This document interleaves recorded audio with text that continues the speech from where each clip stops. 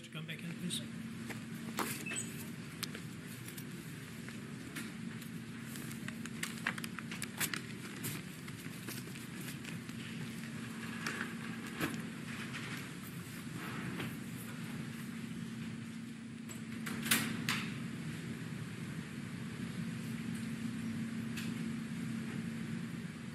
Hey.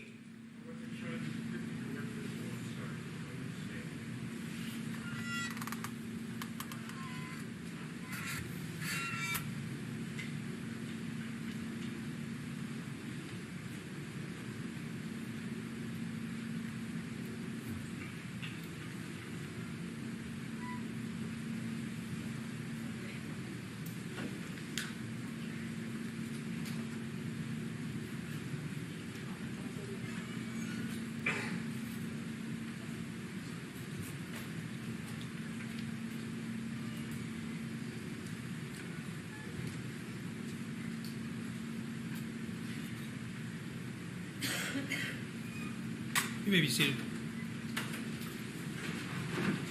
Swear to the witness, please. Can I ask you to stand, please, and raise your right hand? Do you solemnly swear the testimony you're about to give in this matter be the truth, the whole truth, and nothing but the truth, so help you God?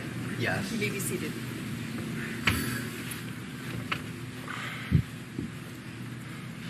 Could you please state your name, spelling your last name for the record? Kyle Rittenhouse, Rittenhouse. Kyle, where do you reside? Walworth County. How old are you? 18. On August 25th of 2020, did you come to downtown Kenosha to look for trouble? No. Would you have shot Joseph Rosenbaum if he hadn't chased you trying to take your firearm? Objection, leading. That sounds kind of leading. Would you...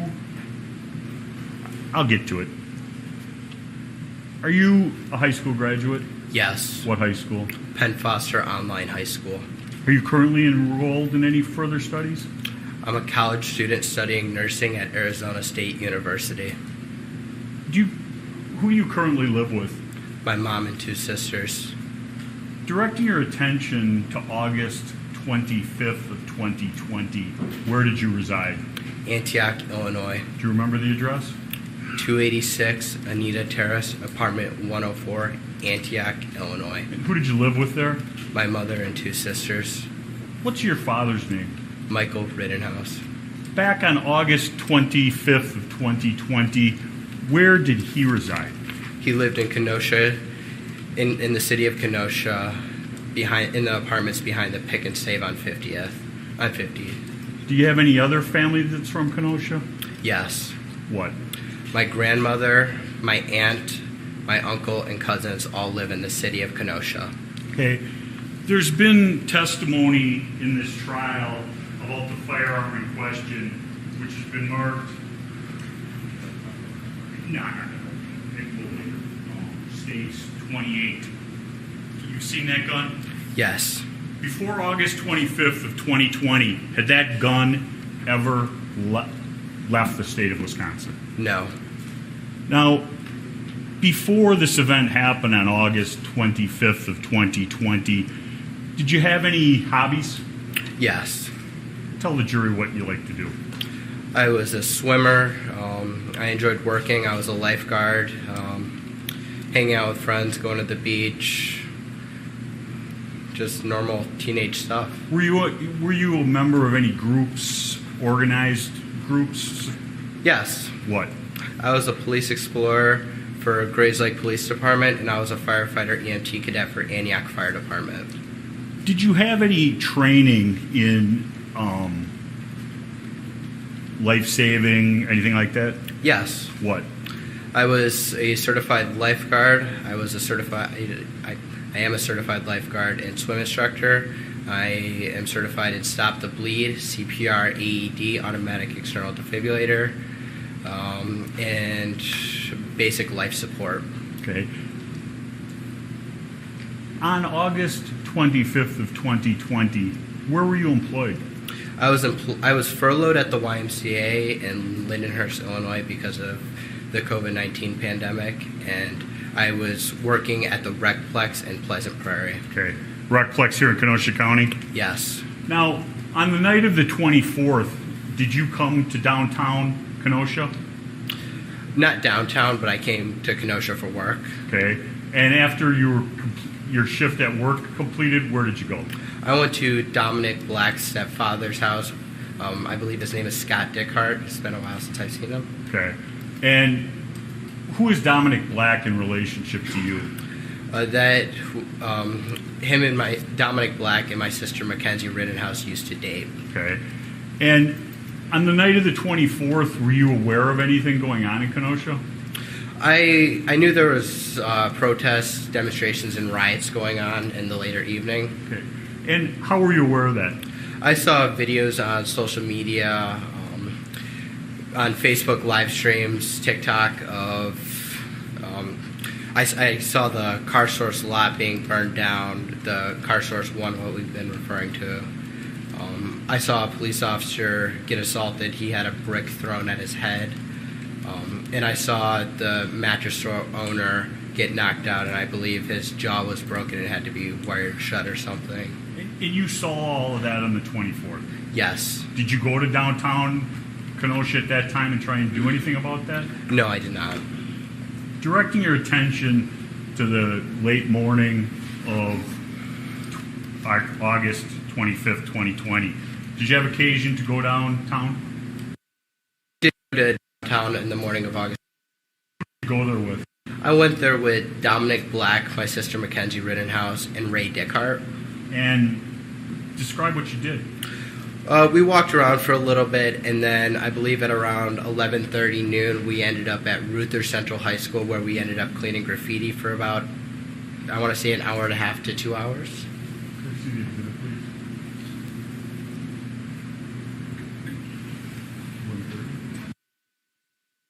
Previously marked as Exhibit 131. Do you recognize that? I do. Could you describe what you see in that photo? Towards the left in the olive green shirt, that's me, and then to my left, that's Ray Dickhart, and to my right, that's my sister Mackenzie Rittenhouse. And what are you doing there? We're cleaning graffiti off of Ruther Central High School. And were you getting paid to do this? No, I was not. And you see what the graffiti says? Yes. And you do what it said as you were cleaning it off? Yes. I won't repeat it. After you were done doing that, what did you do? We went to the Car Source lot, the first location, and we were looking at the destruction of the burnt cars, and we saw the owner, Sam and Sal, I believe that's what they told us their names were. And you saw, when we say Car Source, the one that you met Sam and Sal at is what we've been referring to as Car Source number 1? Yes. And that's the one that they just played a video of all the burnt out cars? Yes. Did you have any discussions with Sam and Sal? Briefly, I offered my condolences, and I said if there's anything I can do, please reach out to me. He gave me his number. I gave him my number. And you were with Dominic Black at that time? I was. And your sister? Yes. And what did you do after that?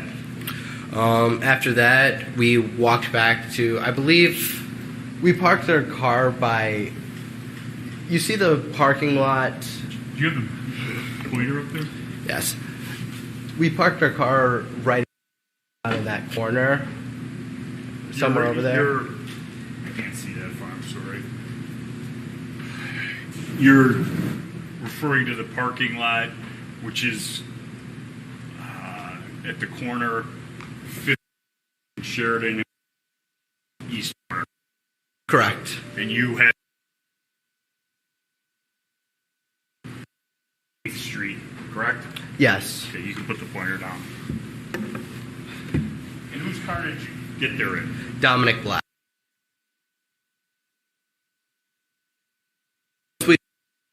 Parking lot. We went to Black's stepfather's house again, and we hung out there for a little bit. Okay. And did you have any that evening around 3:34? Nick Smith called me, and Dominic. And when he called you, what was the nature of the call? At first, Nick Smith wanted us to drive him to Chicago by O'Hare Airport, the suburbs of Chicago, because he wanted to buy a bulletproof vest. And Dominic said, okay, we'll drive him. And then he said, okay, I need you to pick me up at like 3:30, 4 o'clock. Okay. Did you go and pick him up eventually? Yes. We actually, before we picked him up, we went to Jelensky's. Okay. What did you do at Jelensky's? We bought, Dominic wanted me to buy 2 rifle slings. And did you? I did. One was for what? One was for my rifle, and the other one was for Dominic's rifle. Okay. And why did you care about your rifles that evening? The reason for the slings were just so it's like a retainer, so if I'm helping somebody with first aid, I can just like dangle my rifle behind me and I don't have to worry about somebody just randomly going and picking it up off the ground, just as like an extra measure so it won't be taken from the ground. And what time did you go to Jelensky's? I want to say about 2:30, but I don't know exactly for sure. Okay. When did you first have contact with Nick Smith? 3:30. 3:15. Okay. 3:15, 3:30. And was there any discussion regarding Car Source at that time? Yes. What? Nick Smith, once we picked him up, he wanted to go to a bank to withdraw money. The bank was closed, and then he was like, hey, would you guys like to come with me and help watch over the Car Source, make sure there's no fires or anything? And Dominic said yes. I agreed. I said okay. And then I said, here, Nick, I don't really need my bulletproof vest. I'm going to be helping people with first aid, so I gave him my bulletproof vest. And by you giving him your bulletproof vest, did that stop the need to go to someplace by O'Hare Airport? Yes. Okay. And why does a 17-year-old kid have a bulletproof vest? It was issued to me by the Grays Lake Police Department. Okay. You didn't purchase it? No, I did not. And after you gave him your bulletproof vest, where did you go? We went back to Nick Smith's house where we parked Dominic Black's car. And then what did you do? We walked from Mr. Smith's house.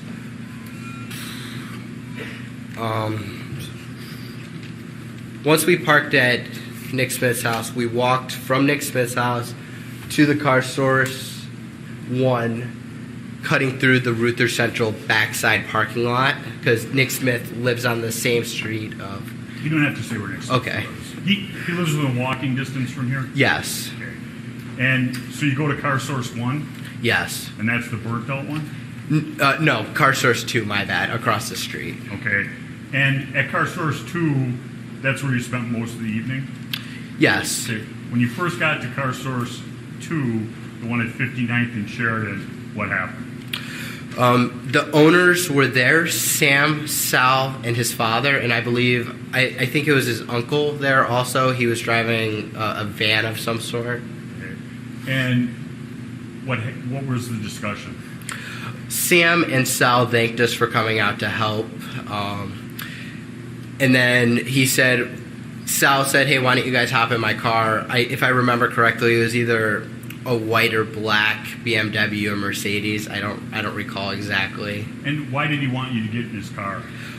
He was going to drive us down to Car Source lot number 3. Okay. And did you agree to get in his car? I did. And who went to Car Source number 3? Me, Dominic Black, and Nick Smith. And who was driving? Sal. And when you got there, what happened? We got out and we hung around for a couple minutes, and then some people showed up. I now know who they are, but at the time I didn't. Okay. Can I have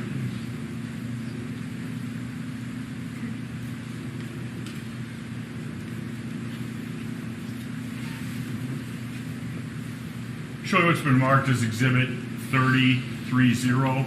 Do you recognize that exhibit? I do. And can you, Your Honor, can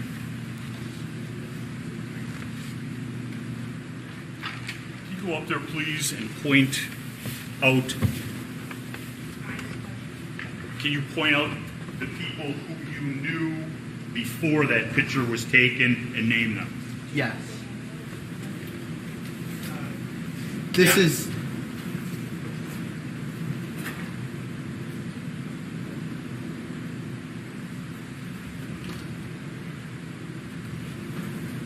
This is Sal, the owner. This is Ryan Balch. This is Joanne Fiedler. This is Justin Hamilton. This is Dustin Collet. This is Nicholas Smith. I don't recall his name. This is me. And this is Dominic Black. Okay. We've heard testimony. You can have a seat. We've heard testimony about you, Nick, and Dominic. You knew those individuals before August 25th of 2020?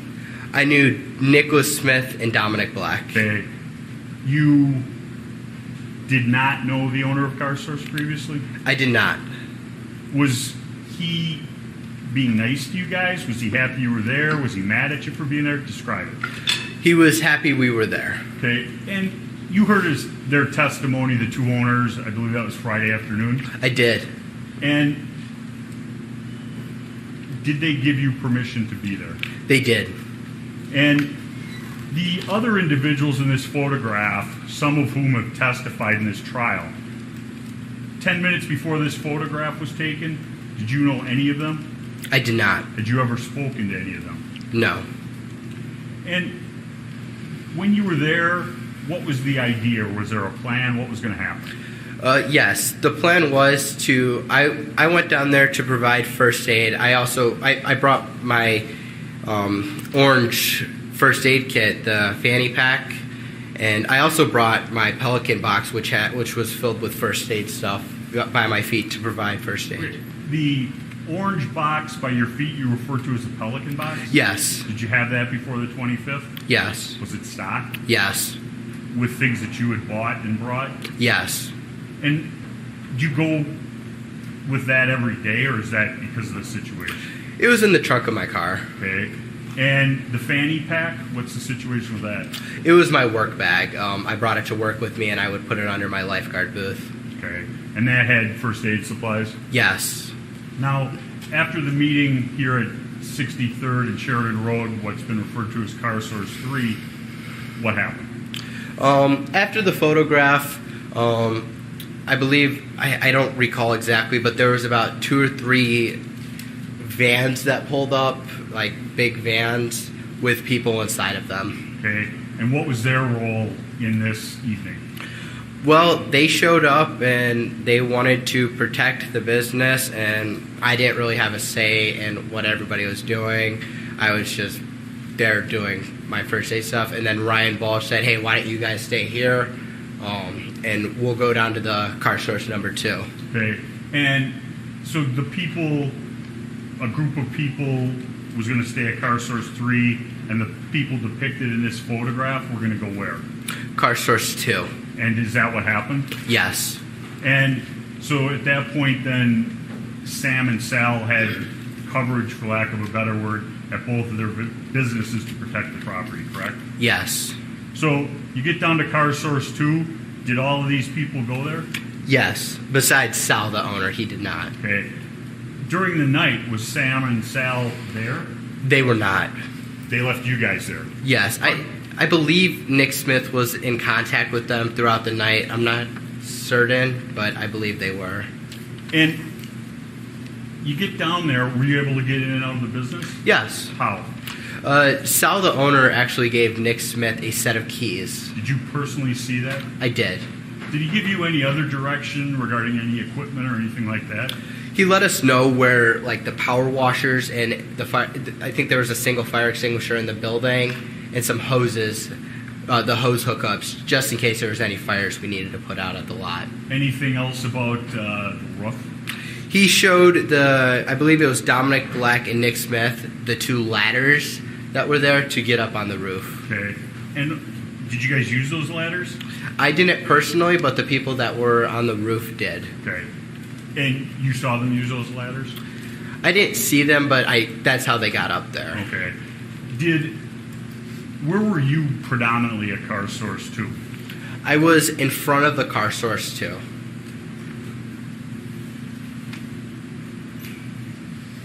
Now, during the night at Car Source 2, did you stay there the whole time? No. Time. When you would leave Car Source 2, with mulch, and we would go ask if anybody needed any first aid assistance, and we would see if there were any fires, and we... okay. Did you personally put out any fires? I did. Where? I put one out at the church. Can you use a pointer?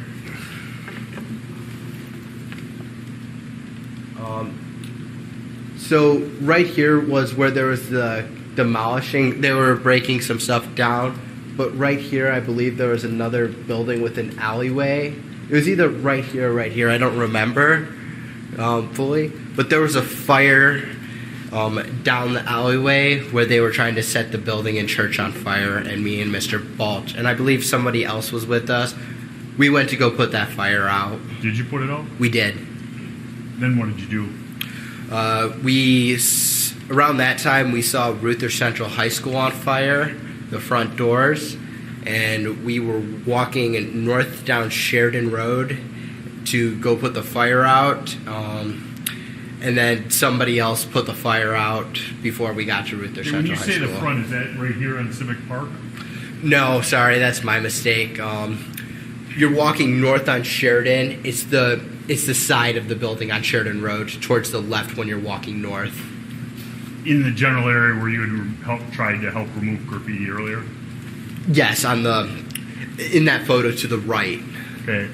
And during the evening, was there any friction between your group and protesters/rioters? No.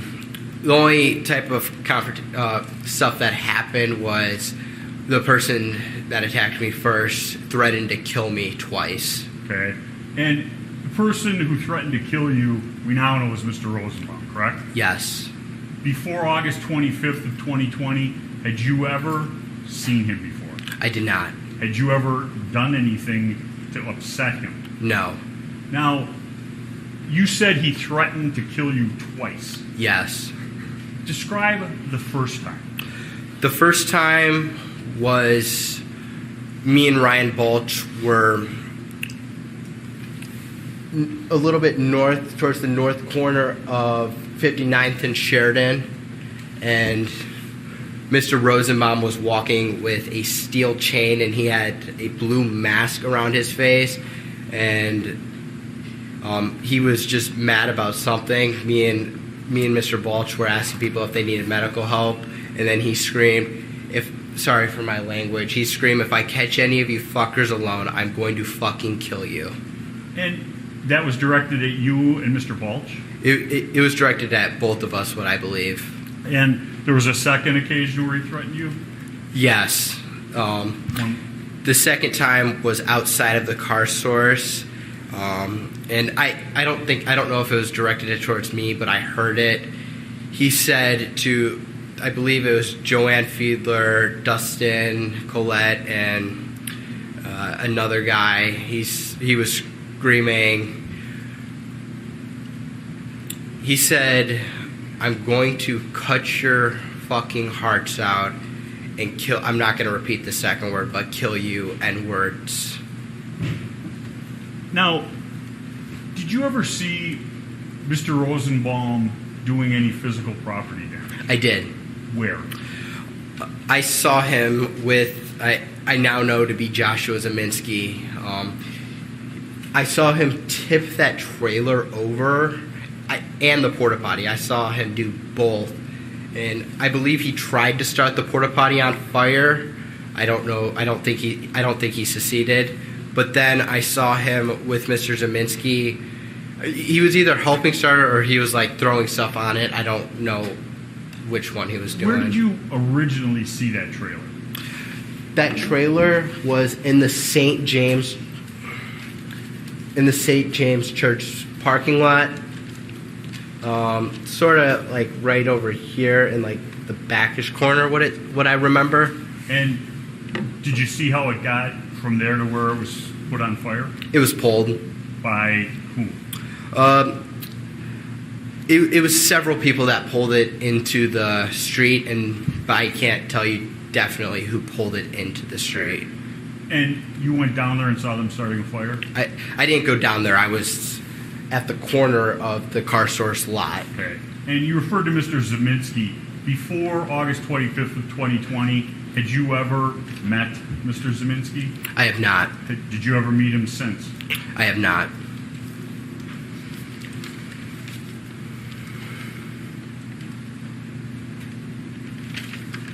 Now, when you first saw Mr. Rosenbaum, was his top half of his body clothed or unclothed? He was clothed with a blue mask the first time I saw him. Yeah, blue mask. And what color was his shirt, if you remember?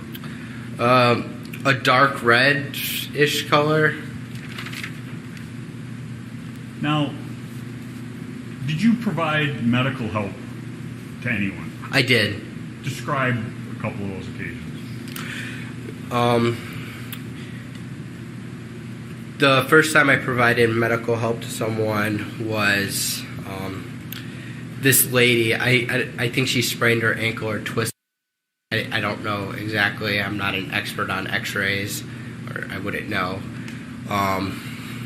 She hurt her ankle and she was being carried by two gentlemen. And I said, hey, before that I was just, but I was like, hey, do you need help? And she said yes, and I said, okay, let's go into the car source where I was. And I wrapped her ankle, and then she went on her way. And I let her know there was a hospital. I want to say southbound Sheridan, across the street from car source 3. The hospital was over there, and she should go get it. Anybody else? Yes. What? Somebody threw a chemical bomb. Actually, right after I heard, I'm going to cut your hearts out from Mr. Rosenbaum. I don't know who threw it, but somebody threw a chemical bomb, and Ryan Balch had some effects of it, so I helped Mr. Balch with being able to breathe, and I helped flush his eyes out and had him drink some water. Okay. You, in the answer to the question just before, you said something about being pepper sprayed? I did. And where did that happen? That happened at the car source. I believe it's the first time a big crowd of people were over there. I was pepper sprayed by somebody that was in the crowd. I don't know why, but I was pepper sprayed. Did you do anything in retaliation? I did not. Now, directing your attention to later in the evening, did there come an occasion where you had contact with Mr. McGinnis? There was. And before this evening, August 25th, 2020, had you ever met or spoke to Mr. McGinnis? I have not. And you and Mr. McGinnis and Mr. Balch go someplace? Yes. And describe that. I get done with my interview with Mr. McGinnis, and I asked Mr. McGinnis, no, I don't ask him. I said, if you want to come with us, that's fine, to document and film me and Ryan helping people. And he said, yeah, sure. And he followed behind us. And in that tape from Mr. McGinnis, there's talk about you being an EMT, correct? Yes. Are you an EMT? I am not. You have first aid and other training? I do. And you go to south on Sheridan Road? Correct. You cross 60th and Sheridan Road? I believe we stay just to the right going south on Sheridan Road. And eventually you cross Sheridan Road? Eventually. And were the Bearcats there yet? No. Yes, they were. Okay. Had they set up a line to stop people that you were aware of? Not that I was aware of. I just know they were parked right there and people were throwing rocks at them. Okay. Did anybody tell you not to cross that line? You wouldn't be able to go back? Not until later in the evening. Okay. You cross that line, and where do you go? We continue straight in a southerly direction down Sheridan Road. Okay, were you going any place in particular? No, we were just going to see if anybody needed medical help, and I looked at a guy's shoulder on the way there. Okay, and you finish with the guy's shoulder, and you continue on, and what happens? I continue walking in a southerly direction down Sheridan Road, and then as I'm walking, I believe you guys have been referring to him as Yellow Pants. He said he said something to me. I believe it was, you were the one that pointed your rifle at me with the laser pointed at me. I believe that's what I heard. And I didn't.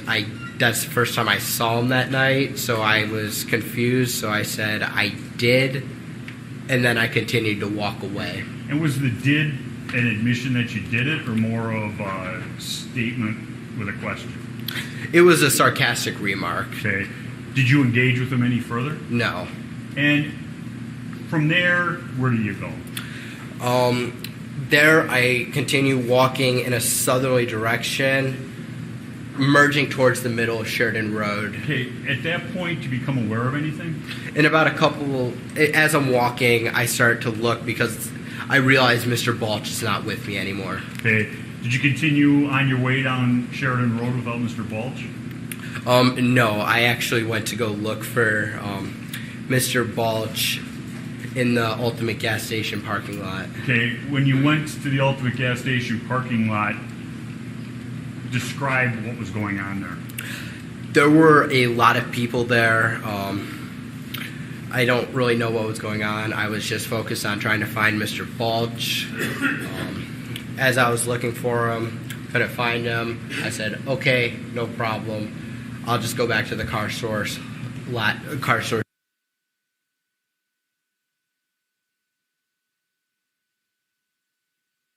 Dominic Black. Let me back up. Were you able to get back to car source number 2? No, I did not. Describe that. As I was trying to get back, the police stopped me. Well, didn't stop me. They told me, I believe they said lines of to not go down there. And I was telling them, hey, I need to go down there. That's where I'm at, that business. I exactly how that conversation went, but they wouldn't let me go back to car source lot number 2.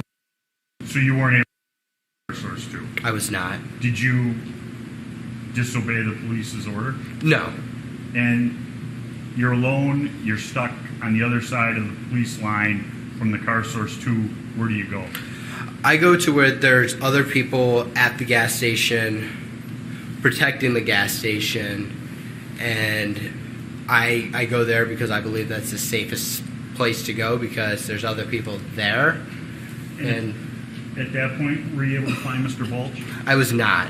Well, you're at the Ultimate gas station, I think we've been calling it? Correct. Pointed out, just was known. Right there, the Ultimate Convenience Center, diagonal from the Gulf gas station. Okay.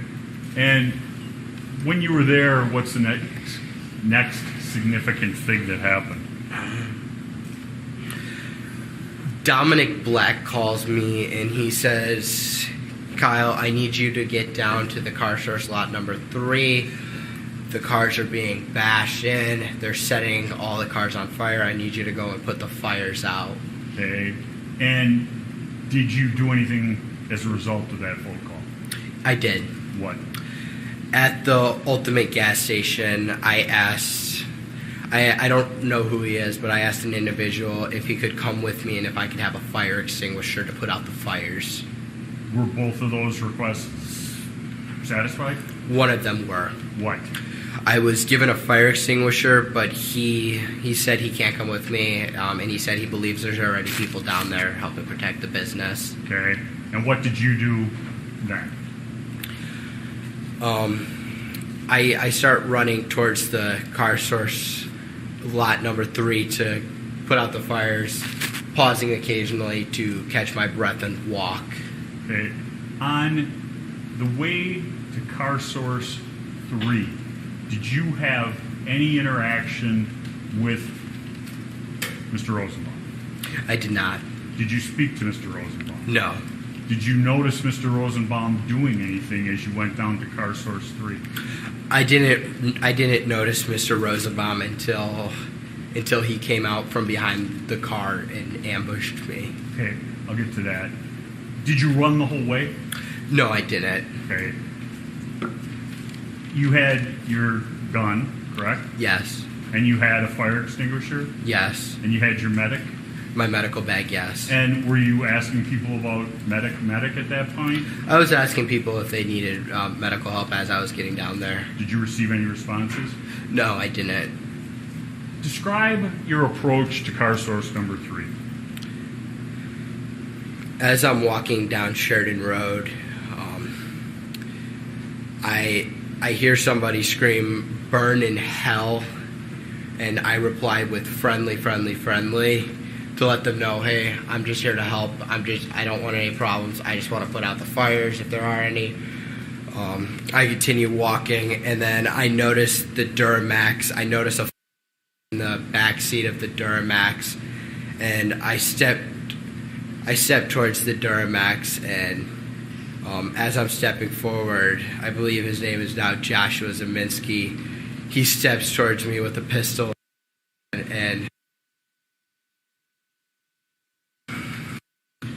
as I'm walking towards to put out the fire, I drop the shirt and I take a step back. Okay. When you step back from Mr. Zeminski, what's your plan?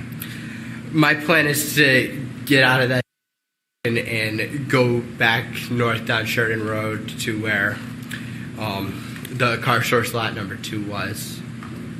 And did you get back? Were you able to go in a northerly direction? I wasn't. Describe what happens. Once I take that step back, I look over my shoulder, and Mr. Rosenbaum, and go back north down Sheridan Road to where the car source lot number 2 was. And did you get back? Were you able to go in a northerly direction? I wasn't. Describe what happens.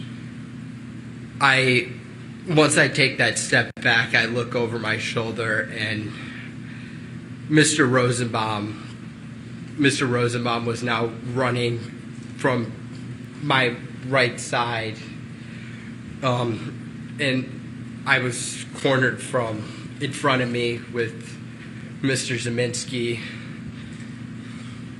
and there were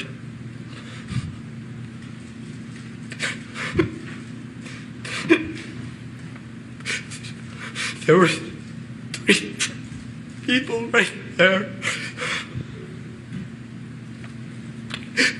Take a deep breath, Kyle.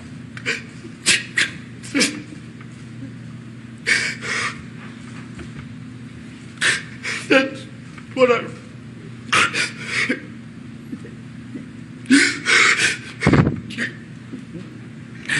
That's where I run. We're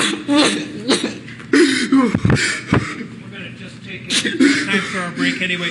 You can just relax for a minute, sir.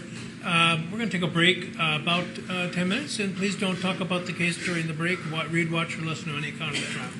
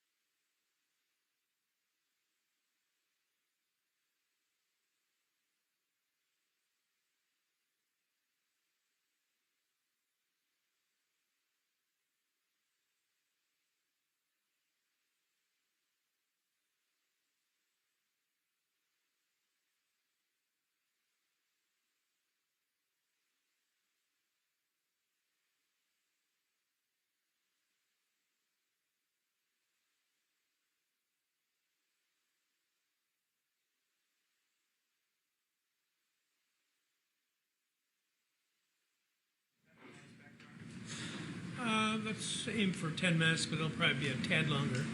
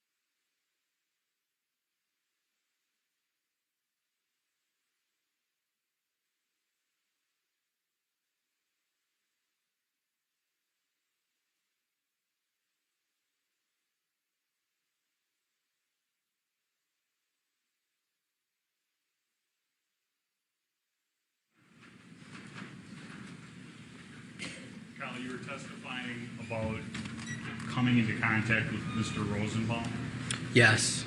and Oh, wait. I apologize. Oh, forgive me. We got everybody? Okay. Start over. You were testifying about coming into contact with Mr. Rosenbaum, Yes. and you saw Mr. Rosenbaum. What happened? Once I got to that car and I stepped forward to put that fire in the Duramax out, and Mr. Zeminski stepped towards me, I went to go run back south down Sheridan, and Mr. Rosenbaum was right there at the corner of the Duramax, starting to chase me, and that's when I realized the only place I can run with the people around me is straight towards the building of the car source lot number 3. When you saw Mr. Rosenbaum, that's when you said friendly, friendly? When I heard burn inside, I don't know exactly where I was at in the time for that. Did Mr. Rosenbaum say anything to you? No, Mr. Zeminski instructed Mr. Rosenbaum to get him and kill him. That's what I heard. And you go running what's been referred to the southwest corner of car source? Yes. And as you're running in that direction, describe being chased. What was happening? As I'm running in that southwest direction, Mr. Rosenbaum throws, at the time, I know it's a bag now, but when he threw it at me, with the light, it looked silver and it looked like the chain when he threw it at me. And then I continue, I turn around for about a second while continuing to run, and I point my gun at Mr. Rosenbaum. Does that stop him from chasing you? It does not. Okay. After you turn around and you had your hands up kind of in a low ready position, Yes. and you see Mr. Rosenbaum coming at you, Yes. and what do you do then?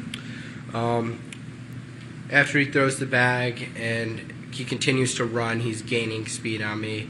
A gunshot is fired from behind me, directly behind me, and I take a few steps, and that's when I turn around.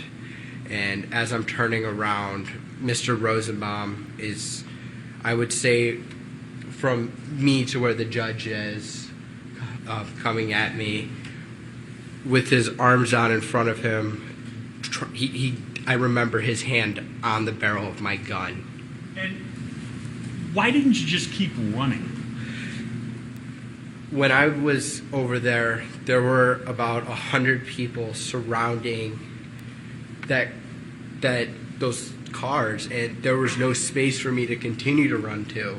Okay. And so you turned around? Yes. And as you see him lunging at you, what do? I shoot him. And how many times did you shoot? I believe 4. And after you shot him, what did you do? The people around the cars that were originally there were not there anymore. They moved away, and I ran around to see if I could help Mr. Rosenbaum. And when you got to Mr. Rosenbaum, what was happening? Mr. McGinnis he took off his helmet and slammed it on the ground and took off his shirt, and I don't remember what he said. I wasn't focused on that. I was in shock, sort of. Let me back up a second. Did you know Mr. McGinnis was even around? I didn't. Okay. And he says something to you, and what do? I pull out my phone and I call Dominic Black. And you call Dominic, and what do you say? I told him I just shot somebody. I had to shoot him. And what do you do then? I now know it to be Kelly Zeminski, Joshua Zeminski, and I don't know the other people who were screaming, "Get his ass, get his ass, get him, get him, get him." And based upon that, did you feel as though you were safe to stay where you were at? I thought the safest option would be to go north down Sheridan to turn myself into the law enforcement down there. And as you head down Sheridan Road, describe what's going on.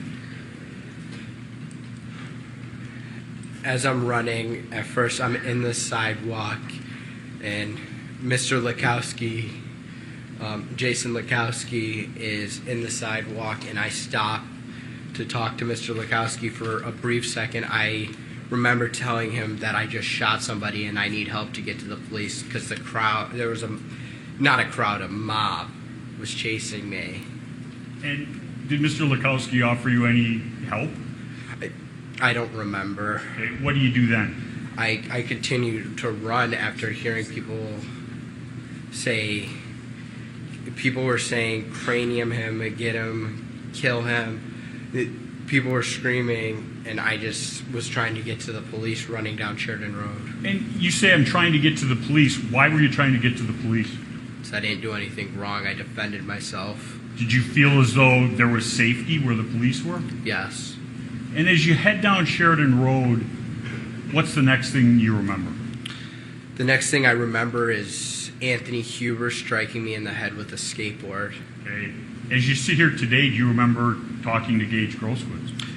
Yeah, sorta, a little bit. I didn't know it was Gage Grosskreutz when he came up to me, but sorta. Okay. And when this individual runs up to you and gets how close? I would say within a foot. Did you shoot him? I did not. Did you point your gun at him? I did not. Why not? I didn't see him as a threat to my safety or life. Okay. Was he armed at that time? Not that I noticed. Okay. And you continue running in a northerly direction down Sheridan Road? Correct. And as you're running in that direction, you said the next thing you remember is Anthony Huber. Yes. Describe that. Anthony Huber, what I remember is running past Anthony Huber, and as I'm running past Mr. Huber, he's holding his skateboard like a baseball bat, and he swings it down, and I block it with my arm, trying to prevent it from hitting me, but it still hits me in the neck. And as I block it, it goes flying somewhere off in the distance. And do you stop then? No. What do you do next? I keep running down Sheridan Road towards the police line. Then what happens? I get lightheaded. I almost pass out, and I stumble and hit the ground. Okay. Before you hit the ground, how many times were you struck? I believe twice. Okay. Do you remember anything about the other one? I remember the first one being a rock.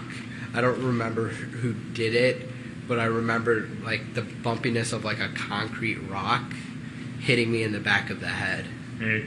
Now, after being struck with Mr. Huber's skateboard, you end up on the ground. Yes. You're on the ground. What's the first thing you remember?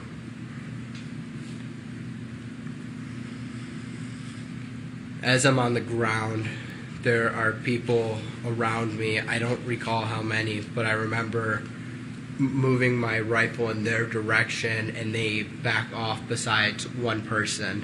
Okay. When you noticed people by you, you said you moved your rifle in their direction. Yes. Did that individual keep coming? The last person did. Okay. The people that stopped, what did you do to them? Nothing. Okay. And you're saying the last person in that group continued to come at you? Yes. And describe what happened. The last person, I don't know his name. I don't think he was ever identified. Jumps at me he was wearing boots, I believe, and as he's running at me and jumping, as his boot is making contact with my face, I fired 2 shots at him. Why did you shoot at him? I thought if I were to be knocked out, or he would have stomped my face in if I didn't fire. As a result of being kicked in the face, what happens? Mr. Huber, immediately after I'm kicked in the face, runs up as I'm sitting up to try to get up and get to the police. I'm on my back, and Mr. Huber runs up. As I'm getting up, he strikes me in the neck with his skateboard a second time. Then what happened? He grabs my gun, and I can feel it pulling away from me, and I can feel the strap starting to come off my body. And what do you do then? I fire 1 shot. And after you fire, striking, we now know Mr. Huber, what do you do? I lower my weapon, and I see Mr. Grosskreutz with his hands up, and as I'm lowering my weapon, I look down, and then Mr. Grosskreutz, he lunges at me with his pistol pointed directly at my head. Now, you heard Mr. Grosskreuz's testimony about re-racking? Yes. Did you re-rack your weapon? I did not. Could I have the exhibit, please? Make sure to see if you would.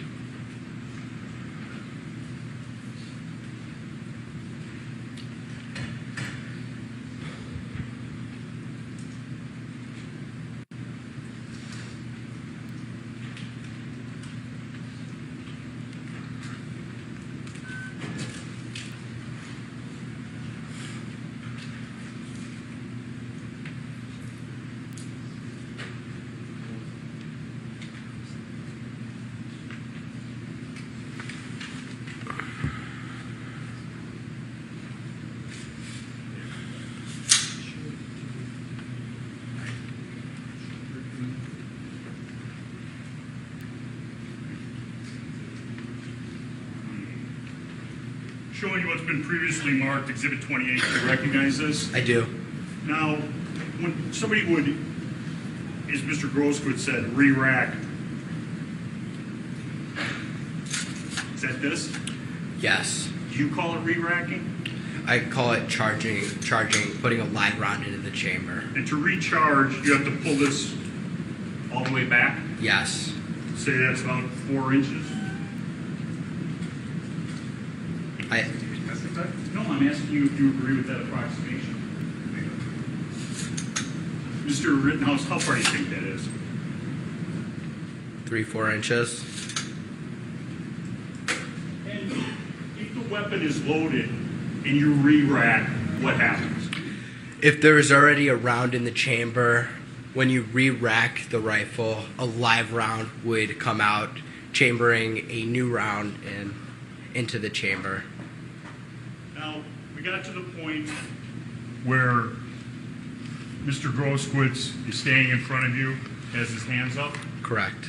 And are you aware that he's armed?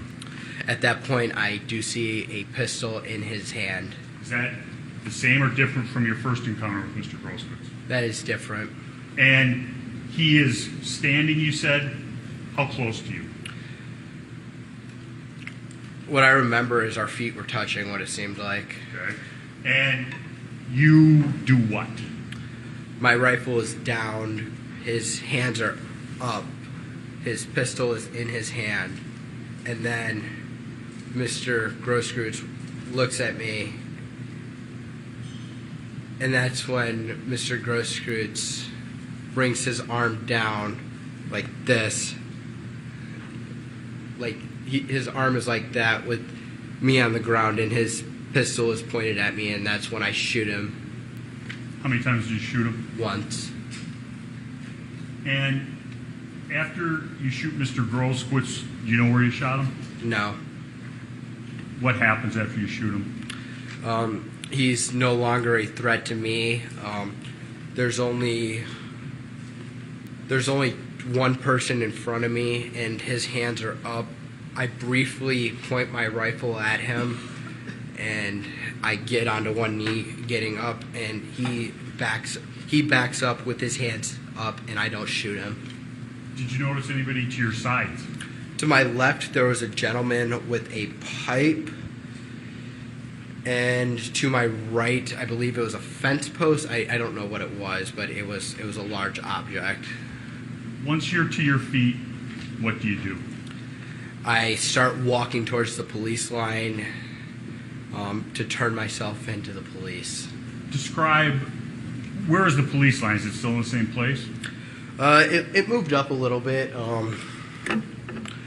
I was down in the road about approximately right here. I'd say over here somewhere in this area. I don't remember exactly, but the police line was right here. I could see the flashing lights as I was trying to get to the police before. Okay, and as you go towards the police line, describe what happens. I run and walk. I put my hands up, and as I'm walking towards the police, I can't really hear anything. My vision is very narrow. I can only see directly in front of me. I see the flashing lights.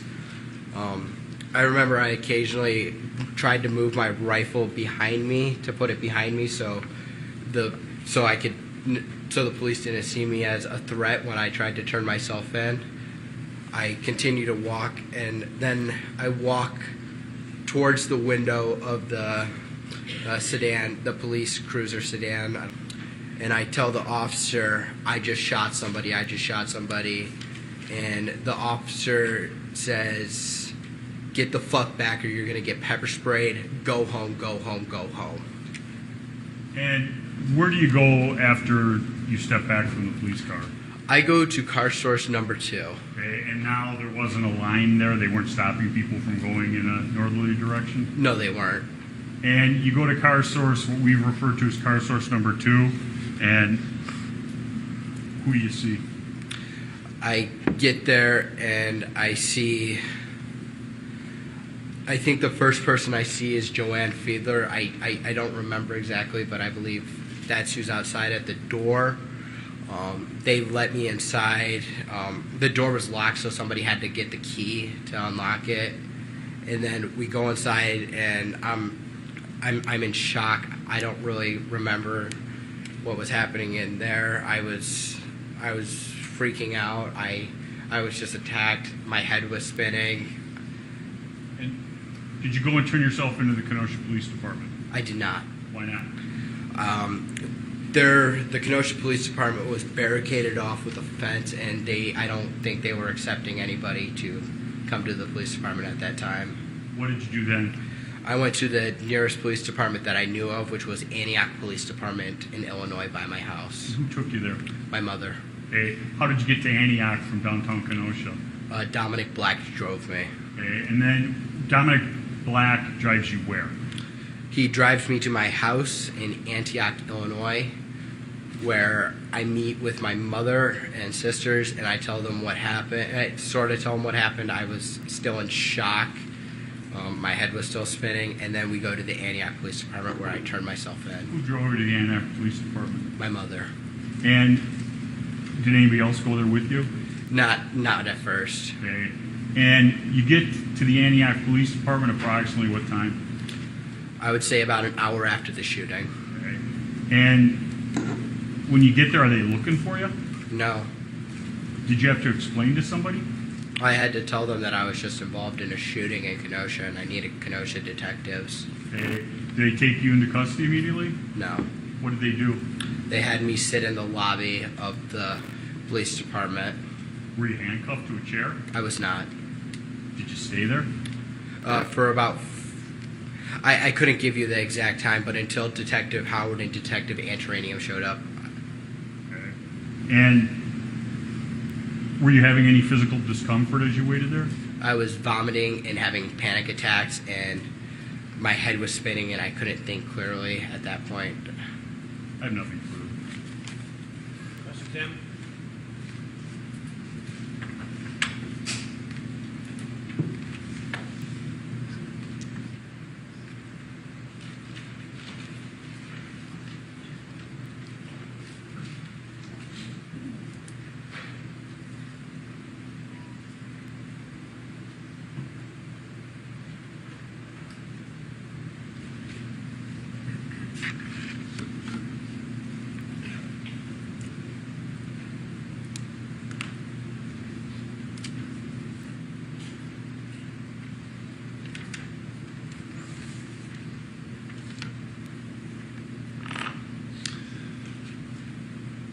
Good morning, Mr. Rittenhouse. Good morning. Everybody that you shot at that night, you intended to kill, correct? I didn't intend to kill them. I intended to stop the people who were attacking me. By killing them. I did what I had to do to stop the person who was attacking me. By killing them. 2 of them passed away, but I stopped the threat from attacking me. By using deadly force I used deadly force. that you knew was going to kill. I didn't know if it was going to kill them, but I used deadly force to stop the threat that was attacking me. You intentionally used deadly force against Joseph Rosenbaum, correct? Yes. You intentionally used deadly force against the man who came and tried to kick you in the face, Yes. correct? You intentionally used deadly force against Anthony Huber, correct? Yes. You intentionally used deadly force against Gage Grosskreutz, correct? Yes. With regard to Joseph Rosenbaum, you fired 4 shots at him, correct? Yes. You intended to kill him, correct? I didn't intend to kill him. I intended to stop the person who was attacking me and trying to steal my gun.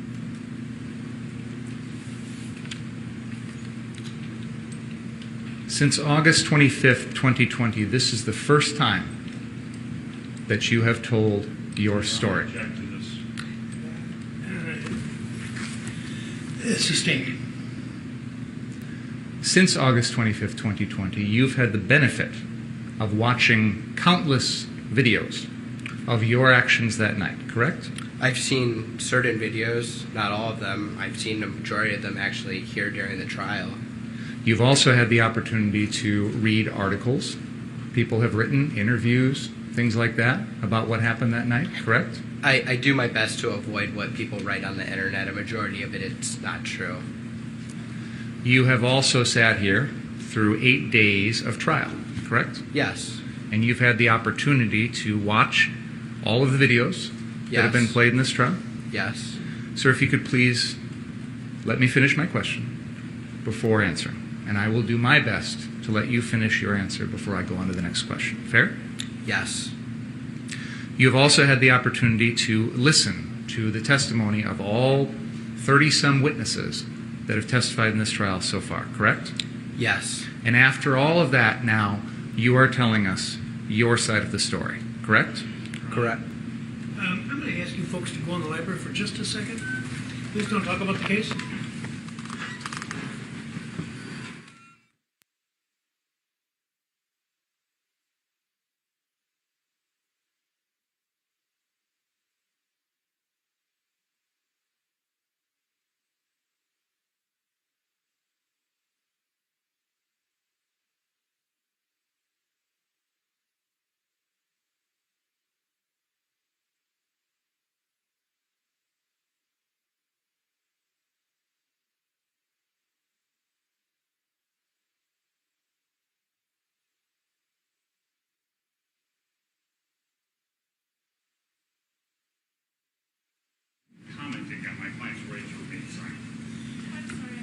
You need to account for this.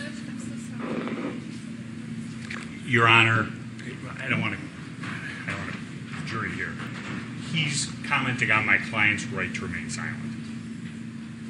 No, Your Honor. I am making the point that after hearing everything in the case, now he's tailoring his story to what has already been introduced. The problem is, this is a grave constitutional violation for you to talk about the defendant's silence. And that is, you're right. You're right on the borderline, and you may be over, but it better stop. Understood. This is, I can't think of the case, the initial case on it, but it's this is not permitted. All right, ask the jury to come in, please.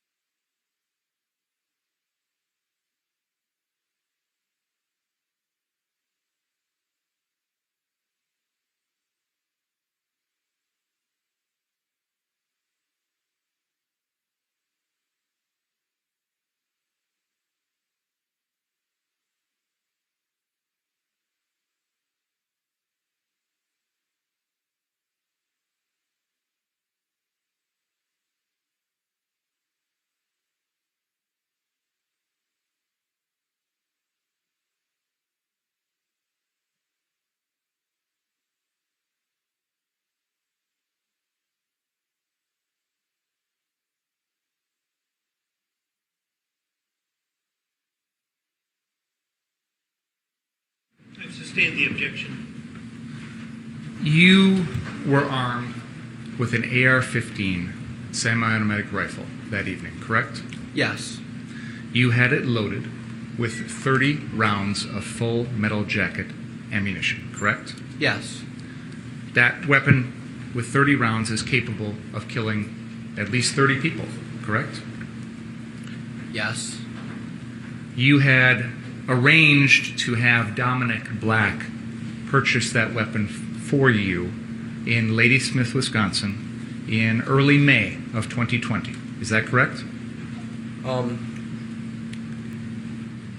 We were up north shooting and not shooting. We were up north going camping, and Dominic Black brought his rifle, and we were talking. I was like, "Hey, what if we get a rifle for me? I'll give you the money. You can purchase it. It's yours until I'm 18." So I bought the rifle for Dominic, and I can use it. But once I'm 18, we can do a private sale, and we can have it turned over to my name once I turned 18. Because you knew, as a 17-year-old, you could not have that gun, correct? I knew I could not buy that gun. You knew you could not possess that gun also, correct? No. You weren't aware that under Wisconsin law... I'm going to instruct the jury later about the law, and that he wouldn't. What he thinks on the subject is not dispositive anyway. So it was unlawful for him to purchase the gun. It wasn't just unlawful for you to purchase it, it was unlawful for you to bring it home, correct? In Illinois, I wasn't able to bring it home because I didn't have a FOID card, a firearm owner identification card. You in knew Illinois. You knew in Illinois that you couldn't get that until you turned 18, correct? No, you can get a FOID card at 16 in Illinois. But you didn't have one. I did not. And even after this gun was purchased for you in May, you never got one after that either, did you? Actually, I applied for a FOID card in May of 2020, but due to the charges, and there was a backlog in Illinois for the FOID card, but after you filed the charges against me, it was denied because of the charges here in this state. You found out about that after you were criminally charged in this case? I found out about this in November of 2020. A letter was sent to my old residence. So you knew that without that FOID card, the gun could not go back to your residence in Illinois, correct? Correct. And you agreed that the gun would be kept at Dominic Black's stepfather's house here in Kenosha, correct? Because he had a safe, yes. And you agreed that you wouldn't have access to that gun, correct? We agreed that the only time I would use the gun is when I was with him and we would go to like the Bristol shooting range or up north to his land. But the only time prior to the night of August 25th, 2020, that you ever used that gun was up in Ladysmith, correct? Correct. So you didn't go to the Bristol shooting range ever I with did. that gun? Not with that rifle, but I did. Pay attention to my question, please. You didn't ever go to the Bristol shooting range with that gun, correct? Correct. And you picked out that gun because Dominic had one, correct? Yeah. You could have, if you wanted to, chosen from any number of guns that were for sale. Fair enough? That were at that store. There weren't many, but yes. I'm sure the store in Ladysmith isn't the only store that sells guns, correct? You can ask questions. That was a question. No, it was a statement. Isn't it correct, Mr. Rittenhouse, that there are other places to purchase guns besides that one store in Ladysmith, Wisconsin? I believe so, but that's where we're at, so that's where we got the gun. And you, if you wanted to, could have given Dominic Black money to purchase a gun at other locations. Fair? Didn't cross my mind, but now that you say it, yeah. Why did you pick or want Dominic Black to buy for you an AR-15 as opposed to a pistol or a shotgun or some other type of rifle? I cannot legally possess or carry a pistol because I'm not 18 in Wisconsin. I believe it's 18 in Wisconsin for a pistol. But with the rifle, I knew I could possess that rifle. I knew I couldn't buy it, but I knew I could like take it to like the shooting range or possess it. And with shotguns, they didn't have any shotguns in stock. That was my original plan, to get a shotgun for trap shooting. But there weren't any at that Ladysmith store, and I didn't want to go to Walmart and buy one. So your understanding at that time was that Wisconsin law prohibited you as a 17-year-old from possessing a pistol, but you could have an AR-15? Yes. What was that understanding based on? The understanding was based on when we would go up north. It was me, Dominic, and my sister, and we were allowed to carry the rifles around, and the officers over there said it was fine. I'm going to move to strike as hearsay as to what officers would have told You me. asked the question on what the source of his knowledge was. It's not admissible, and none of this is, frankly, and that's why I interrupted before. What the defendant believes the law to be, what the district attorney believes the law to be, what the defense believes the law to be, are irrelevant. I will tell you, when I instruct you, what the law of Wisconsin is pertaining to the possession of a firearm by a person under 18, and that'll be the source of your knowledge. I'm allowing the testimony right now because it bears on. There's an old maxim under the law, ignorantia juris non excusat. Ignorance of the law is not an excuse. Ignorance of the criminal law is not an excuse. If you commit a criminal act, whether you knew it was criminal or not, you're responsible for your conduct, and because you're responsible to know the law. It's not relevant, except in this case, there are specific issues about his awareness and knowledge about certain conduct that is relevant on some issues. So it's quite complicated. Hopefully it'll sort out when I instruct you at the end.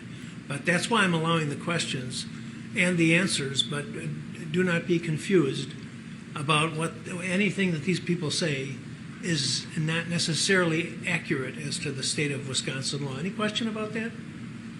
Okay, thanks. Go ahead.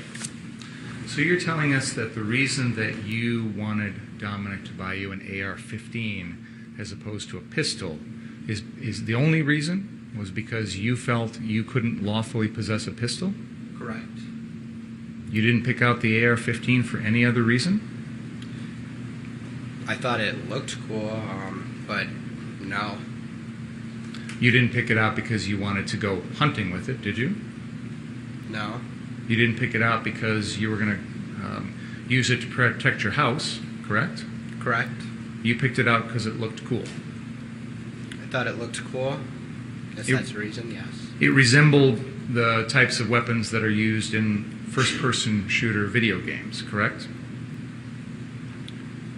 I don't really play first-person shooter video games. I have, but I believe there's a variety of guns, including shotguns, pistols. There's guns in video games that resemble all guns. Isn't it true when you would hang out with Dominic Black, you'd play Call of Duty and other first-person shooter video games?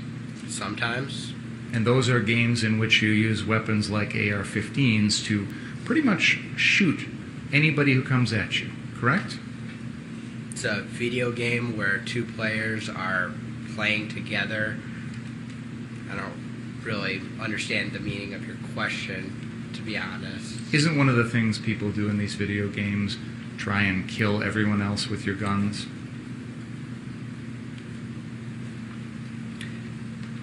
Yeah, in the video game, it's just a video game. It's not real life. Now, you introduced yourself as living in Walworth County right now. Is that right? On the date that this all happened, you were an Illinois resident? Correct. You had grown up in Illinois? Correct. You had not spent any significant time living here in Wisconsin, correct? No. You'd agree with me that's correct? No, I've spent time at my father's house and partially live here also, so no, that's not correct. You indicated you had attended, was it Penn Foster High School? Yes. That's an online high school? Correct. So you were not attending high school in person? No. And at the time that all of the things in this case were happening, from the time the AR-15 was purchased to the night of August 25th, you were 17 years old that entire time, correct? Correct. Could we have exhibit number 7 up, please?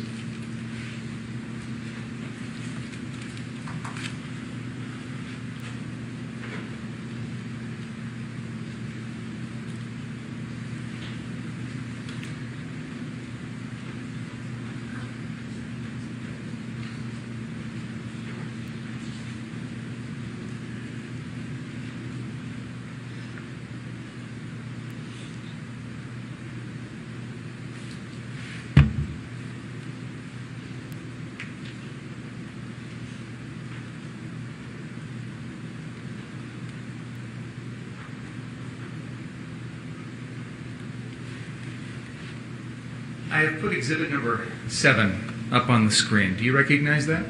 Yes, that's my old TikTok account. That was a TikTok account that you had during the summer of 2020, correct? Yes. And it says your name on there, Kyle? Yes. Your username on TikTok was 4 Doors More Whores? Yes. And that's a picture of you there with your AR-15, correct? Yes. And underneath that, you have put on your profile the phrase, bruh, B-R-U-H, I'm just trying, T-R-Y-N-A, be famous. Is that correct? Yes. You're the one who wrote that? Yes.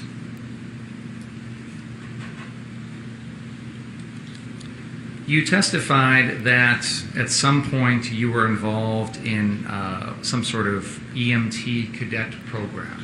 I was a firefighter EMT cadet at Antioch Fire Department. When was that?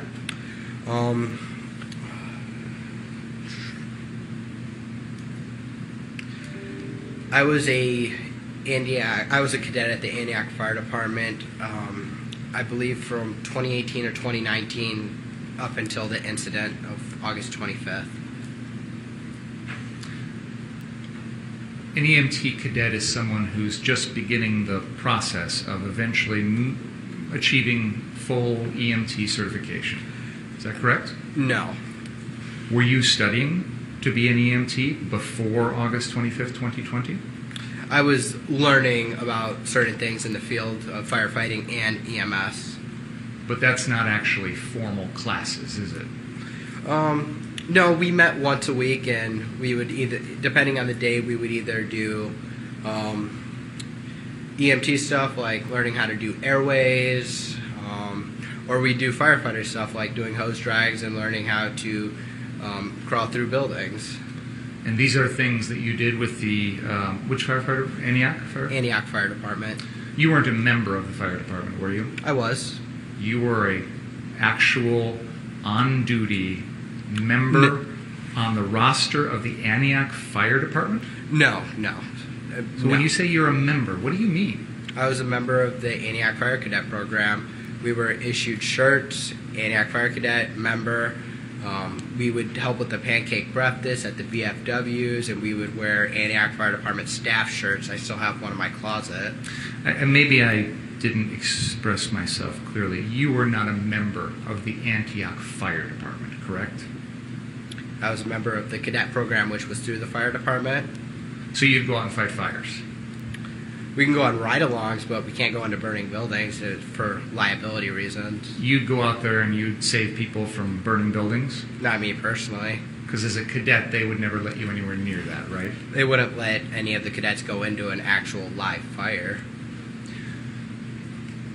At the end of whatever this program is, you weren't actually going to be an official firefighter, were you? No, it's to help prepare you for the firefighter academy, firefighter EMT academy.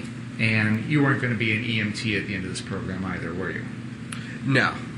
You know that to be an EMT, you have to be 18 and a high school graduate, correct?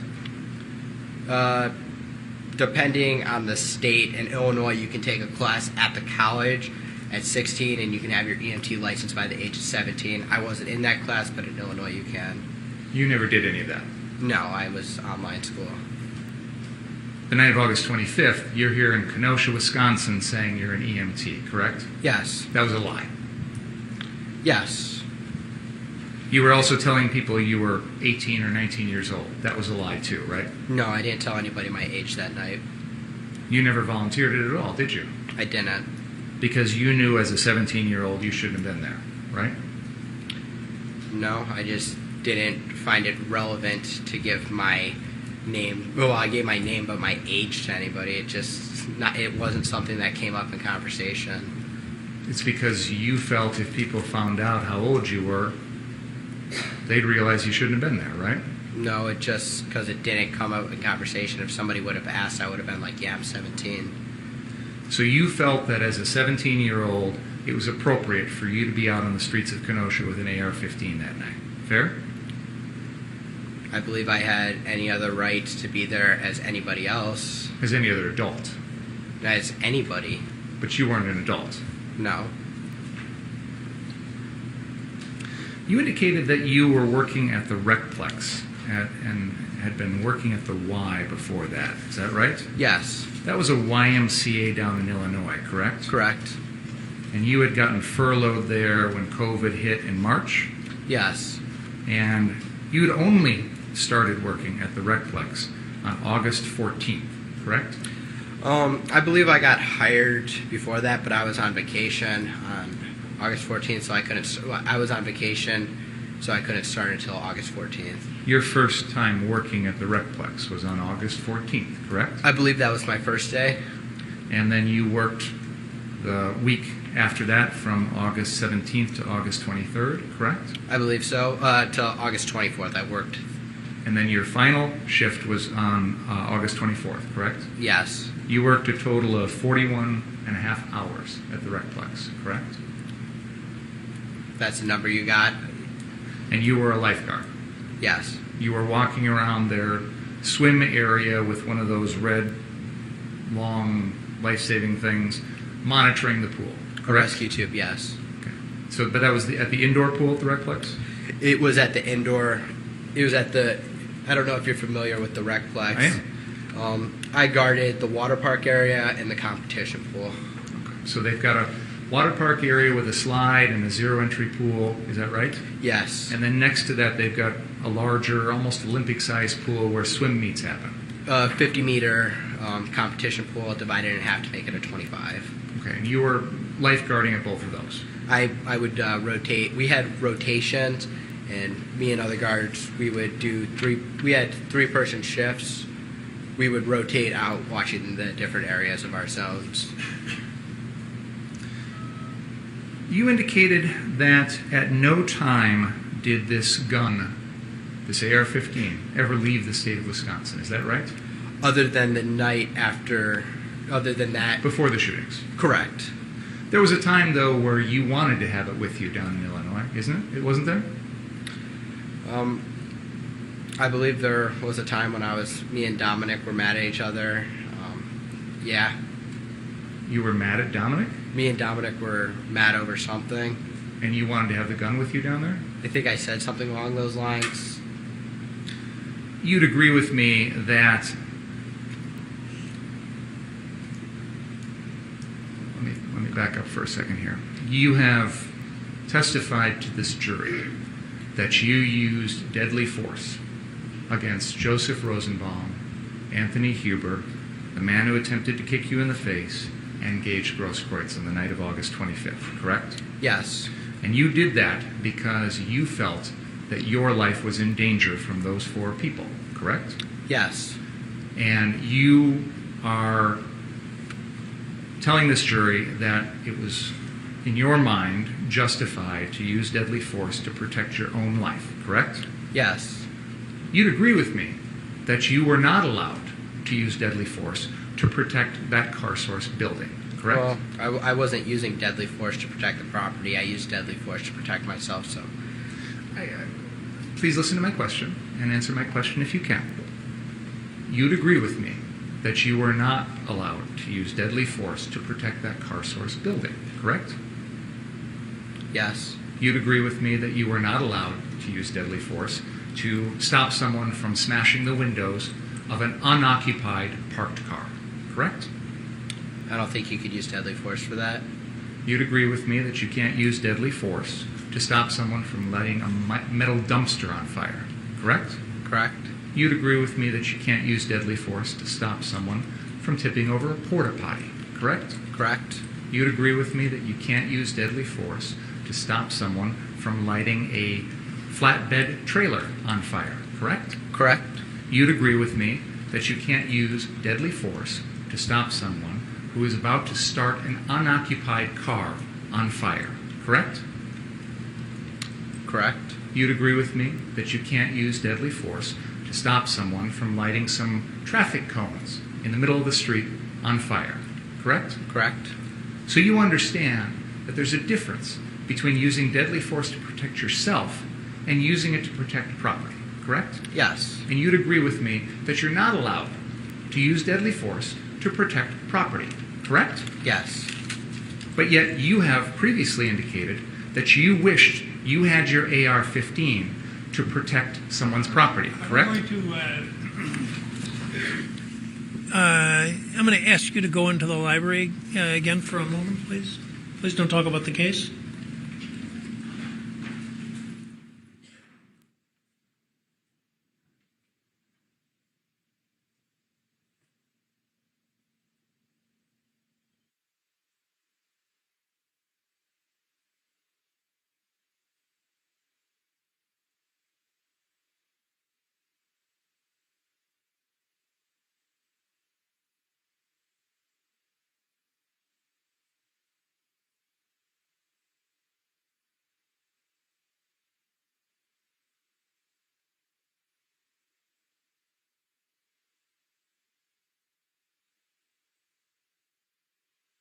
Mr. Richards. Your Honor, Mr. Bingard is either forgetting the court's rulings or attempting to provoke a mistrial in this matter. He knows he can't go into this, and he's asking the questions. I asked the court to strongly admonish him, and the next time it happens, I'll be asking for a mistrial with prejudice. He's an experienced attorney, and he knows better. Mr. Bingard? First of all, Your Honor, this was the subject of a motion. I'm well aware of that. And the court left the door open. For me, not for you. My understanding of You should have come and asked for reconsideration. You did on the one motion, and in fact, I granted your motion for reconsideration. That was not our motion. Excuse me. I did. I granted. We did not move That for was reconsider. their motion. We have not filed forgive any me. motions to reconsider in this case. That was their motion for reconsideration, which I denied. But I said I denied it, or I indicated a bias towards denial is what I did. Held it open with a bias towards denial. Why would you think that that made it okay for you, without any advance notice, to bring this matter before the jury? I was astonished when you began your examination by commenting on the defendant's post-arrest silence. That's basic law. It's been basic law in this country for 40 years, 50 years. I have no idea why you would do something like that. And it gives, I'll leave it at that. So I don't know what you're up to. May I respond? Yes. We filed an other acts motion on this exact issue because, in my mind, and I argued this, it is identical to what was going on the night of August 25th, in the sense that the defendant was using this exact same weapon. He was using it in a manner to try and protect property. No, he wasn't. Your Honor, with all due respect, I'm not going to rehash the motion. That's absolutely untrue. No. Your argument's of record. My comments are of record, and why I ruled as I did is of record. There's nothing that I heard in this trial to suggest anything's changed, even if you're correct in your assumption that you know more than I did at the time. You should have come to the court and say, I want to go into this. Why you would think that you could go into it without any advance notice to the court, I don't understand that. And as the defense is pointing out, you're an experienced trial lawyer, and this should not have been gone into. Your Honor, there have been things in this case, testimony in this case, that I believe opens the door to this. For example, the defense has introduced evidence that the defendant pointed a gun at a man wearing yellow pants because that person was on a car on the car source lot. Now, there's no justification that I can think of why the defendant would point that gun at someone. The defendant has just testified this morning that he agreed with that person in the yellow pants, that he pointed the gun at him. He said, I was joking when I said that to the guy in the yellow pants, but he's acknowledged that he told the person in the yellow pants, yeah, you're right. I did point a gun at you when you were sitting on a car. He said, I did. That's what he Exactly. testified. So he's agreeing. May I finish, please? I'd like to have a chance to make a record, if I could, without being interrupted, if that's okay. He has mentioned that he's acknowledged that he's used this gun to protect property. He's also just acknowledged that he knows he can't do that. I am attempting to impeach him now with the prior August 10th incident, 15 days prior, involving the same gun, where he is threatening to use that gun to protect property. He didn't have the gun with him. Your Honor, he is saying he wished he did so he could shoot people. You know, there's a lot of difference between commenting about something when you haven't got a gun and threatening someone when you do. You know, it's interesting, Your Honor, because the entire defense theory in this case is Joseph Rosenbaum, who was unarmed. I want you to tell me what the defense theory of the case is. May I respond to what you just said, Your Honor? I'd like to respond to what you just said. Slow down, please. I apologize, Madam Court Reporter, but I'd like to try and make a record without anyone interrupting me, if that's okay. I believe that there is a central part of this case that Mr. Rosenbaum is making threats that he has no ability to carry out. So, to your point, Your Honor, you're arguing that this August 10th incident, one aspect of why you don't believe it's relevant is the defendant didn't have the gun with him. This case is about someone who didn't have a weapon, and yet the jury is being told because of those threats, that means the defendant has to defend himself. So, with all due respect, Your Honor, mere verbal threats have already been shown to this jury and used as a basis for someone's subsequent actions. I am attempting, with the defendant, to use his mere verbal threat on August 10th, 15 days prior, that he's going to shoot shoplifters with his AR-15 to impeach the defendant in a murder trial. I would ask the court's forbearance to do that. I apologize, Your Honor. You're right. I probably should have brought this to your attention earlier. I may have misunderstood your ruling because I thought your ruling was if the evidence in this case made that more relevant, you would admit it or at least consider it an admittance. I believe, based on the evidence that we've heard, and more specifically exactly what the defendant said earlier about admitting pointing a gun at someone who was merely jumping or sitting on a car, that the door is open now to this testimony. And I continue to believe that his state of mind, his intent, his belief as to self-defense is the core of this case. That was the basis for my motion. You were strongly inclined against it. I understand that. But now we're in the middle of trial, and there's been a lot of evidence that's come in that I think makes this relevant. So I'm attempting to impeach the defendant on his beliefs. I believe I'm entitled to impeach the defendant on his beliefs and on his statements. I'm going to interrupt you now because you're talking about his beliefs. I think that's what they call his statements to, Your Honor. Because he just said, can't use deadly force, can't threaten to use deadly force to protect property. So now I'm impeaching him on that. Your Honor, the court has seen no reason to change its ruling. And just so this record is clear, in spite of the lengthy statement by Mr. Binger, before we started today, the court specifically stated in Mr. Binger's presence, there's been nothing to have me change any of my rulings. There have been numerous occasions during this trial where they've opened the door. The one time when they're going into Mr. Rosenbaum's the reason he doesn't like guns, and I said something, I whispered in Mr. Krause's ear, it's because of the prior convictions. Please stop. And he did. He knows if you're going to go into something that's been excluded in a pretrial order, you better ask the court, you better get permission. This is ridiculous. It wasn't excluded, Your Honor. You know why it was excluded in the first place? Because it was propensity evidence. That is exactly what 90404 is designed to prevent. You're talking about his attitudes. His attitude is he wants to shoot people. Now, I've admitted that kind of evidence in other trials when it's been appropriate. I didn't admit it in this case because, to me, what I've heard in this trial, and by the way, Mr. Richards absolutely correctly points out that just hours ago, I said I had heard nothing in this trial to change any of my rulings. So why? Testimony, Your Honor. Pardon me? That was before the defense testimony. Don't get brazen with me. You knew very well.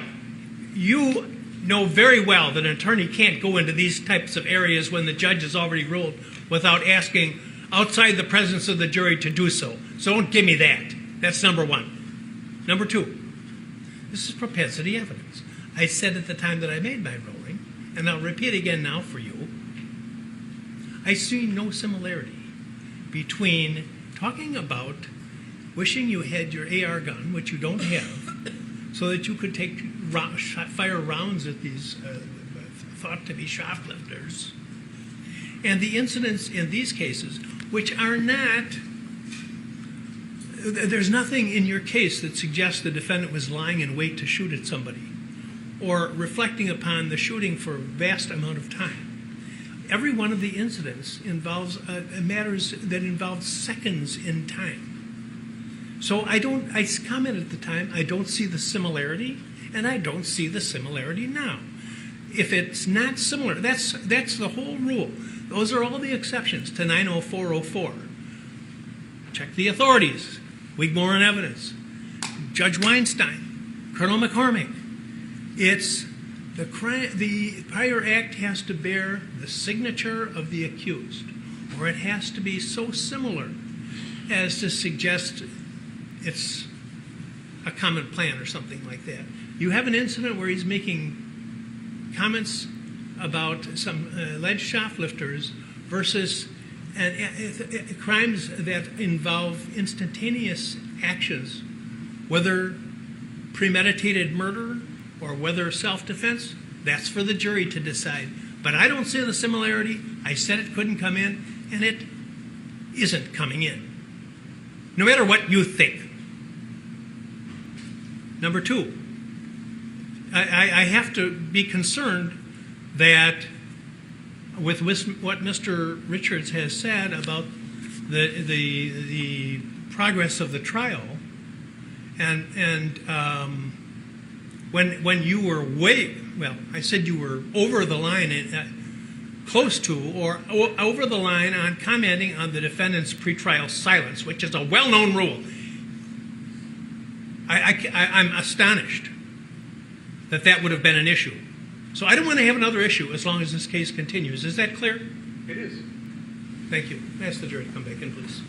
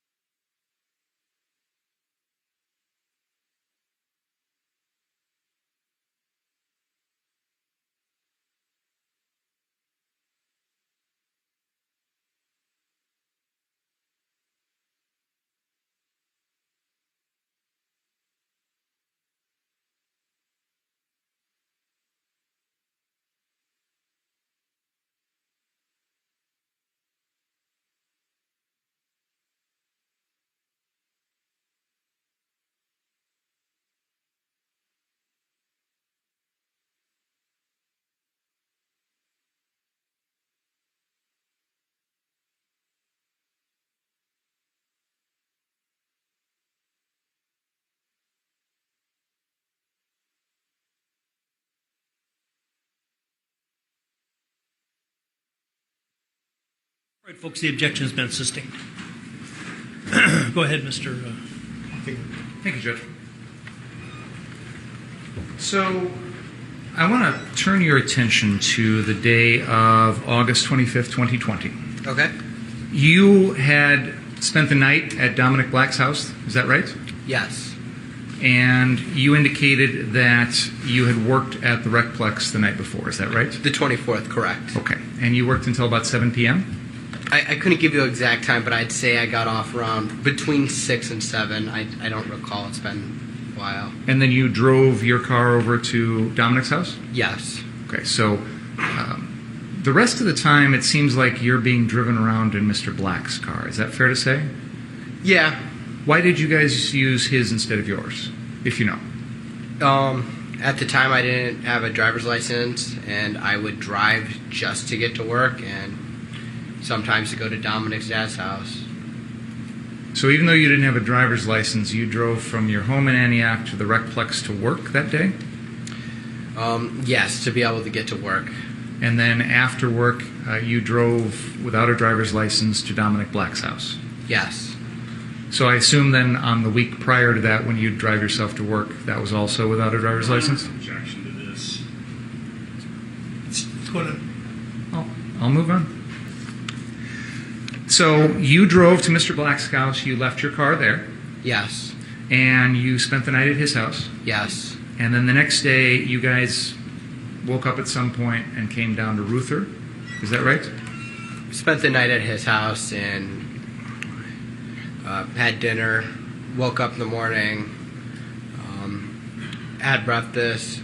We were going through I was on social media and we saw the damage, and we saw the car store, so we decided to go downtown.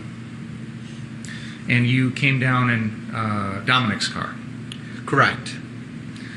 And you said that there was a time in which you were cleaning graffiti at Ruther. Yes. And then at some point, I believe you said, and I want to make sure I'm understanding the timeline here, that you went to one of the car sources and encountered the owners, Sam or Sal or whoever they are, correct?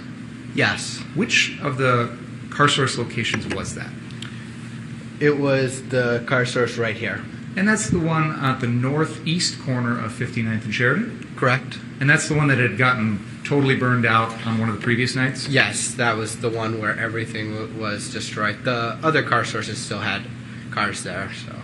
Now, before that, had you ever worked at Car Source before? I have not. Had you ever bought a car there before? I have not. Had you ever even heard of Car Source before all that? Yes. Through Dominic? Well, no. I would drive past it on a daily basis. I was in Kenosha almost every day, and I'd drive down Sheridan Road almost every day. Okay. So you saw the business along with churches and the ultimate gas station and the courthouse and everything else in that area. Yes. Okay. And you talked to these owners yourself? Me and Dominic did. And did they ask you to come protect the property? They didn't ask me. Directly? They didn't ask me directly. They asked Nick Smith. Okay. And was Nick Smith around for that at that moment? He wasn't there when me and Dominic were talking to them. Did you ever personally witness any of these car source folks, Sal or Sam or any of the folks that were running that business, did you ever personally witness them ask Nick Smith to guard any of their properties? No. Did you ever witness any of them ask anyone to guard any of their properties? Not that I can recall. What time, if you recall, did you find out that they'd asked Nick Smith? I believe I said in my direct examination between 3:15 and 3:30. And that was shortly after you had sent a text to Sam, right? Correct. And you texted him and asked him if you could protect his business that night, correct? I did. And in that text you said, I'm more than willing and will be armed, correct? Yes. You meant you'd be armed with your AR-15? Yes. And you said that me and my brother would both be there armed, correct? Yes. By your brother you meant Dominic? Yes. He's obviously not legally your brother. No. And you said in the text, I just need address. Do you recall that? Yes. Why did you need the address of a location you'd already been to? I just wanted to pinpoint it on the Google Maps because GPS, because with all the roads were closed down in Kenosha. I just wanted to know the best route to drive there with Dominic. But you just told us that you drove past here every day up and down Sheridan. Why did you need GPS to help you find a place that you drive past every day? The roads weren't closed when I drove past them every day. But you still knew where you were going, right? Sort of, but with the back roads. Okay, so let's talk about the roads being closed. What do you mean by that? Well, Sheridan Road was closed off, and I'm trying to remember. I don't think there are a lot of roads closed off. I couldn't tell you exactly their names right now. Was that because there was construction going on? No, they were closed off because of the riots. They were closed off to keep people out of the area, right? Yes. And you knew there was a curfew that night, right? I believe I got an emergency alert text at around 8 p.m. Just like everybody else, saying, stay off the streets. I'm sorry. Objection. There's no curfew charge. It's still relevant to his decision-making. Just like everybody else, you got a message saying, get off the streets at 8 o'clock that night, right? Yes. And despite that message, you came down, correct? I was already in Kenosha, downtown, when I got that message. Once you got that message, you didn't decide, I'm going to leave and go home like I'm supposed to, correct? I stayed at the car source. And you knew that there was this curfew in place that meant you shouldn't be there anymore, correct? There were, I'd say, hundreds, if not thousands, of other people there that night that also got the same message. So if they're all breaking the law, you can too? I don't think the curfew was really being enforced. So if a law is not being enforced, you can disregard it? Your Honor. It's argumentative.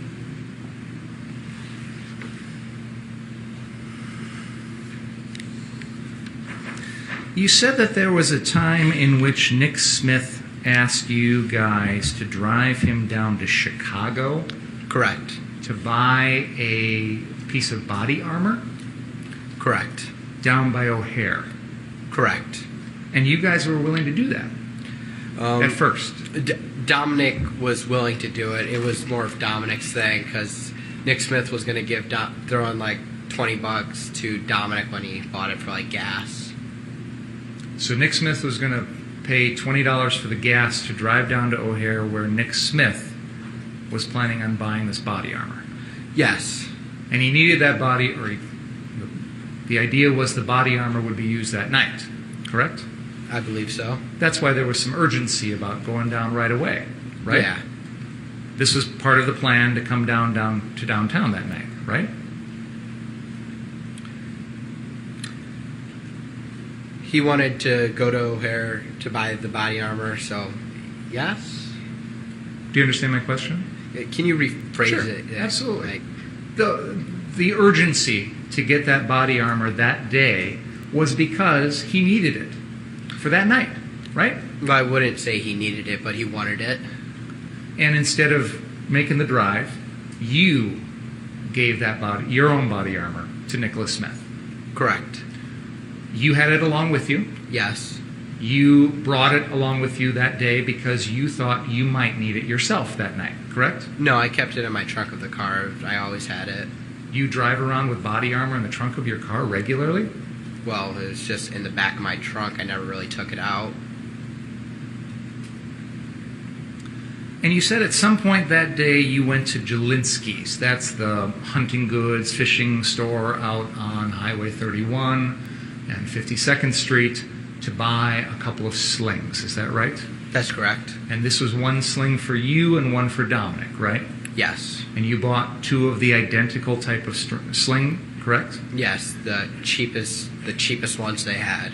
And that's a single point sling, meaning it attaches to the gun in one location, correct? Yes. And then it wraps around your body, correct? Yes. And it's designed to help you retain possession of that weapon, correct? You'd probably know more about them than I do. I just got it to hold the rifle, so when I'm doing medical aid, I don't have to sit on the ground and have to worry about it being stolen. Because you realize that you couldn't have that gun on you while you're doing any sort of medical aid, correct? I knew that I couldn't, without a sling, have it on me. That's why I got the sling, so I could have my hands free. But even when you had the sling, there was a time in which you took off your entire gun apparatus and handed it to Joanne Fiedler because it was in the way of you trying to treat someone, right? At that instance, yes, because it was hitting the ground. The rifle was hitting the ground. When I bought it, that was the purpose of it. I don't think it really worked, now that I think of it. This big, long AR-15 really got in the way whenever you tried to help someone, right? Sometimes. If you had a handgun, for example, it would have been physically more easy for you to try and treat someone. Fair? If I could have legally carried a handgun, I would have carried a handgun instead of a pistol. Instead of a rifle.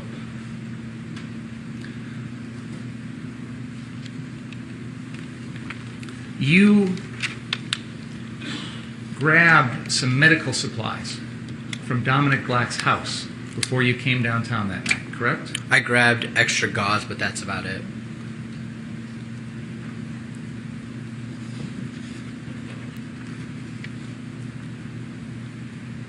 You testified earlier that your AR-15 was loaded with 30 rounds of ammunition. Is that right? Yes. Where did that ammunition come from? That was from our last trip up north, from May, the time we took it up north. So when the gun was left at Dominic Black's house, it had that ammunition with it? The ammo was in a box, in a magazine, I don't really know. When you were at Dominic Black's house on August 25th, you found that AR-15 downstairs in his basement, correct? No. Where did you find it at? It was downstairs in the basement, but I was told by Dominic Black, hey, go downstairs, grab your rifle. So you knew up until that point that rifle was being stored in a gun safe in the garage, correct? Correct. And you didn't have the code or any access to that gun safe, correct? I did not. It just happened that on this particular day, Dominic Black's stepfather had moved that gun into the house, correct? Yes. You didn't know that beforehand? I didn't. You didn't know that it had been taken out of the safe? No. And so you went downstairs and grabbed it? After instructed to do so by Dominic, I did. And it had that magazine? After I was instructed to do so. After I was instructed to do so by Dominic, I did go downstairs and grab it. And it had the magazine already inserted in the rifle? It did. And the magazine was already loaded with 30 rounds? I believe so. When did you chamber a round? I don't know if I ever did. Well, you had to have to fire the gun, right? Yeah, I think it was already chambered when I got it. That's what I remember. I don't remember racking it at all that night. Because the way this type of gun works is that you have to have a magazine with ammo in it. You have to insert the magazine into the gun, and then you have to rack it to load one of those rounds into the chamber, correct? Yes. And you were familiar with how to do all that, correct? Yes. And it can't discharge a bullet unless a bullet is racked into the chamber, correct? Correct. And so your testimony here, as best you can recall, is that you never had to do the initial racking because the bullet was already in the chamber when you took possession of it that day. Is that fair to say? I believe so. I believe that it was already racked. And the ammunition that was in that was full metal jacket ammunition, correct? 223 full metal jacket. 223 being the caliber. Yes. And full metal jacket being the type of casing, correct? Yes. Full metal jacket is the bullet type. The bullet type. Okay, I apologize.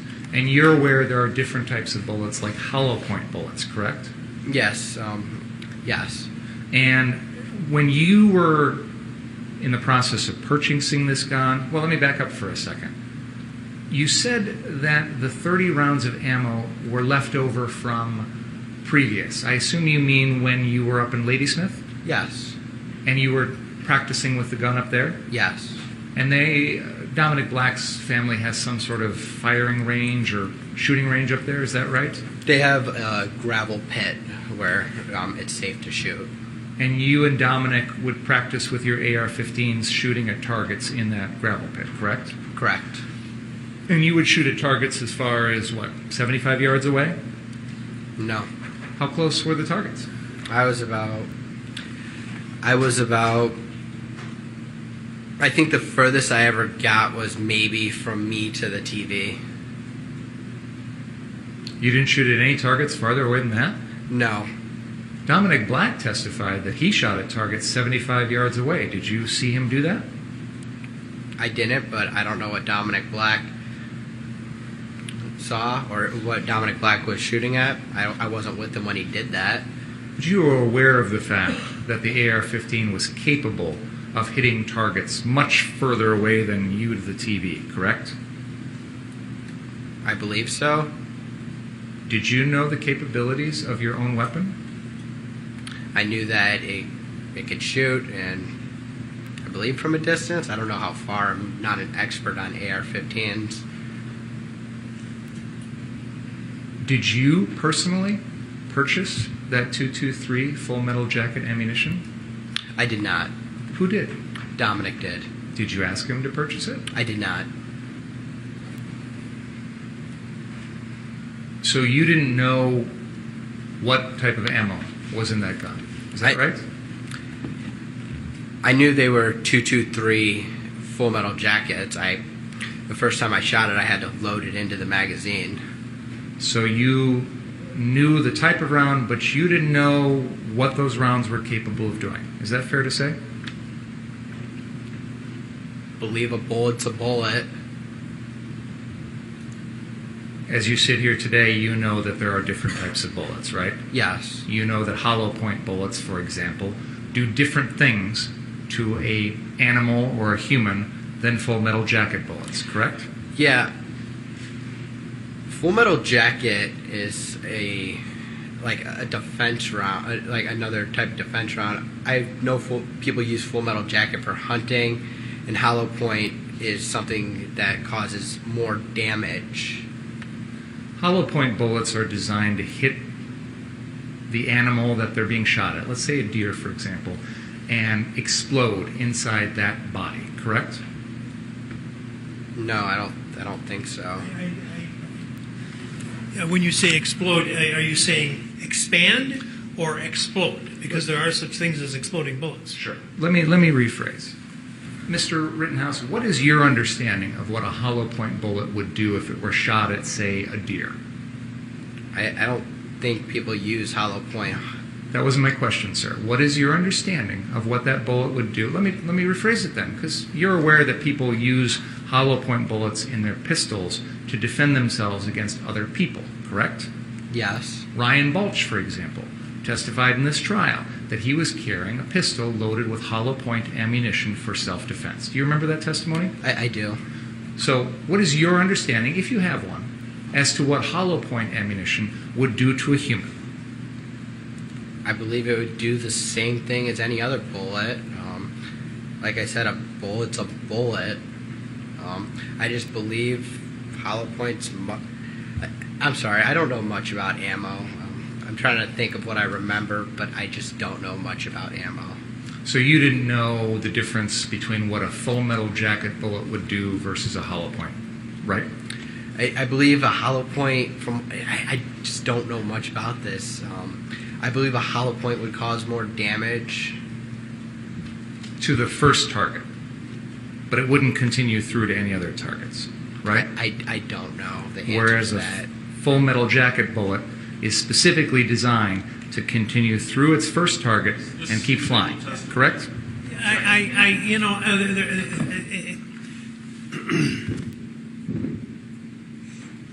First of all, the hollow point is not guaranteed to stay in the first object struck, which is, so what you said was not correct. Secondly, There's no testimony on that, Your Honor. no, but you've been testifying, and that's what Mr. We're going to take a break for lunch. Please don't talk about the case. Read, watch, or listen to any account of the trial. We'll see you. Let's hope at about 12:45. I'm going to do those two 12:45. Oh, I've got a couple of hearings at 12:45. Lengthy. Let's say 1 o'clock. I apologize for taking time away from you.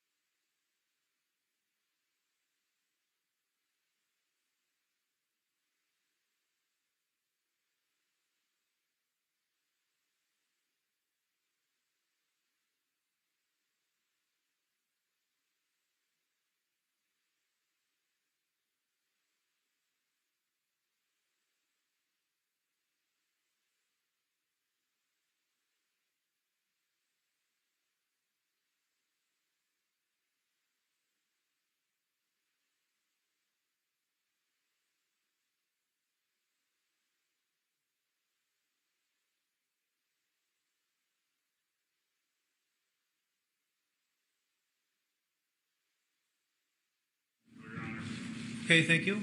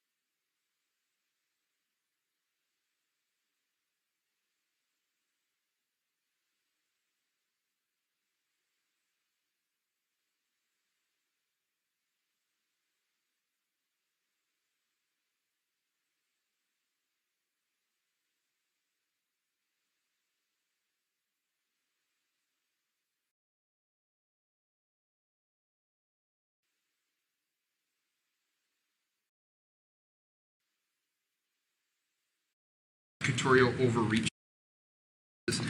An exception to this. We are back, and the appearances are as before, with the jury absent. And anything before we start? There is, Judge.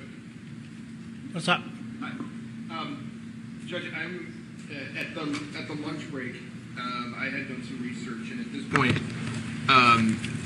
the defense is going to be making a motion for a mistrial. However, that motion is going to be requested with prejudice. I'm aware that the court's aware that normally a defense motion for a mistrial does not preclude a retrial. I understand that. There are exceptions to that, however. And the case that I am drawing this from is Day versus State. It's 76 Wis 2nd 588. And what it says is, an exception to this rule exists where a defendant's motion is necessitated by prosecutorial impropriety designed to avoid an acquittal.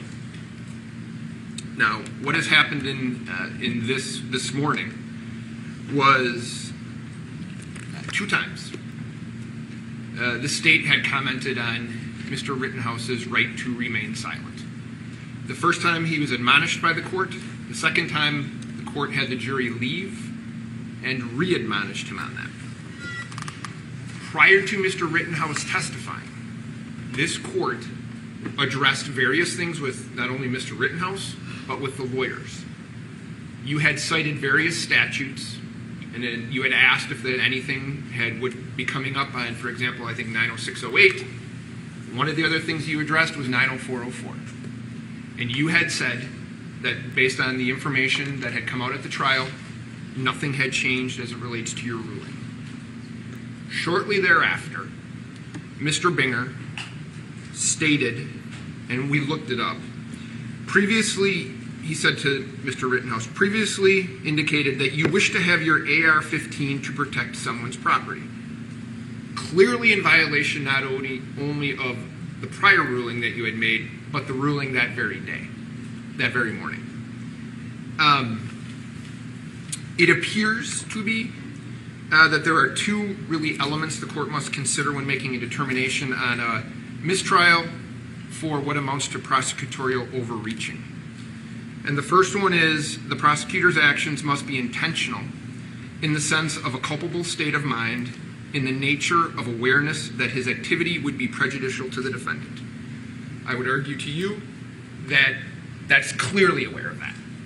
You had warned him, you had told him prior to Mr. Rittenhouse testifying that these things, certainly the 90404 was off limits. You had warned him about the infringement on his constitutional right to remain silent. He did it again. The second one, I think, requires some action by the court in terms of a finding. The second one says the prosecutor's actions was designed to allow another chance to convict. That is, to provoke a mistrial in order to get another kick at the cat because the first trial is going badly, or to prejudice the defendant's rights to successfully complete the criminal confrontation at the first trial. Now, the case that I had cited is a Kenosha case, State versus Coping. Opening? Yep. 100 Wis 2nd 700. Copening? Yes, sir. In that case, the court didn't make findings regarding the prosecutor's actions. So I don't know that it's my role to sit here and say who's winning. I don't think that's necessarily what I'm supposed to do. But I think the court has to make some findings as it relates to the bad faith on the part of the prosecution. And if the court makes a finding that the actions that I had talked about were done in bad faith, then I think both elements for mistrial with prejudice have been met. And I think under the circumstances, based on what I've put forth on the record, I would certainly ask the court to consider those. And I would ask the court grant the motion with prejudice. Thank you. Thank you. State? Your Honor, I would like an opportunity to more fully respond to this with a little bit of research. At first blush, though, and I reserve the right to present case law and additional cites to the court, but I do want to point out for the record that the defendant has presented interviews to at least one media source and at least one online source since his arrest. And there have been questions about that night There have been questions about what he did, things like that. He has decided, probably on advice of counsel in those circumstances, not to give a statement in the media about what happened. But he is talking about his family life, he's talking about his friends, he's talking about the circumstances of the case, he's talking about how this has affected him and things like that. So my point in asking those questions was, you have agreed to talk to the media, you've agreed to talk about yourself, you've agreed to give interviews, but until now, this is the first time you're explaining your actions. And so I wasn't referring to his in-custody statements. In fact, I never asked either detective about what the defendant told them. He actually starts to tell them some things, and then he says he wants a lawyer, and they stop him. And they Mirandize him first, by the way. Then he starts to tell them some things, and he says, but I want to talk to my lawyer, and they're like, okay, we're done. So I'm not referring to that. I didn't ask any questions of the detectives about that. But since this, the defendant has spoken to the media. He has talked about his life, about circumstances related to this case. He just hasn't given his exact version of events that night. So his voluntary discussion to speak to the media has nothing to do with the Fifth Amendment. That is his own decision.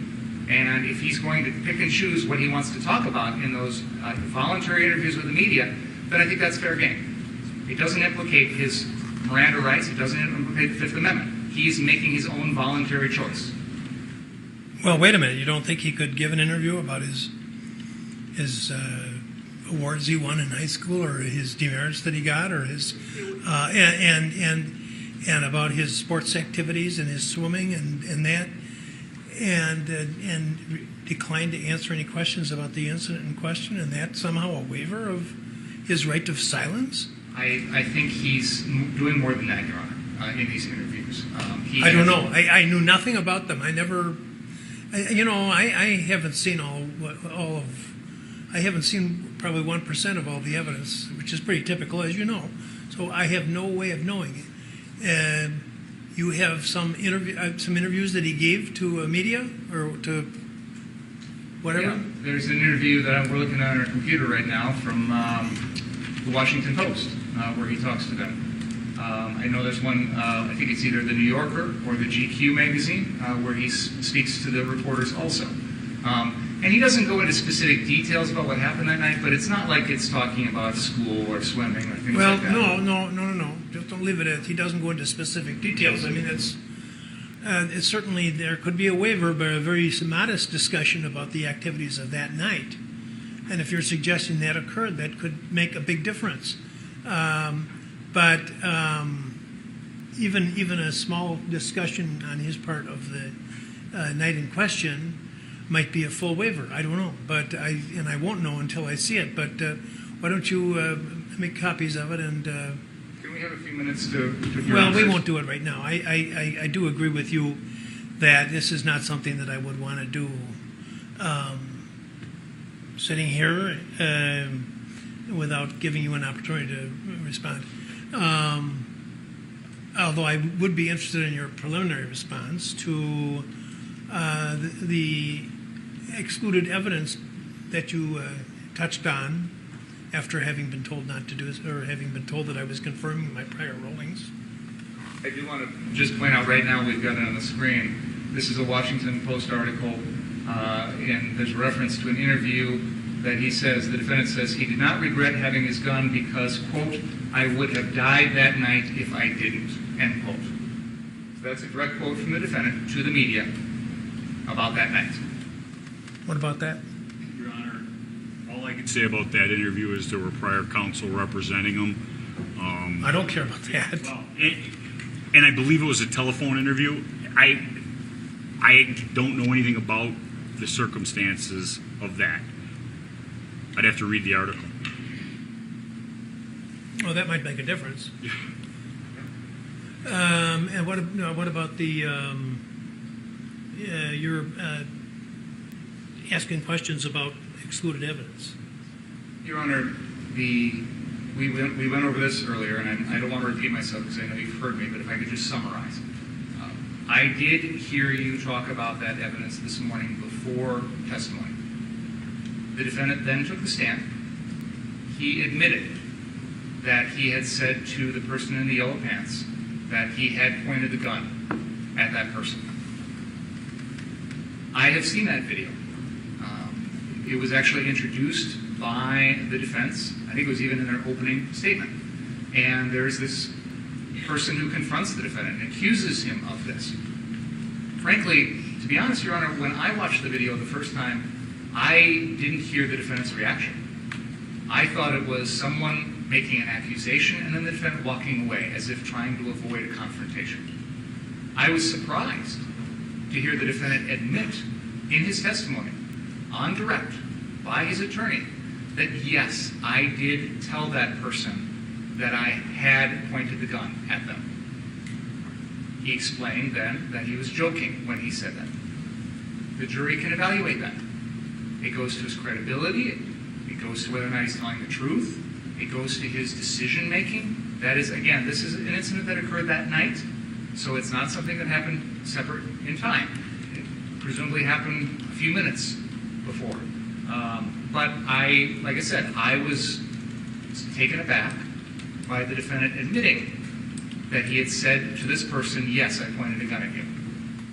And I think it's fair to say that watching that video, that person, believes strongly that this happened.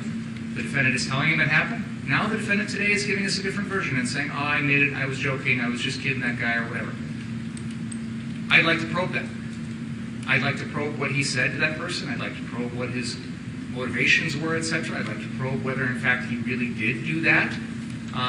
And I think that changes the equation with regard to the CVS video that was the subject of the other act's motion. Because in my mind, it is very similar. And I know we've disagreed on that, and I'm not going to belabor the point, Your Honor, but that was where I was coming from, was there's been a change in the testimony of the defendant today that I think makes that evidence. It's admissible and much more relevant than it already was, and I thought it was already relevant. And the court is... I do want to be clear so also... So I'm just here on the sidelines, just... well, you... Yeah, I had made a ruling that the evidence wasn't coming in, and you decided that it was. If I could just respond to that briefly, Your Honor, I was about to say, I did not interpret your ruling as an absolute... We've had 3 state motions in limine. There was one in which we asked the court to introduce evidence that the defendant was at Pudgy's bar with Proud Boys, and you were clear, that is not coming in. There was... don't get into other subjects. Come on, what you're telling me, you're an experienced trial attorney, and you're telling me that when the judge says, I'm excluding this, you just to take it upon yourself to put it in because you think that you've found a way around it? Come on. If I may finish, Your Honor, I was about to say that your ruling on our 3 motions and other acts motions was there were some gradations there. That you were clear that some things were absolutely out, and then you left the door open on other things. So I saw that distinction, and I thought to myself, clearly I know this is out, but you left the door open on other things. So I didn't interpret your ruling as this is absolutely never coming in, and I have practiced before you, Your Honor. I have filed other acts motions before you. Your practice oftentimes is to reserve ruling on those until you see the evidence. And I think you even said something to that effect at our motion. I undoubtedly did. So I thought, this is my good faith explanation to you, and if you want to yell at me, you can. My good faith feeling this morning after watching that testimony was you had left the door open a little bit, now we had something new, and I was going to probe it. I don't believe you. There better not be another incident. I'll take the motion under advisement. And you can respond. When you say that you were acting in good faith, I don't believe that, okay? Let's proceed. Everybody in good faith. All right. Would you come up, please, Mr. Rittenhouse? I do have... Yeah. Your Honor? Yeah. I do have another item that I want to raise before the jury comes in and raise it with you. There was another acts motion with regard to the defendant being at Pudgy's bar after a court appearance in January in which he poses for selfies wearing a shirt that says free as fuck. I would like to ask the defendant if he posed for selfies after a court appearance with members of the public wearing that shirt. I do not intend to talk about who those people were, what groups they were affiliated with, or anything along those lines. But I believe that it is relevant when the defendant goes to a bar after a court appearance and poses for selfies wearing a shirt like that. I think it is relevant to some of the issues that have come up in this case. For example, his remorse or lack of remorse, his utter disregard for human life. Those are things that I think it comes into play, because I think that behavior is not consistent with someone who has a regard for human life. The jury's already watched him break down on the stand with emotion. I'd like to probe how heartfelt and sincere these emotions are when you go to a bar and you pose for selfies with people, when you're out on bond in a first-degree intentional homicide trial wearing a free as fuck shirt. So, as I said, I want to use the photograph. I'm not going to talk about any of the people or who they were from. In fact, the photograph I'm going to use has actually got their faces blocked out, so we won't see any of the people in the crowd. We'll just see the defendant standing with a group of people for a selfie with that shirt on. That's as far as I want to go. Handle this issue. Nobody got an opportunity. First of all, you've made a ruling on it, and it was clear prior to him testifying. So part of this is, would we have raised it? Would we have brought it up if we would have known that it was going to be coming in? We have done there's been nothing to open this door, Judge. Nothing that has been said to open the door about what happened 4 months after this is relevant in any way to what happened that evening. That is part of what the court had ruled. You had said 4 months after, I don't see how that goes to any 90404 type of admissible evidence. So my argument is, A, you ruled on it previous to him testifying. You confirmed your ruling, which you had made previously, where Mr. Binger just said you had shut the door on it. So apparently he doesn't believe a door that is shut should stay shut. However, now he's asking that something be admitted that, to be fair, this should have been brought up sooner. This jury, I did the voir dire, I would have voir dired on an issue of whether or not they heard it, saw it, were aware of it, how they felt about it, whether it had an impact on their ability to be fair in the case. We never went there because of your prior ruling. So there's nothing that's opened this door, and I don't think it's relevant, something that happened 4 months later. He talks about indifference to human life. That's that night, not 4 months later. There's nothing that's relevant about that. You've already made your ruling. I ask that you stick with it. I'm struggling with why it would be relevant to any of the issues in this case. If he were on trial for using exquisitely bad judgment, if he were on trial for behaving in a very offensive way, then I could see the purpose. But an incident that occurred 4 months after the incidents in question, I don't see how that jury can work with that in reaching any conclusions about the issues in this case. First of all, Your Honor, we have introduced evidence that the defendant had a slogan on his TikTok page, "Bro, I'm just trying to be famous." This case has made him famous, and he's posing for selfies as a result. One of our theories of this case is that his behavior that night was intended to gain attention, to be famous, and he's reaped the benefits of that. Second of all, he is on trial, in my opinion, for exquisitely poor decision-making. Taking a gun that he's not legally entitled to have, coming down in violation of the curfew, running around the community with that gun, trying to be a police officer when he's not, confronting protesters that he knows are hostile, and all of those behaviors, I think, are exquisitely bad judgment. So the jury can make that decision. The jury can give what weight they want to this evidence, but it's moments after he has a court appearance here. He's out on bond in this case when he decides to do this behavior, and nobody made him do it. Nobody forced him to go to the bar. Nobody forced him to wear the shirt. Nobody forced him to pose for selfies. It's his own decision making. When I made reference to exquisitely poor judgment, I was talking about at the incident when he was wearing the shirt.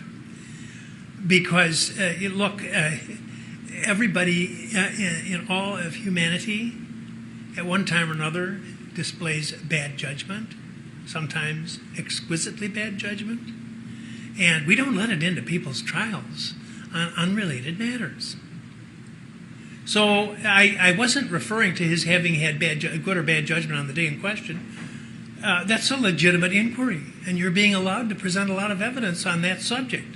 And the jury is going to be instructed in some of the element of some of the crimes that are charged here is going to deal with the caliber of his judgment. But you're talking about an incident that occurred 4 months later. So I'm not seeing it, and I don't want to waste any more time with it. I don't think that I've ruled before it's not admissible, and I have heard nothing to change my mind about that. It was sought to be admitted earlier for a different purpose, Your Honor. I'm sorry. It was sought to be admitted earlier for a different purpose than it is today. The court has ruled that it can't be admitted for the prior purpose, but I am seeking to introduce it for a different purpose today. And that request is denied. Thank you. Okay? Are we ready to go?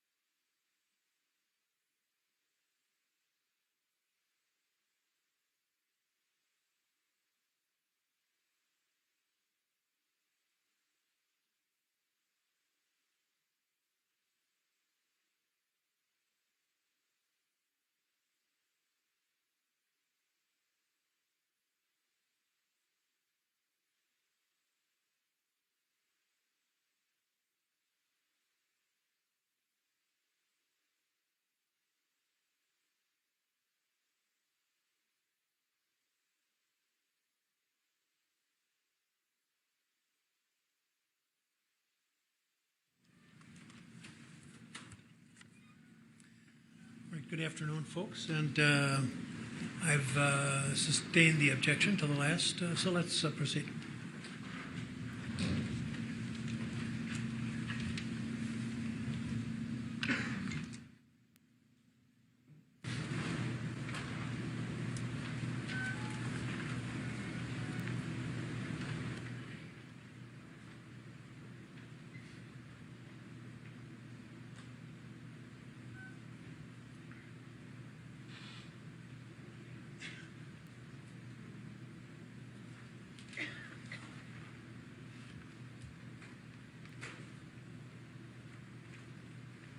Good afternoon, Mr. Rittenhouse. Good afternoon. You testified earlier that there were times that evening when Mr. Rosenbaum had threatened you. Is that right? Yes. And you described him as wearing a red shirt with a blue bandana. Is that correct? At certain times. Yeah. When he threatened you, that's what he was wearing? I believe the first time he threatened me, he was wearing a red shirt with the blue bandana. The second time, he had it wrapped around his face. Had what wrapped around his face? His T-shirt. So he wasn't wearing a shirt the second time around? Correct. And you indicated at one point you thought he had a chain in his hand? I believe so. When he made the threat to you with the red shirt on and the blue bandana, did he have the chain in his hand? I think one of the times he did. Okay, and so which of the times was it? I can't recall off the top of my head. I think it was the time when he was threatening to cut people's hearts out. And I don't need to know the threat, I just need to know which time it was. Was it the first time or the second time? Second time, the second time. What was he wearing the second time? He was masked. Well, the shirt wrapped around his face. And he didn't have a shirt on his torso. Correct. Okay. And you could see when he didn't have a shirt on his torso that he didn't have any gun tucked in his waistband, correct? I wasn't paying attention to that. I was behind Joanne Fiedler. I was somewhere over there. So how far away were you from Mr. Rosenbaum when he made the second threat? By 10, 15 feet. I'm not really certain. But you were close enough to hear the words out of his mouth. Yes. And you took that as a threat to you personally? I took the first one where he said, if I catch you alone, I'm going to kill you. I took that as a threat to me personally. The second time, I took that as a threat to the group.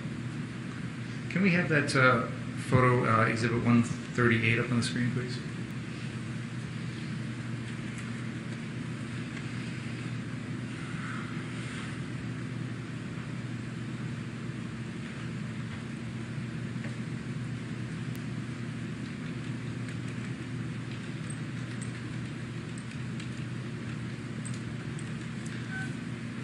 Do you see Mr. Rosenbaum in this picture? I do. And he's in the middle of the picture wearing the red shirt with the blue bandana, carrying the plastic bag, correct? Yes. Is that the way he looked when he made the first threat to you? When he said, if I catch you alone, yes. And he was carrying that plastic bag with him when he made that threat too, correct? Correct. How close was he when he made that first threat to you? Close. I couldn't give you an exact estimate, but he was close, less than 5 feet. So closer than Madam Court Reporter is to you now? I'd say about the same, if not a little bit closer. And you were next to Mr. Balch when that was said? Correct. Was anyone else there besides you, Mr. Balch, and Mr. Rosenbaum? I believe there were other demonstrators around. And you've seen in this trial that there's been a lot of video footage of that night, correct? Yes. And you've seen in this trial that there's a lot of video footage of you that night, correct? Yes. You'd agree with me that there's no video of either one of these threats, correct? I don't know if somebody filmed it that I'm aware of right now. You're not aware of any, are you? I'm not. So Mr. Rosenbaum looked like that at the time of the first threat, but then looked different at the time of the second threat? Is that right? Yes. And did you say he was carrying the chain when he made the first threat or the second one? The second. Okay. And he was still carrying that plastic bag the second time? Yes. That plastic bag has a clear side to it that allows you to see inside of it, right? Sorta. I didn't really look into the bag. So you didn't know what was in the bag at all? I didn't. Did he swing the chain at you when he made the second threat? He did not. Did he physically touch you when he made the second threat? No, he didn't. In fact, that entire evening, he never once touched your body, did he? He grabbed my gun when he attacked me. And that's why I asked the question the way I did. He never touched your body that night, correct? He didn't touch me physically. Okay. And neither the first or the second time did he run at you or charge at you or anything like that, did he? He didn't chase me. He didn't even do anything physically aggressive to you, did he? No. He just said some words. Yes. And that chain that he had in his hand, he never did anything to physically threaten you with that chain, correct? Yes. Is that correct? That's correct. And other than the chain that you've described, at no point in the evening did you ever see Joseph Rosenbaum with any other type of weapon, correct?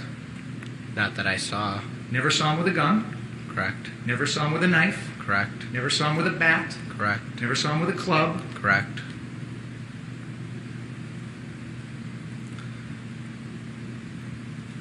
How far apart in time were these two threats that you say Mr. Rosenbaum made to you?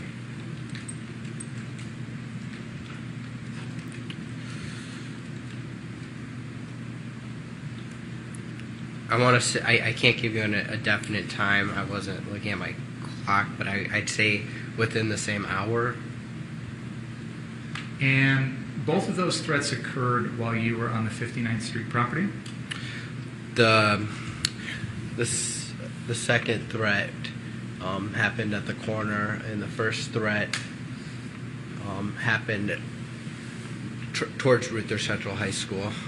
Okay, could you use that laser pointer and point out on that map where the first threat occurred? The first threat happened right here in front of the building. So you're pointing at a location that is by the 59th Street car source on the south side of that property, along the building and Sheridan Road, on the west side of the road. Would that be accurate? Yes. Okay.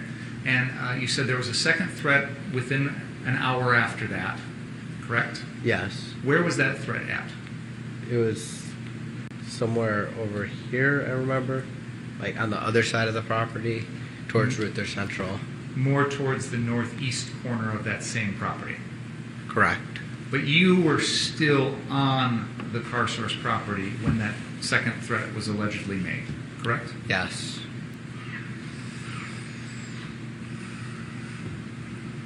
Did you remember what Mr. Rosenbaum had said to you later on when he's confronting you at the 63rd Street car source? I took a mental picture of his face. When he said those threats, I recognized that was him that said that when he started chasing me. So when you are running away from him at the 63rd Street car source, you're thinking to yourself, this is the guy who had made a threat to me earlier. Is that fair to say? I was thinking this is the guy that said if he catches me alone, he'll kill me as I'm running away from him. The reason I asked Mr. Rittenhouse is, how did you know it was the same guy when he's changed the way he looks? His appearance, the shorts, his height. But in both of those instances that you've described, he's got something covering his face, either the blue bandana in one instance or the red shirt in a different instance, correct? He was wearing the red shirt when he chased me around his head. So you remember that from the second time that you say he threatened you? Yes. And you thought to yourself, this is the same guy? Yes. So when you eventually were getting to the point where you're going down to the 63rd Street car source, right before the shooting, you recognized him as you're following him down the street, didn't you? I didn't follow Mr. Rosenbaum down the street. He was in front of you. You know that now, right? I know that now. But you didn't see him ahead of you as you're walking down there that night? No, it was dark out. But you, at some point as you get close to the 63rd Street car source, start running towards that lot, right? Towards the fire that in the Duramax. And Mr. Rosenbaum is running ahead of you, isn't he? I don't believe so. But you decided you needed to run because of the fire in the Duramax? Yes. Why? What was so urgent? It was a fire. There's fires all over the place, so? I was getting to the fire to put it out. We'll get back to that in a second. You indicated that while you were at the 59th Street car source, you said you put out a fire at the church next door. Is that right? Yes. Did you hear Joanne Fiedler's testimony yesterday that when you guys went over there, somebody had put some sort of flammable liquid on the door? Did you hear that testimony? I did. I believe that was referring to the Ruther Central High School. Okay, so when she described it as happening at the church, you think she was getting it confused? Yes. Is that yes? Okay. So whatever happened with this flammable liquid on the door, the point is some other group, some other people put that out before you even got there, correct? Correct. Why did you feel that you should go around off the 59th Street car source property and put out fires? To make sure my community didn't get burnt down and help. And when you say your community, you mean Kenosha? Yes. again, you're from Antioch. You're not living in Kenosha at this time when this all happens, right? My dad lives in Kenosha. Lots of people live in Kenosha, but you didn't, right? My residence was in Antioch. Okay. But you felt like you wanted to do things to protect this community. Fair? The community that I was part of, yes. And you felt like it was appropriate for you to take matters into your own hands to put out fires, for example.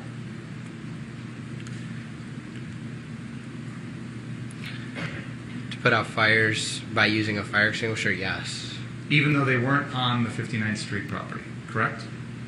Correct. And were there other things that you decided it would be appropriate for you to go out there and take care of off the 59th Street property that night? I was walking around and asking people if they needed medical help. So you felt that you wanted to go out and help people, help protect people, help people feel better, treat people, things like that, even off the 59th Street property. Provide first aid. Normally in our regular society, that's something that we call 911 for, right? Normally, yes. Where are we headed? I think that the defendant's decisions to go off that property and involve himself in other matters are relevant, Your Honor. Well, I'll let you pursue it, but And that's exactly how these shootings happen. So, well, that's what the trial is about. which is why I go think it's ahead. relevant. Go ahead. Go ahead. Normally, we would, if there's a fire, if there's somebody committing a crime, you call 911, right? Normally, yes. You didn't feel like you could do that night, correct? I don't think that I saw from the nights prior that the fire department wasn't responding to put out fires. Well, the nights before, there were businesses on fire along 22nd Avenue. There's the car source, large-scale property fires on the prior nights, correct? Yes. On the night of August 25th, we didn't have any fires like that. We just had a couple dumpsters, smaller things, right? That I saw, yes. I didn't hear you, sir. That I saw, yes. But regardless of how big the fire is, you felt that night that calling 911 was not an option, correct?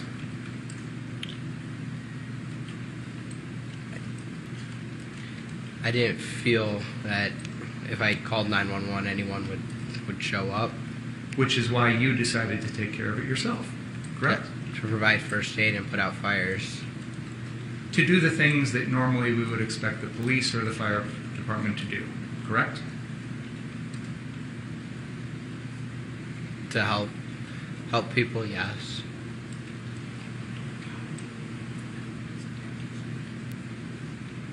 Could you please move that microphone a little closer so we can make sure we hear everything you're saying? You can adjust it if you need to move it a little closer. Thank you. Let me, if you permit me to interrupt for just a moment. How's the temperature? How many are comfortable the way things are? Okay, I won't even ask the other side. There. See you ice cubes? There's nothing to worry about. It must be blowing differently here. Go ahead, Mr. You came to Kenosha that night armed with the AR-15 and no other ways to physically defend yourself, correct? I had an AR-15, yes. Other than that, you had no other weapons or devices that you could use to defend yourself that night, correct? Yes. There's an interview in which you say you're not carrying anything non-lethal. Do you recall that? I do. You indicated in response to one of your attorney's questions that there was no friction with the protesters that night. Did I understand you correctly? By friction, you mean? Well, I'm using your words, sir. I heard you say, in response to your attorney's question, that there was no friction with the protesters that night. Did I hear you correctly? Yes. And you're describing what you observed when you were at the 59th Street car source. Fair enough? Yes. So, based on your several hours at that location, it seemed to you as though the crowd of, however you want to describe them, they've been called rioters, protesters, demonstrators, and you, things were fine. No tension, no friction, no nothing. Fair to say? For the most part, other than Mr. Rosenbaum, He was the only one that threatened, yes. that you saw. Yes. Can we please play exhibit number 18 at the 1 hour and 22 second and 22 minute and 14 second mark?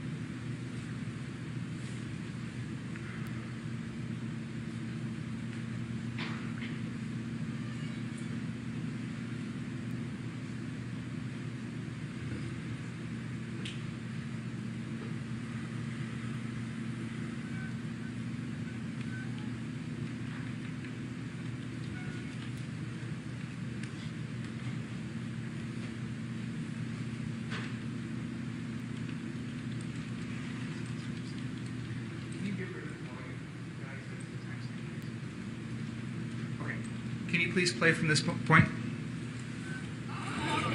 And militia are up there. Yeah, we got a fire. Where? Oh, dumpster fire? Yeah, just a dumpster fire.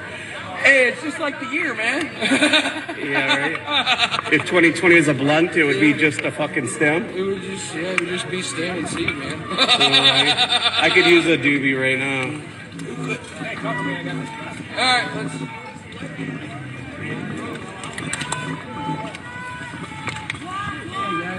Morning. How's it going? You guys want to fuck around and find out? Hey. You want Reel in. That's what's up. Reel in. Don't cause problems when there's none here.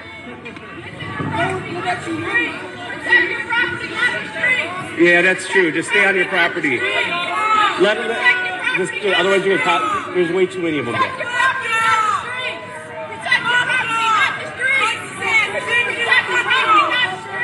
I have to agree with her.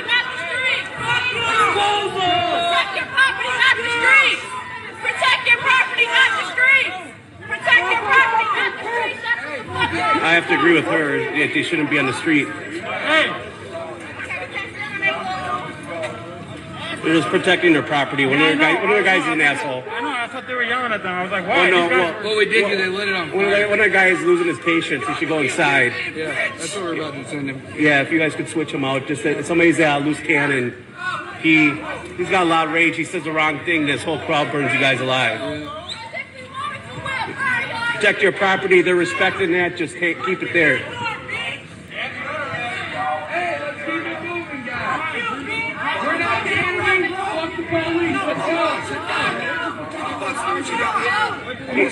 Dude, he's just trying to protect his property.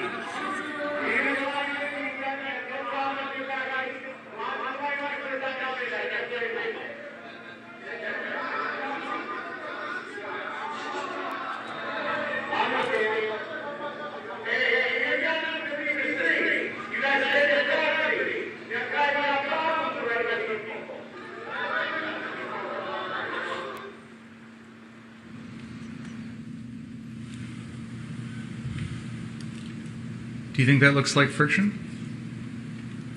A little bit. And you witnessed that, didn't you? I didn't witness what Mr.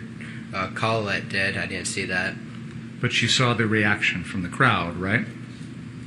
Yeah, a little bit. I wasn't really paying much attention to that. Would you agree with me that it seems that the crowd was reacting to members of your group going out in the street and trying to interfere with what was going on off your property? I don't think they were happy about it. And in fact, Kriston Harris, who made this video, specifically told you to stay on your property and not go out on the street and try and put out fires or interfere with any of that stuff. Just protect your property. Isn't that what he told you? I believe so. I was just going to grab the garbage can, the dumpster that belonged to the car source that was on the car source property. This is before you headed south towards the 63rd Street car source, right? Yes. This is before you decided to go down there with a fire extinguisher, correct? Yes. This is before you shot Mr. Rosenbaum, Mr. Huber, Mr. Grosskreutz, and at the person that was jumping over you, correct? Yes. So you knew that this was a crowd that would not react very favorably to you going out there and trying to put out fires or interfere with any of that stuff. You knew that, didn't you? I didn't. Even after that incident, you still didn't have any idea that this is a crowd that's not going to take it very well. It seems like they were more mad at the part of him screaming what he screamed after, not putting out the fire. That's what it seemed like to me. And he screams to them, "Fuck around and find out," right? That's what he screamed to them. After they had just tried to light a dumpster on fire, right? Yes. So what did you interpret that to mean? I don't know. I didn't witness in the time. I just grabbed the dumpster a minute after and tried to pull it onto the property. Because it seems to me he's saying, you light stuff on fire, and I'm going to use my gun. Your Honor, that's a total I'll withdraw the question. Doesn't matter what it seems to you. Your Honor, Mayor. I guess need not ask the questions and then withdraw them. Yeah, it doesn't matter what it seems to you. You can ask your questions. That's fine. Go ahead.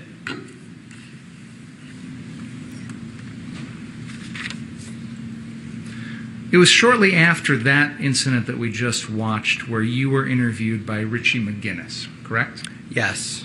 And you said you've never heard of him, never dealt with him before this night? I have not. Okay.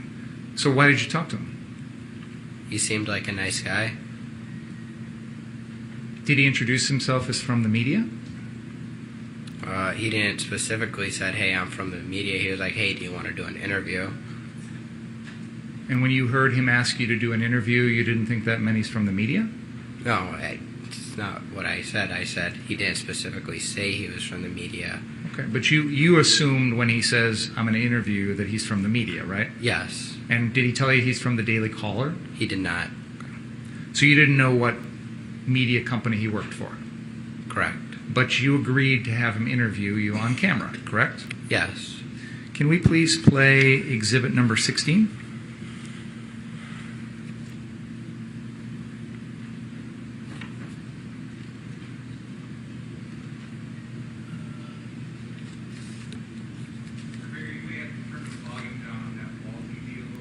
That one up there?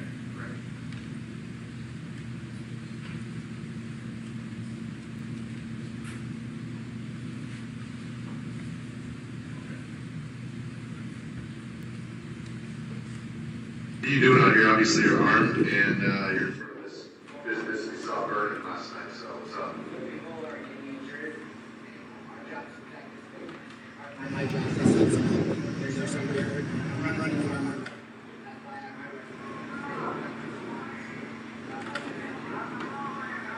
And what about these other folks? Obviously, there's some other people who are armed as well. Gotcha. And then what about these guys up on the roof? Gotcha. Understood. In that video, you indicate that you have your AR-15 to protect yourself, correct? Yes. And you indicate that you're going to run out there and treat anyone who needs medical help, correct? Yes. Were you going to bring the gun along when you did that? Yes. To defend yourself while you're treating someone? If I needed to defend myself while treating somebody, yes. If you didn't think there was friction with the crowd, and you're out there trying to help, why did you expect there'd be any danger? From the previous nights when I saw people being assaulted. Were they medics being assaulted? I don't know who they were. I know one of them was just trying to put out a fire at his business. So you saw someone put out who was trying to put out a fire who got assaulted? Yes. But if you're going to help people, why would you expect anyone would try and hurt you? I don't know. Somebody did try to hurt me, and I was helping people. Well, you're talking about later on. Yes. Okay, but at this moment in time, this is before the shootings.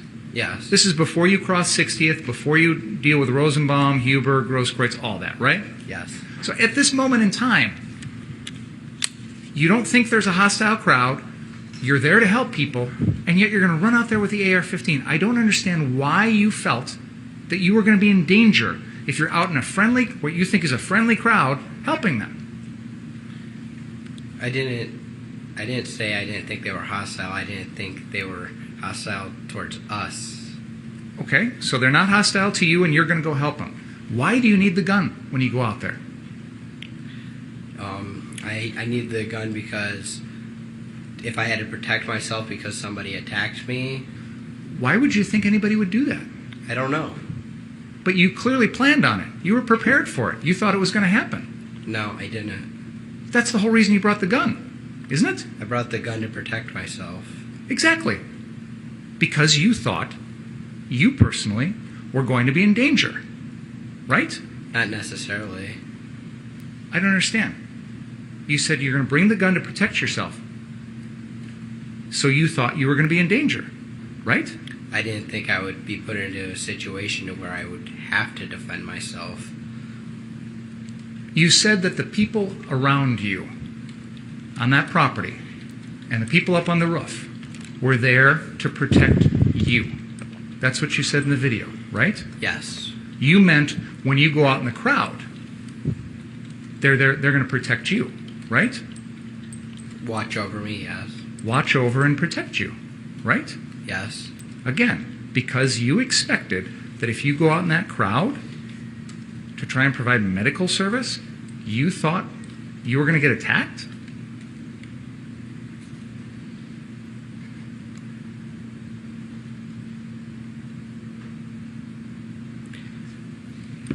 They were to watch me.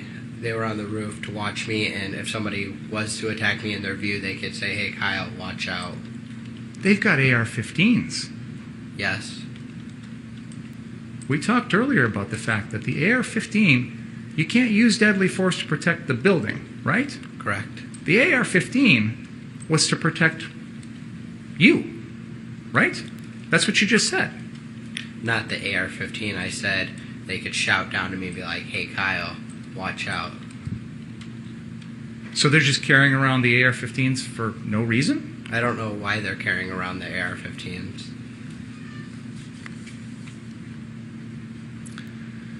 Can we play exhibit? This is the end. At the end of this video is where you invite Mr. McGinnis to follow you and Ryan Balch, correct? Yes. And you invited him to do that because you want, I think you said when your attorney was asking you questions, that you wanted him to film you while you were out in the crowd doing your thing. Fair? I said it was okay for him to film me. Let's play exhibit 17, please.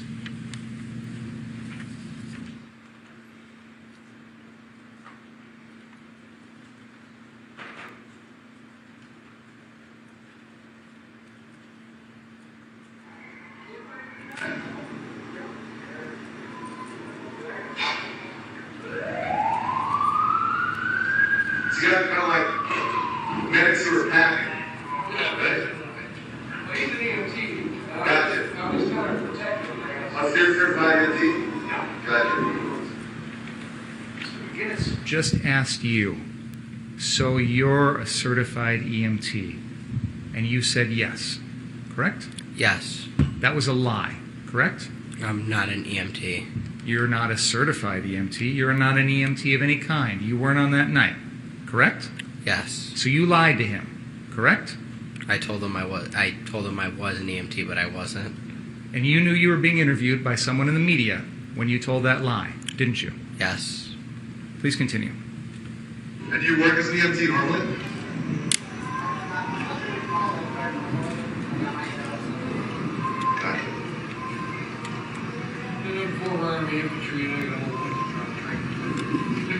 Thank you for your service. I appreciate your service.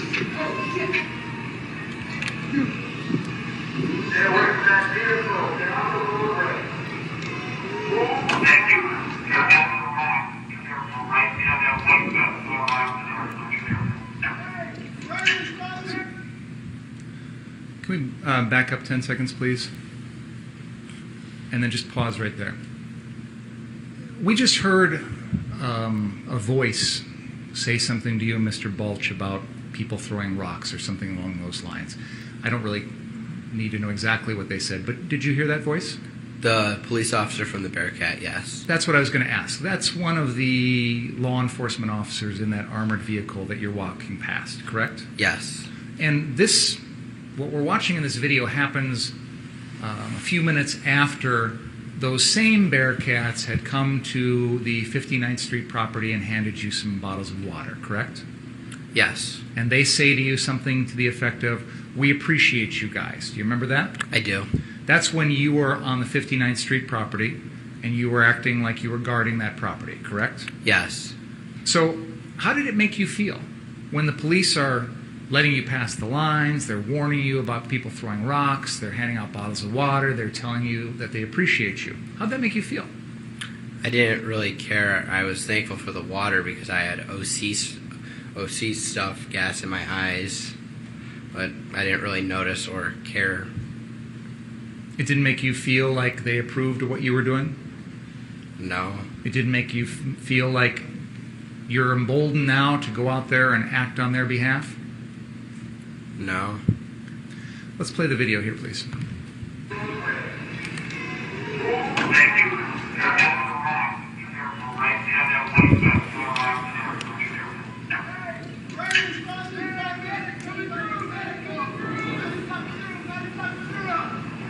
Pause.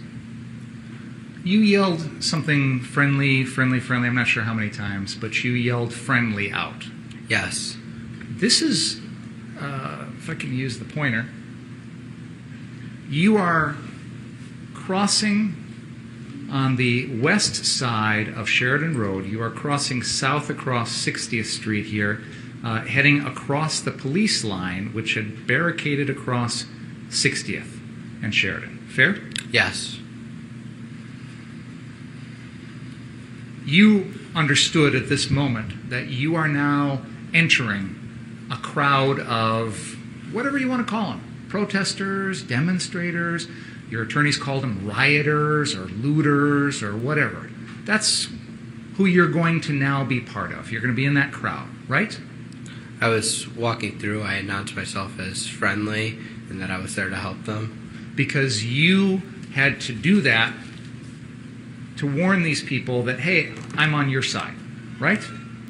I told them that I was friendly. Because if you didn't say that, you were worried they would see you as hostile. Correct? Can you re-ask your question? Sure. I'm trying to Absolutely. understand.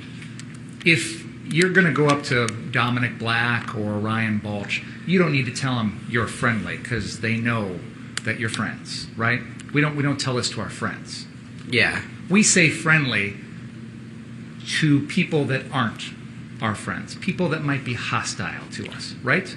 Yeah, I said it to them because they were throwing rocks at me, and when I told them I was friendly, they stopped throwing rocks at us. And to be accurate, they were throwing at the Bearcats, not at you. Yeah. One of them hit one of the armored vehicles and bounced off towards you and Mr. Balch, right? Yeah. It didn't do any damage to that armored vehicle, did it? Not that I'm aware of. I mean, can you imagine trying to harm an armored vehicle with a rock? That's pretty hard to do, right? Yeah. But no one was throwing rocks at you, but you were kind of in the ricochet line of fire. It's fair to say? Yeah. So you wanted to let these people know that, hey, I might look like I'm on the other side, but I'm really friendly. Fair? I wasn't on any side, but I didn't say that. I said that you might appear to them. I mean, that was what you were worried about, right? When you said friendly? And I notice you looking over at your attorney a lot. Can you... I'm trying to ask you. When you are doing this... He's looking directly at Mr. Binger, and I'm behind him. He accused Mr. Rittenhouse of looking at his attorney. Does he want him to look at the ceiling? I'll continue, Your Honor. You, at this very moment, announced yourself as friendly because you were worried that the people on the other side of that street would see you as hostile. Fair? I can't tell you how I think they would see me, but I just told them I was friendly.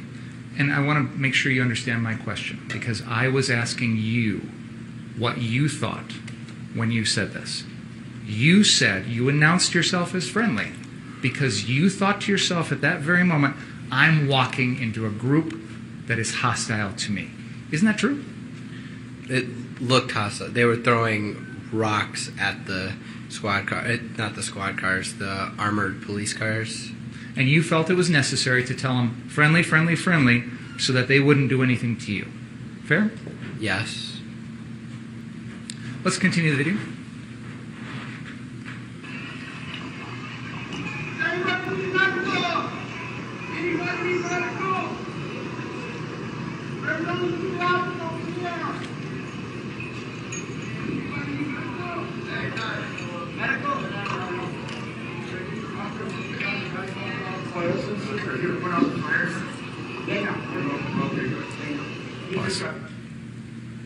There's a person that comes up to you carrying a skateboard. Do you see that? I do.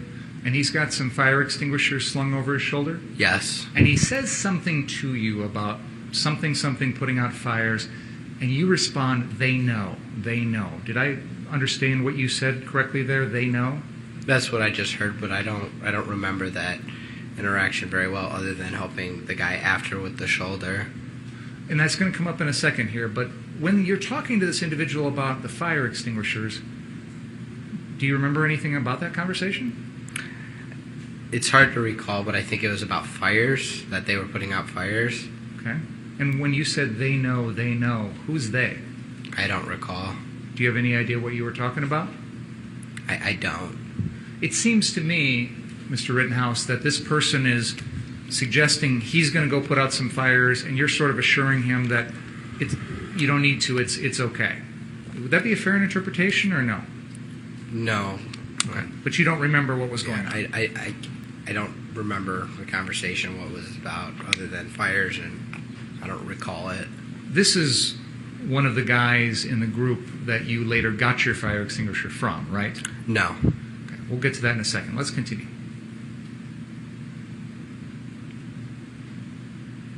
Brian, can you continue? You good?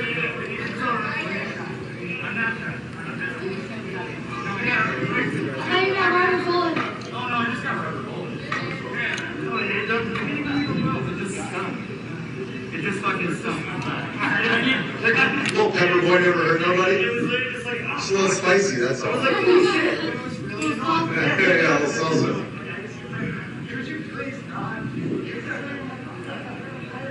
Does anybody need medical?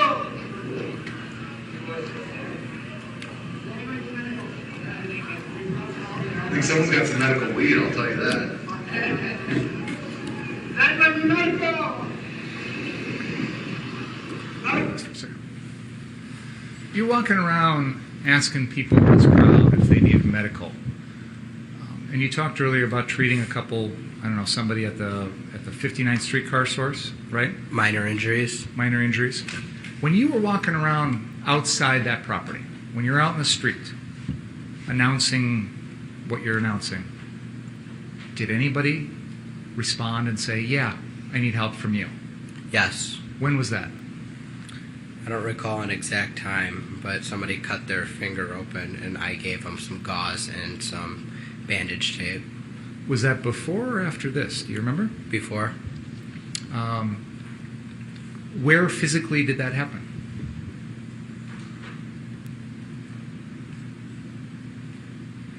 I don't recall.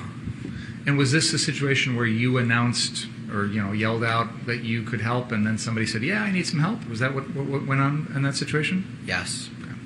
As you're walking along here, from this point until the end, until you shoot Rosenbaum and Huber and Grosskreutz, no one in this crowd ever says to you, "Yeah, I do need medical. Come over and help me." Correct? Yes. That's correct? Yes. Okay. Let's continue.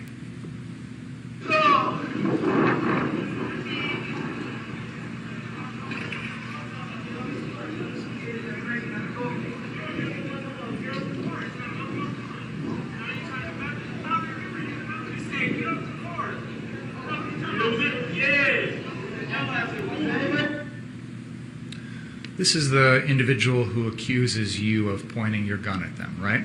Yes. And he says that you did so when he was on a vehicle, right? Yes. And in fact, he had been at the 59th Street Car Source location, climbing on, sitting on, jumping on one of the vehicles in that lot, hadn't he? Not that I'm aware of. I know I heard Joanne Fiedler testify to that, but I don't remember seeing him at that location. But he accuses you of that here. He does. And you tell him, basically, "Yeah, I did point the gun at you," right? I shrugged it off and said, "Yeah, I did," sarcastically, meaning I didn't, but I just didn't want a confrontation, so I was like, "I did," and walked away. Why did you lie to him? I didn't lie to him. I was using sarcasm. The words you said, "Yeah, I did," those weren't true, were they? Your Honor, this is ridiculous. We're now fighting over sarcasm. This is a murder trial. This is sarcasm. He says it's a lie. He's entitled to examine on it. Go ahead. When you told that individual, "Yeah, I did point a gun at you," that wasn't true, was it? I didn't point a gun at him. So why did you react to him that way in that particular moment? I thought that would be the best way to avoid conflict. I just said, "Yeah, I did," sarcastically, like, I don't know what you're talking about.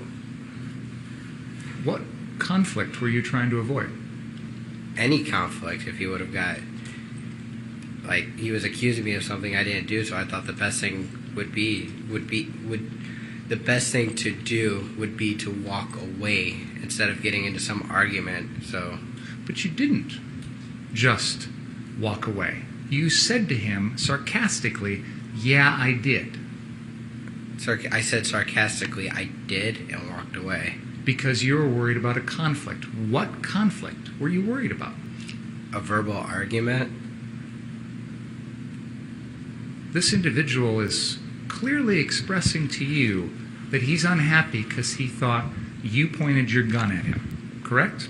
Yes. And you can understand why someone would be upset when you point an AR-15 at them, correct? Yes. You knew that even before this, right? Yes. In fact, back at the 59th Street Car Source, that crowd that you've described as not having any friction, many in that crowd got upset because they thought people in your group were pointing their laser pointers at them. Do you remember that? I saw it in the videos, but I don't know what other people were doing. I'm not saying anybody actually was. I'm saying the crowd was upset, and you knew that. You heard them complaining, correct? Watching the videos, yes. And even at that time, that night, you heard the crowd upset because they thought members of your group were pointing their laser pointers at them. Do you remember that from that night? Sorta, yes or no. I remember Ryan Balch saying something like telling the people to stop pointing their lasers at people or something. I don't really remember that. Ryan Balch was telling the people in your group to stop doing that. The people on the roof who were part of your group, right? That were there, yes. So you know when we're talking about laser pointers, we're talking about the sight at the end of some guns that helps, almost like this, right? If somebody does this at me, that could be someone pointing a gun, correct? It could be seen as that. And that's what the crowd was complaining about, right? Yeah. So you knew from that crowd incident, and you certainly knew from this incident, that when people have guns pointed at them, it can really escalate the situation. Correct? Yeah, I don't think anybody had lasers on their guns. I think. Yeah, but let's go back to your group at 59th Street, because you actually didn't know any of those people other than Dominic and Nick Smith, right? Yes. You had just met Ryan Balch for the first time 3 or 4 hours before this video, right? Yeah. You had just met Jason Lakowski for the first time, just actually only a few minutes before this, right? Because he didn't get in until 10:45. Correct. So at this point in the video, I don't know, this is probably about 11:30 or so at night? I met him about 35 minutes prior to that. And probably had only spent, what, 10, 15 minutes at all in the same location as Jason Lakowski before you walk south? Yes. So, again, Jason Lakowski was someone you'd never met before that night. Correct. And you barely spent any time with him that night. Correct? Correct. And, of course, the people up on the roof, other than Dominic Black and Nick Smith, you didn't know any of them before that night either. Correct? I knew Dominic Black and Nick Smith, but the people on... I misspoke their names. Sorry. Dominic Black and Nick Smith. I knew those are the two people I knew on the roof. Other than that, you didn't know anyone else before this night. Fair? Correct. Okay. Now, when this little interaction that we've just watched happens, you're still walking with Ryan Balch, aren't you? I'm not. I thought I was at the time, but seeing hindsight view, I'm not. When you decided to cross 60th with Ryan Balch, you two talked about the fact that if you get separated, to go back to the 59th Street car source, right? I don't recall that conversation happening. But you tried to do that, didn't you? I did. Because you felt like if I'm out here by myself, that's not good, I need to head back, right? Yes. And you also talked to Ryan Balch about the fact that when you get out into this crowd, keep your mouth shut. Don't antagonize them. Didn't Ryan talk to you about that? No, we didn't talk about that. So at this very moment, you're telling us you've lost track of Ryan Balch. A little bit ahead, but around that time, yes. Let's continue the video.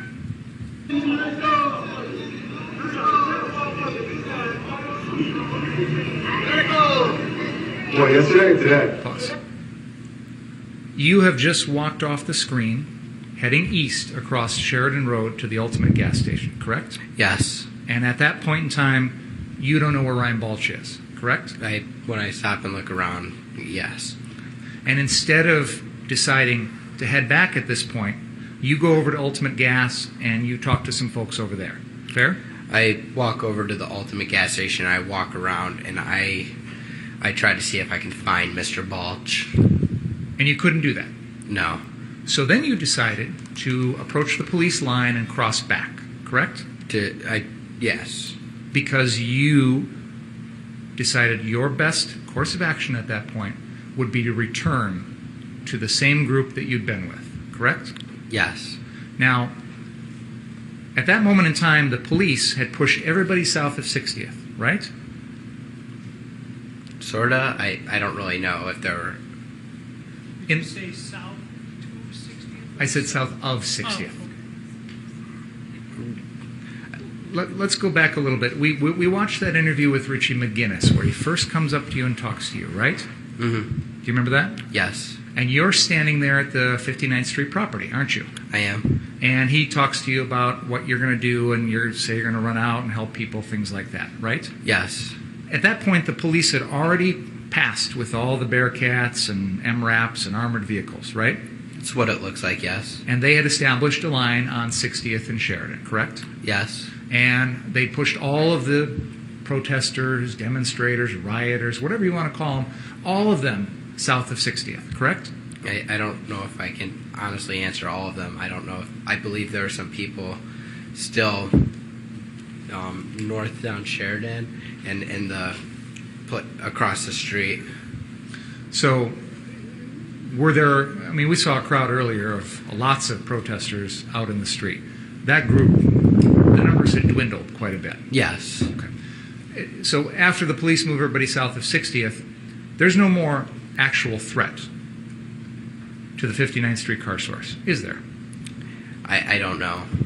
Well, at that moment in time, what imminent threats did you see to the 59th Street car source property? I don't know. Do you remember seeing any protesters out in the street in front of the 59th Street car source after the police pushed everybody south of 60th?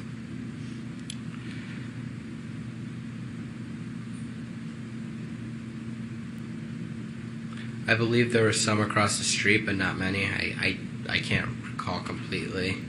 And that was just 2 or 3 people, right? I don't know how many people. None of those people came across the street to the 59th Street car source, did they? I don't know. If they did, I would have walked off by now. So you didn't see them come across the street? I did not. Fair to say that after the police pushed everybody south of 60th, you never saw any people threatening that property, correct? I didn't see anybody. And your goal that night, you took it upon yourself to protect the 59th Street property, correct? The owners asked. Sure. But you were going to station yourself at that property to try and protect it from damage. Fair? The car source locations, yes. And once the police had pushed everybody south of that, there was no more danger. At that car source location, yes. Okay. So, why not go home at that point?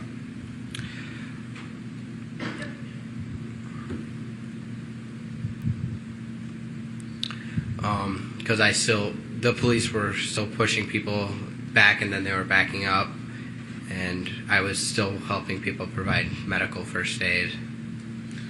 Okay, so the police had established the line at 60th with their Bearcats at that point, right? Yes. And there was no indication that they were going to reverse and back up and move back north again that you saw, correct? No, they did it earlier in the night where they did the same thing. Right, but this is at 11:30, 11:40 at night, and they've established that, the police have established that line, and as far as you can tell, it's going to stay there, right? I don't know.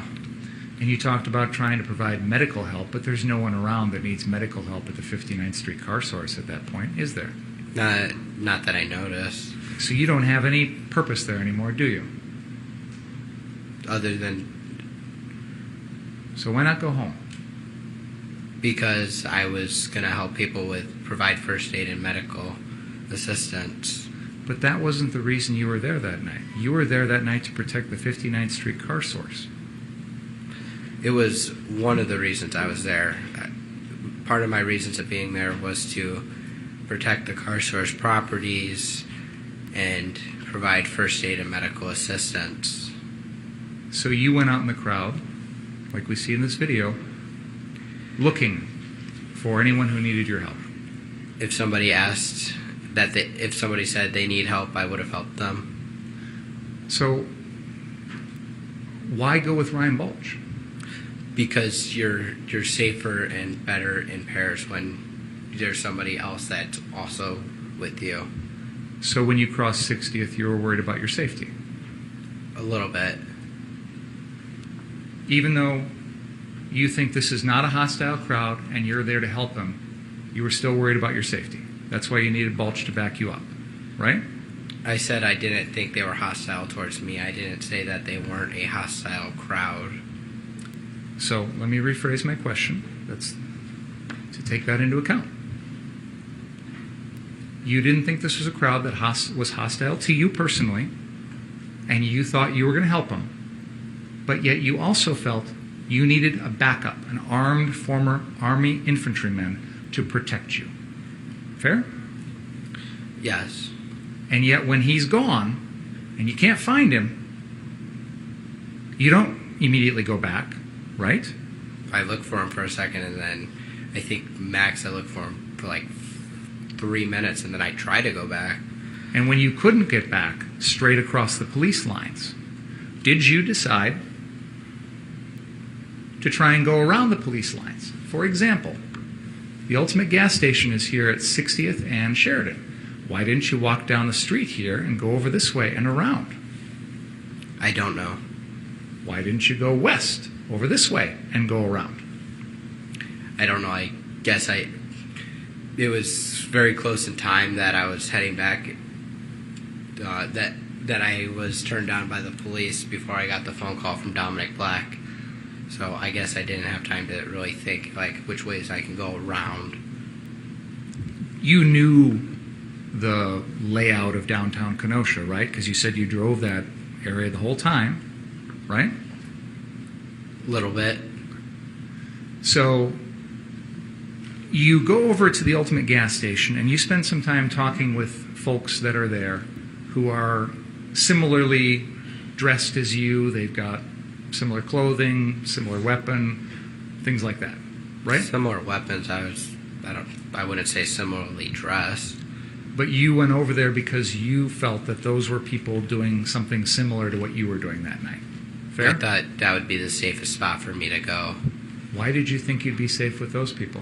Because I was alone, and they were, like I said, you're better in pairs, and I didn't want to be alone in that situation. You didn't want to be alone out here with this crowd that we see on the screen right now. I did not want to be alone with them. You wanted to be with the group at Ultimate Gas that had AR-15s like you, right? I wanted to be back at the car source where there weren't people around. Right, and we've talked about that, but initially you go to Ultimate Gas to look for Ryan, yes. But you also talk to people who have AR-15s just like you, right? I wouldn't say I talked to them. I asked, after the phone call, I asked the guy for a fire extinguisher to come with me.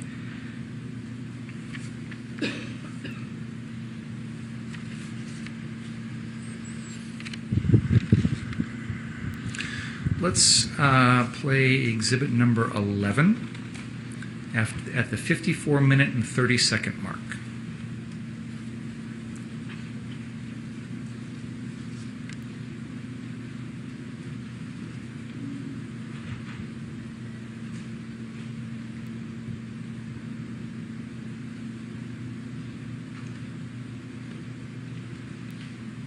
This is the Corey Elijah live stream when he's in the Ultimate Gas lot.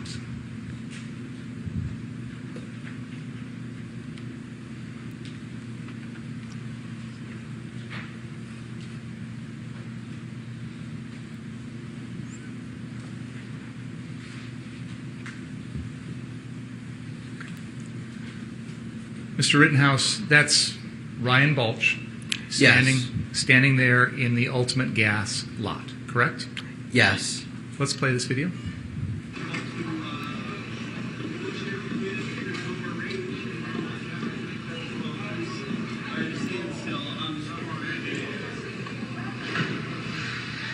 That's the fireworks anyway down there.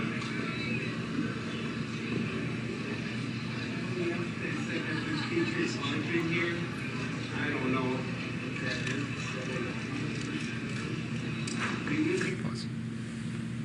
We just saw you run through this video, correct? Yes. I started this video at the 54-minute and 30-second mark. It is now paused at the 54-minute and 56-second mark. So for 26 seconds, Corey Elijah has Ryan Balch on screen, center of this video during that entire time, right? Yes. And you run right past where Corey Elijah is standing, right? Yes. And Ryan Balch is loitering there in the middle of the screen for at least 26 seconds, right? That's what it looks like on the screen. And your testimony is you were trying your best to find Ryan Balch at the Ultimate Gas station at this point because you needed him to protect you? I was looking for Ryan Balch, but I didn't notice him as I was running away, not running away, running towards Car Source 3. But for 26 seconds before you start running, he's standing right there, isn't he? Yes, and when he's standing right there, before I run with the fire extinguisher, I'm over here on the phone with Dominic Black. How long was your phone call with Dominic Black? About 30 seconds. Okay, so before that, you'd been looking for Ryan Balch? Before that, I tried to get back to the car source lot number 1. And you'd also been looking for Ryan Balch. Seeing if I could see him in the crowd of people. Because you wanted a partner, a buddy, to protect you. To protect each other, yes. And in fact, when you borrowed that fire extinguisher, you asked someone in that group to come along with you, right? Yes. Because you wanted someone there to protect you when you go down and put out what you think are some fires, right? Yes. Because you know that you're running into a crowd that is not friendly to you, right? No. That's why you had to say the word friendly, friendly, friendly, because you knew this was a crowd that would not see you as friendly, correct? I screamed friendly, friendly, friendly because somebody screamed burn inside. I'm talking about when you crossed 60th. You yelled it then. At that time, yes, but... And no one in the crowd is yelling burn inside or anything along those lines, are they? Not at that time. And you also wanted someone from that group to come along with you when you're going to go down and put out a fire, because you knew full well that anyone running around like you putting fires out is going to cause a reaction in the crowd, a hostile reaction, correct? I didn't think it would cause a negative reaction. I wanted somebody to come with me because you're better in pairs, and I thought there were other people at that car source before I got there.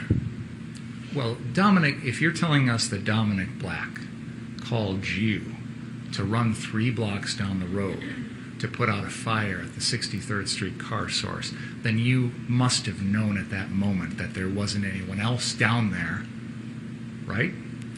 Why would you need to go if somebody's already down there? Mr. Black said to me on the phone, hey, they're setting fires at the other car source. I need you to get down there and put out the fires.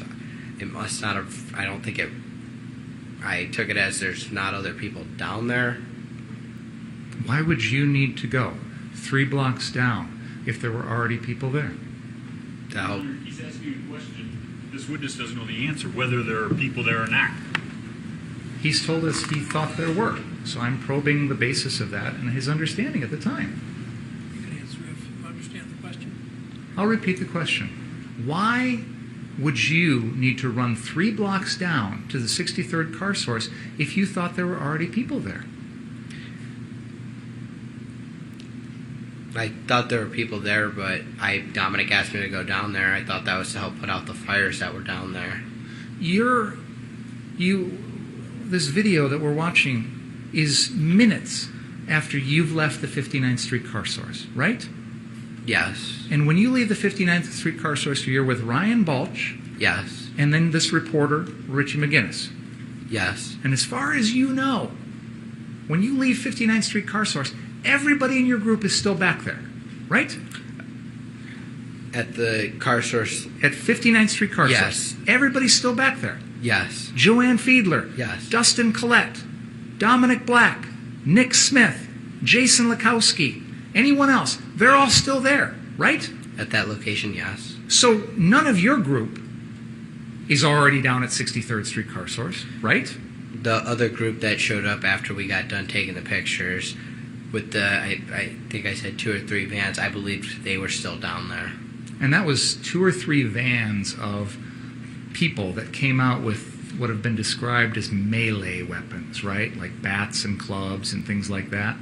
Do you recall that? First of all, do you recall that testimony? I do. Do you remember seeing those 2 or 3 vans come to that location? I do. Do you remember seeing people get out of those vans? Yes. I saw, I think there were 6 people in total. And you saw them with weapons? I saw them with rifles. I don't think I remember melee weapons. They were armed, correct? Yes. And you believed that they were going to be the ones protecting the 63rd Street car source, correct? Yes. So at this point in time in the evening, had anybody told you that those folks had left the 63rd Street car source? No. So when you're running with this fire extinguisher, you think there's already a group that's designated to that spot that's still down there, right? Yes. So again, why do you feel that you needed to run 3 blocks down there with a fire extinguisher if you thought there were already people down there protecting that property? Because Dominic called me and asked me to go help put out the fires down there. And in that phone call, Dominic never told you that any of the members of the 59th Street group that you were part of, he never said any of them were down there at 63rd, right? Yes. And he never told you that the group that was supposed to be down there, he never told you anything about them, whether they were there or not there. He never mentioned that. Fair? It didn't come up. And you asked the people that you got the fire extinguisher from to come with you, right? Yes. You were looking for Ryan Balch for backup, right? I was looking around for him, yes. You had already tried to go back to the 59th Street location, right? Yes. And all of those failed. Yes. So then you decide to take it upon yourself to head down to 63rd Street to put out fires. Fair? I wouldn't say that. I would say I went to go put out the fires that I was there to do. When I say protect the property, I mean by put out fires. So I went to go put out the fires. I just believe there were people there. And you brought your AR-15 along? Yes. Why?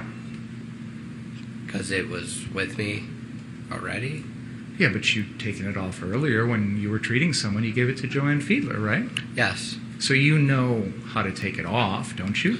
Yes. And you can make a choice on your own whether or not to go armed with it or whether to give it to the person who is the lawful owner of it on that date, Dominic Black. Correct? I didn't take my rifle off there because there was nobody I could hand it to. And when I took it off to hand it to Joanne Fiedler, I was in a safe spot in that corner of the building where there were people protecting me at that time right there. When I went to go to the car source number 3 to put out the fires, there was nobody I could hand my rifle to that could protect me while I'm providing first aid to somebody. But you still knew you had it. My rifle, yes. You still knew you had it strapped around your body. Yes. And you made a conscious decision to bring it along, right? Yes. Why?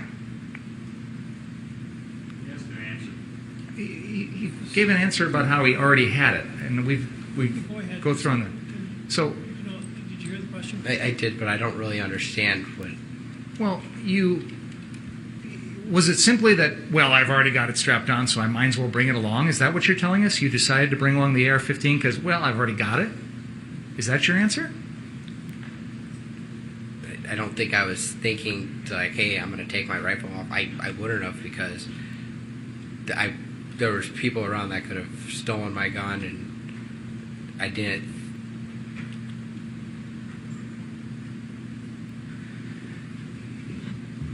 I didn't take my rifle off because I was going there alone. I was going to be running there alone, and I didn't take it off because no one else was there to protect me as I was going there, so that's why I brought it. For protection? Yes. You brought it along down there because you felt like you would need to protect yourself against someone else harming you, correct? If that would have happened, I would have protected myself, but I didn't think I was going to be attacked and ambushed. But you just said you had it for protection. What were you expecting you would need protection from? I thought we had covered much of this before. I'm specifically focusing in on the time period where he is heading down to the 63rd Street car source. I have not asked him about this yet, Your Honor. Well, go ahead, but you need to pick up the pace somewhat. When you decided to bring your AR-15 loaded with 30 rounds down to the 63rd Street car source location, what did you think you needed protection against? I didn't really think I was going to have to protect myself. You told us just now you brought it along for protection. I did, but I didn't think I was going to need to protect myself. You brought it along for protection, but you didn't think you needed protection? That's not what he said. Objection. I'm trying to clarify the two different answers that I think he just gave, Your Honor. Well, go ahead. Can you? Do you understand the question? Not really. I asked you why you brought the gun. You said you needed it for protection. I said, Protection against what? You said you didn't think you needed protection. I'm confused. Can you help me understand why you're telling us you needed a gun for protection, but you didn't think you needed protection? I brought the gun for my protection, but what I was saying is I didn't think I would have to use the gun and end up defending myself. So you, in this video, are running. Yes. You run across the screen. Yes? Yes. And then I think you testified on direct that as you made it down the block, I don't remember exactly how you phrased it, but you stopped running and you walked for a little while. Is that right? I jogged and walked occasionally. Carrying the fire extinguisher and your gun. Yes. And you're alone at that point with no backup, right? Yes. And you testified that when you got down to the 63rd Street car source, you indicated that you came upon that vehicle we've been calling the Duramax. You know what vehicle I'm talking about? I do. And you indicated that when you got there, you walked around that vehicle and you saw a person that you now know to be Joshua Zeminski. Is that right? I walked up to the Duramax. Yes. You didn't know Joshua Zeminski's name at that point, correct? No. You hadn't taken any notice of him at all up until that moment, all night long. Fair? Fair. This is the first time that you see that this is a person that comes to your attention. Fair? Yes. And you said he had a gun in his hand. Yes. And you put the fire extinguisher down on the ground. I dropped the fire extinguisher. And then you hear or see Mr. Rosenbaum coming from behind you. When I get to the Duramax, I step forward, and then Mr. Zeminski turns towards me, and he steps towards me. I drop the fire extinguisher, step back, and that's when I see... I go to run back towards 59th Street. And Mr. Rosenbaum is coming. And then that's when I notice Mr. Rosenbaum running at me, leaving me with no other... Right, Mr. Zeminski in front of me with the gun. Mrs. Zeminski right there, a couple feet away, and then some other people there. And then the chase happens. Is that Yes. fair to say? Yes. Have you told us everything that you did when that situation just happened at the Duramax? Yes. Can we play the iPad, please? The iPad with the drone video. This is exhibit number 73. I don't know if what are you guys going to do?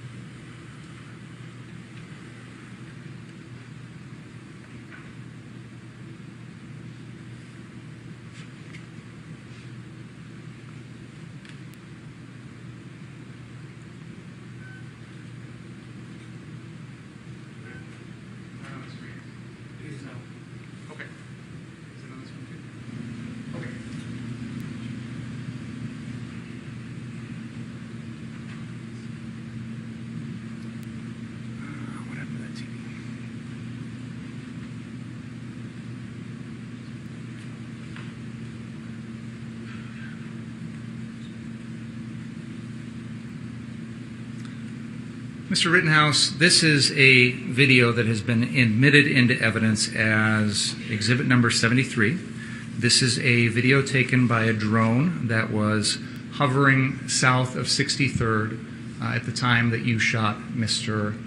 Rosenbaum. We're going to play the beginning of this video on the iPad, and I'm going to have Detective Howard use the pinch and zoom feature on the iPad to zoom in on the area. Your Honor, I'm going to object to this, and I'd like to be heard outside the presence of the jury. What do you think? Perfect time for a break, don't you think? Let's take a break. Please don't talk about the case during the break. Read, watch, or listen to any account of the trial.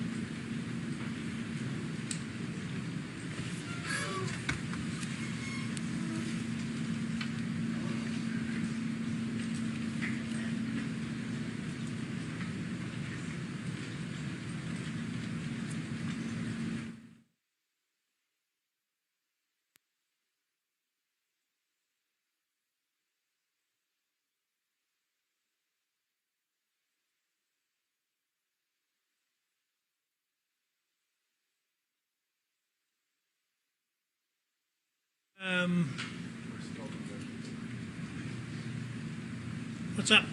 Your Honor, What, excuse me, what? I think they went upstairs, though. Go ahead. Your Honor, I don't know what the state's going to do next, but I suspect that it's something along the lines of they're going to use the iPad, and Mr. Binger was talking about pinching the screen. iPads, which are made by Apple, have artificial intelligence in them that allow things to be viewed through 3 dimensions and logarithms. Logarithms, I don't understand it all either. And it uses artificial intelligence or their logarithms to create what they believe is happening. So this isn't actually enhanced video. This is Apple's iPad programming creating what it thinks is there, not what necessarily is there. And I don't know what's going to happen, but we had this video enhanced. We have testimony regarding it, and this is one of the topics that came up. I asked my expert. I said, do you know of anything that does something like that? Because that was when Detective Antaramian testified about pinching his telephone.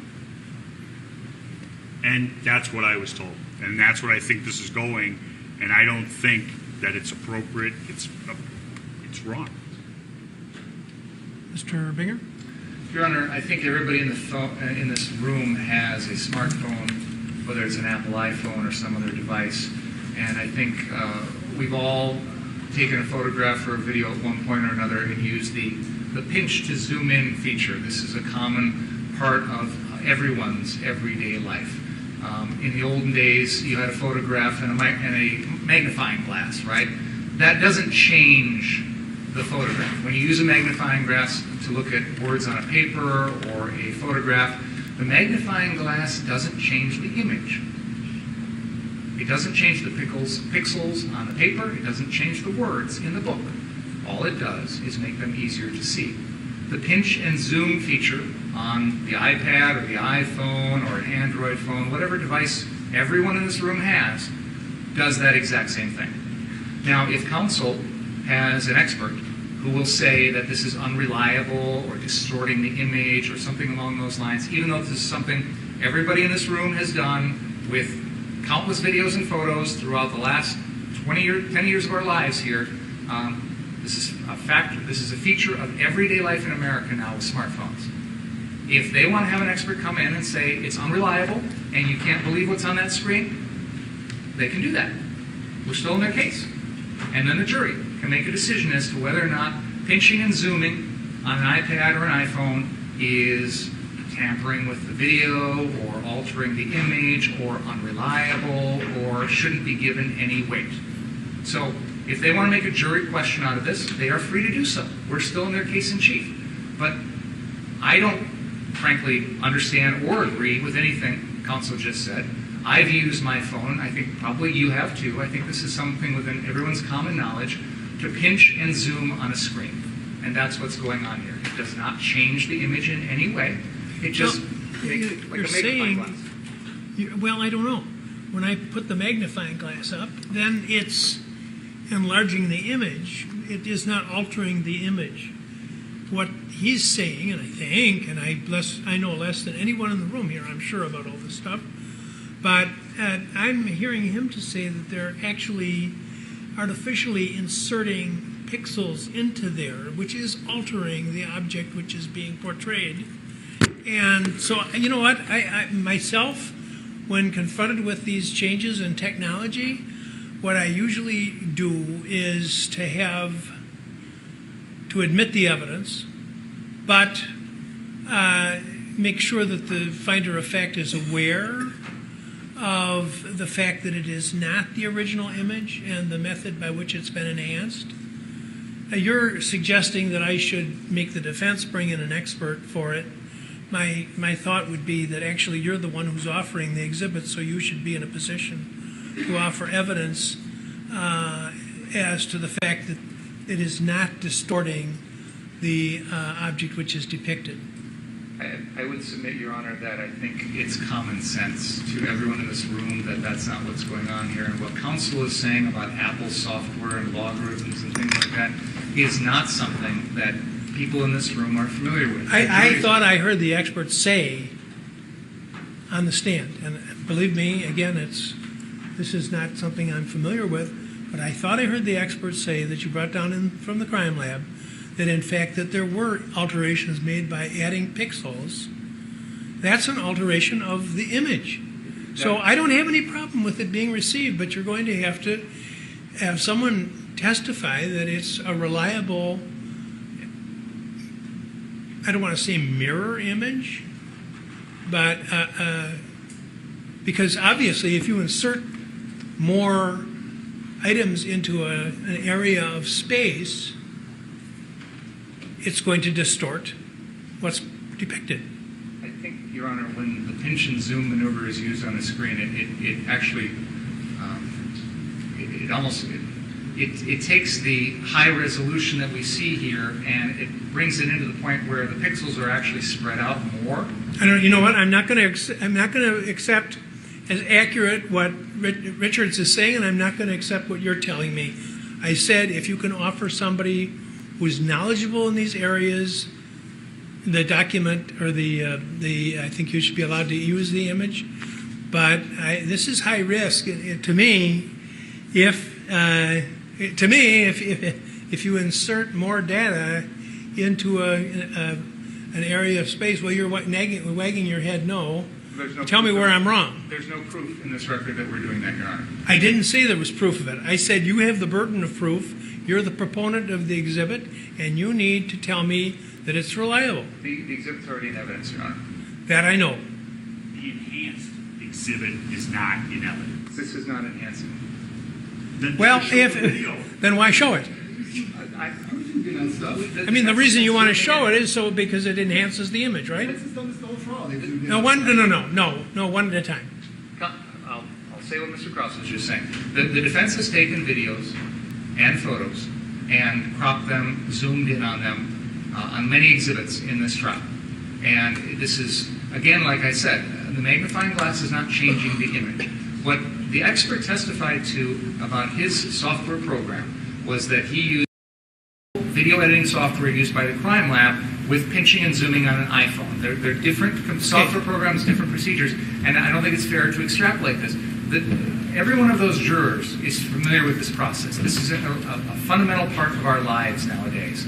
It's much like 100 years ago people used magnifying glasses. This is no different than that. And I think this is common knowledge, and I don't think I need any sort of expertise on this issue. If the defense wants to quibble with it, they have an expert who can offer testimony. But the exhibit's already in evidence. It would be no different than me putting off a photograph of it and then holding up an enlargement. I mean, we had a guy coming yesterday with Walgreens prints. I mean, this is what is done with photographs all the time. There's enlargements done in the lab. It doesn't change the pixels. No.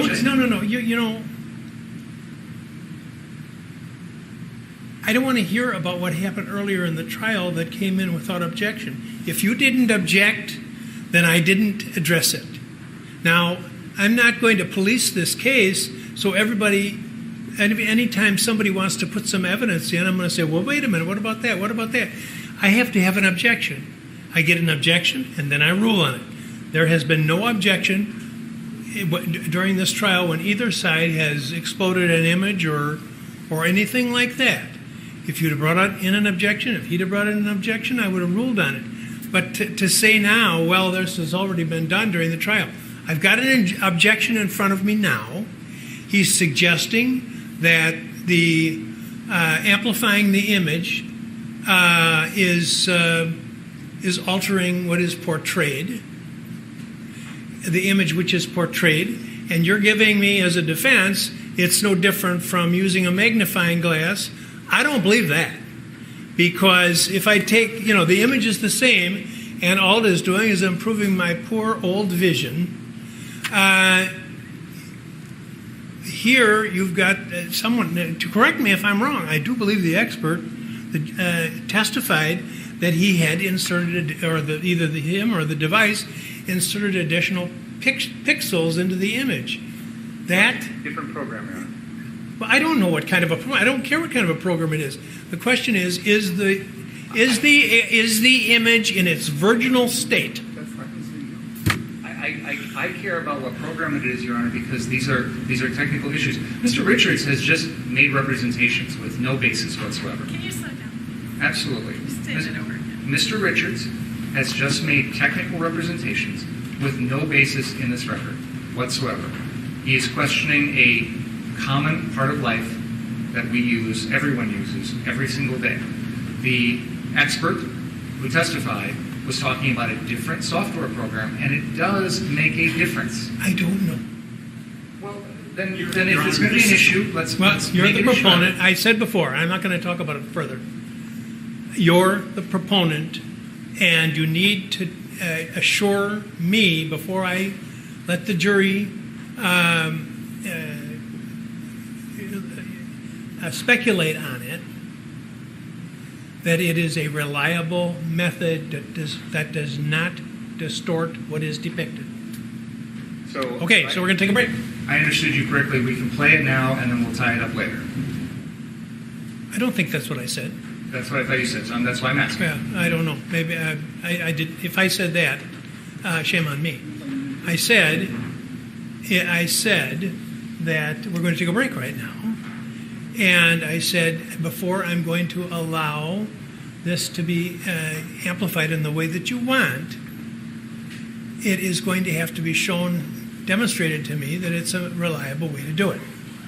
Then we would request an adjournment to do that now. Well, we're not going to adjourn the case now to do that. Well, before I am done with my cross-examination of this witness, I would like to use this video, and I will need some time to make arrangements for what you're asking. So I would ask that before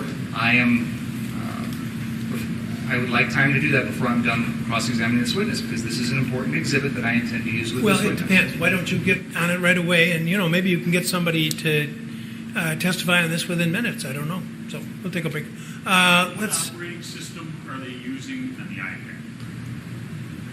We can answer that question. Do you know? Not off the top of my head. Thank you. Well, iPad mark. okay. Let's aim for 3:20 on that clock, which is. Yeah, let's aim for 3:20.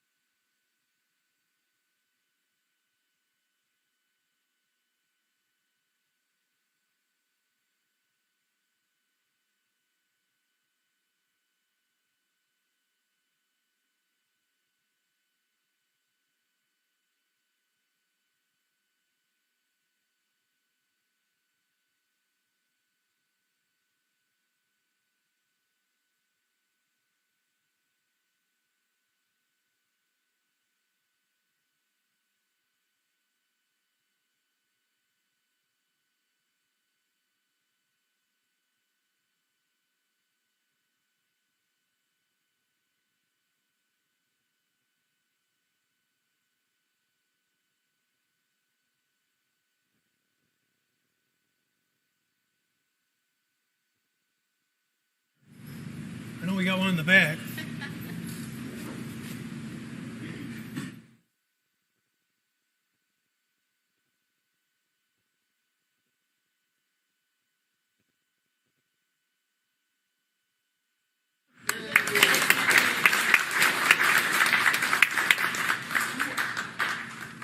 All right, let's get the jury.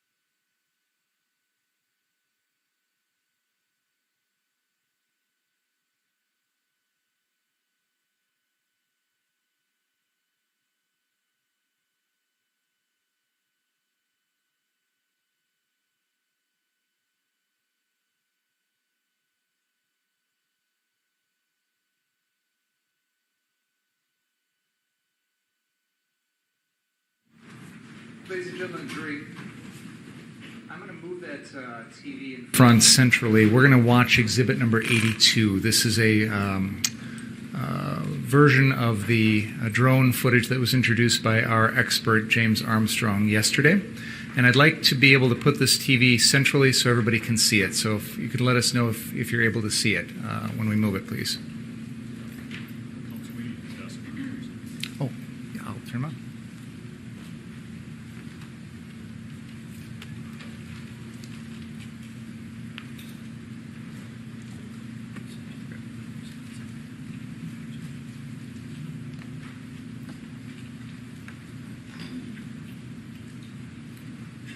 Are all the jurors able to see that okay? Both sides? Okay. Judge, may I use Sister Marciana's point, please? Thank you very much. As we play this video... Use Father McGinnity's As we play this video, ladies and gentlemen of the jury, I would...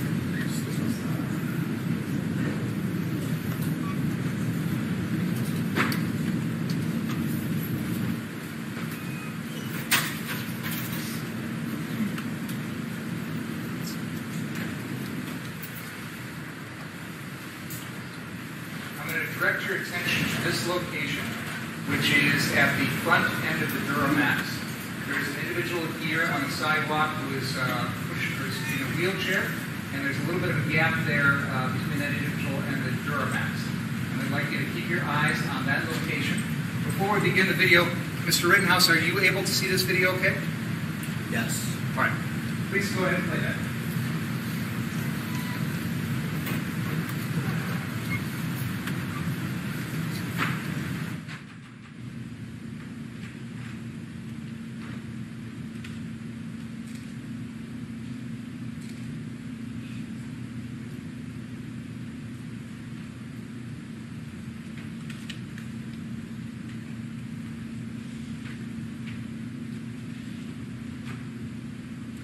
Could we please play that again? I'm going to have you pause at a moment right at the beginning.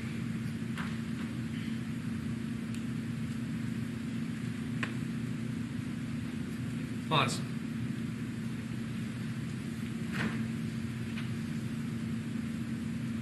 Now, Mr. Rittenhouse, you told us earlier everything that you did when you first got to this location, correct? Yes. What you didn't tell us is that right here on the video, You have your gun raised, don't you? I can't see it. You know what? This is a nice 4K TV. I'm going to turn it a little bit towards you. Move it a little bit back so the jury can see it. Are you able to see that screen okay? I don't think all the jurors can see it now. I want to be able to play it for the defendant to be able to see it up close. I understand. I'm just thinking if perhaps he could take the chair that the officer is in right now. And do you want to go over there as well? Would it be easier, Mr. Rittenhouse, if you came and stood a little closer to that screen? Is that the same definition? Well, you know, and you're using the pointer, so we want to all be looking at the same TV. Okay. Okay. Would it be appropriate for Mr. Rittenhouse to come Sure. stand closer to the TV? As long as he doesn't block the jurors, he and Mr. Richards can go over here. All right, And, let's. I'll move this back. stand right down there if you would, please. Let's go back to the beginning of the video, please. I'm going to tell you when to pause. Don't want to sell it. We can't see. Wow.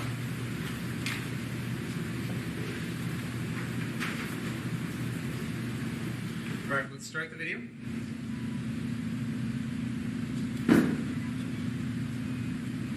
Pause.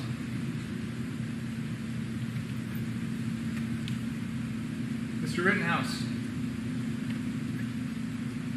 you just came into the screen, put the fire extinguisher down, and now you've got your weapon raised, don't you? Let's play it one more time.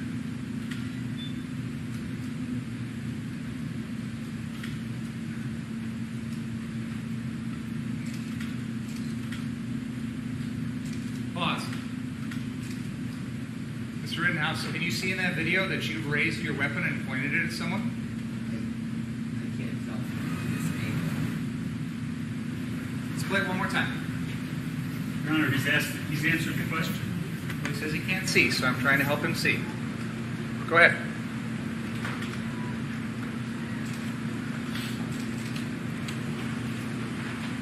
Pause. Pause the video.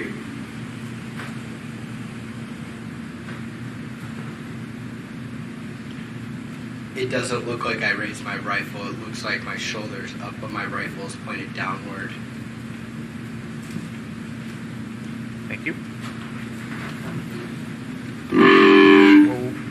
All right.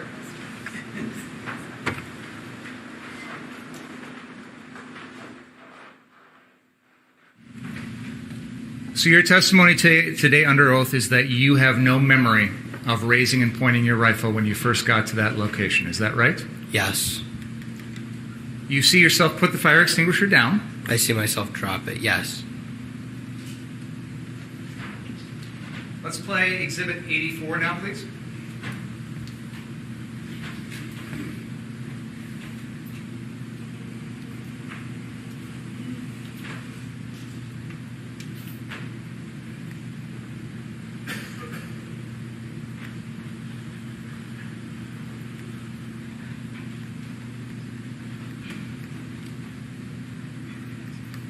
Go ahead and play it.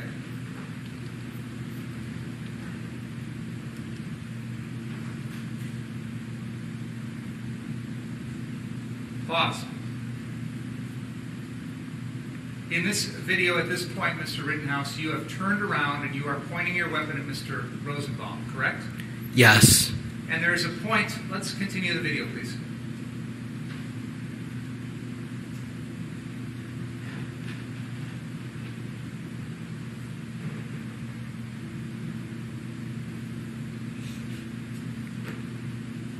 All right, let's pause. Go back and start at the beginning again, please.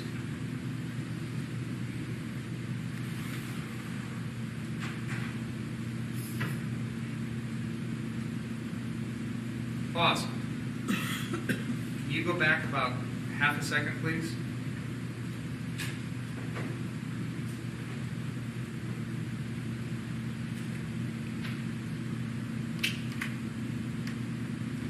Go back just a little bit more, please.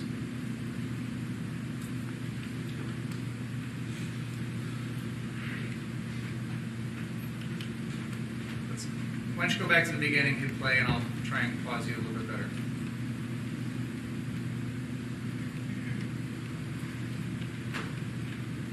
Pause. There's a point where Mr. Rosenbaum is running after you, where he raises his hands and leaps up in the air. Correct? I wouldn't say he leaped in the air. I'd say he continued to run at me. He just threw his hands up. He threw both of his hands up in the air. Right? Yes. And you could see that he was unarmed. Correct? Yes. Please continue the video.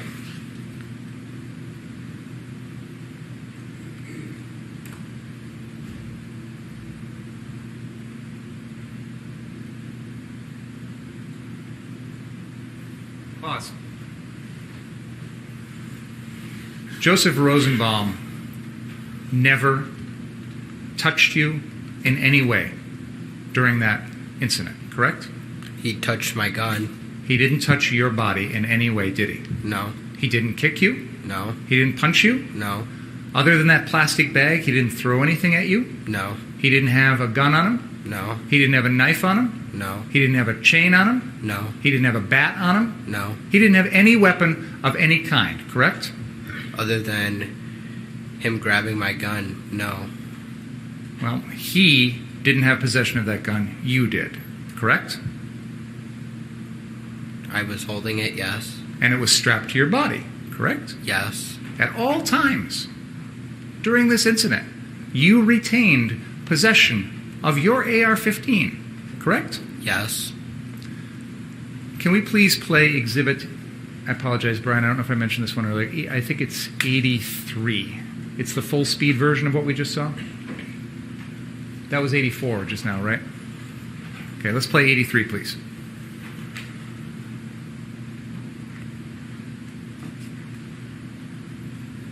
Mr. Rittenhouse, while you're watching this video, I'd like you to tell me if you see Mr. Rosenbaum jump up in the air with his hands up, okay? Okay.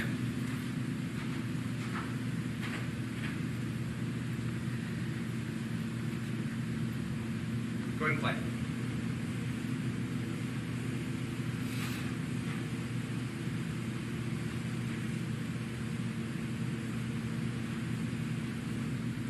All right, pause. Can we go back to the beginning, please?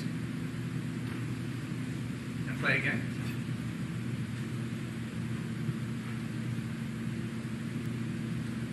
Pause. Right before Mr. Rosenbaum disappears behind that car, did you see him jump up in the air with his hands out? No, I saw him do something like this, like... That was a reaction to you pointing the gun at him, correct? Yes, but he kept running at me, so it didn't deter him. But it slowed him down a little bit. He does this sort of jump with his hands in the air when you're pointing the gun at him, right? No, he continues to gain speed on me. Okay. Now let's play Exhibit 86, please.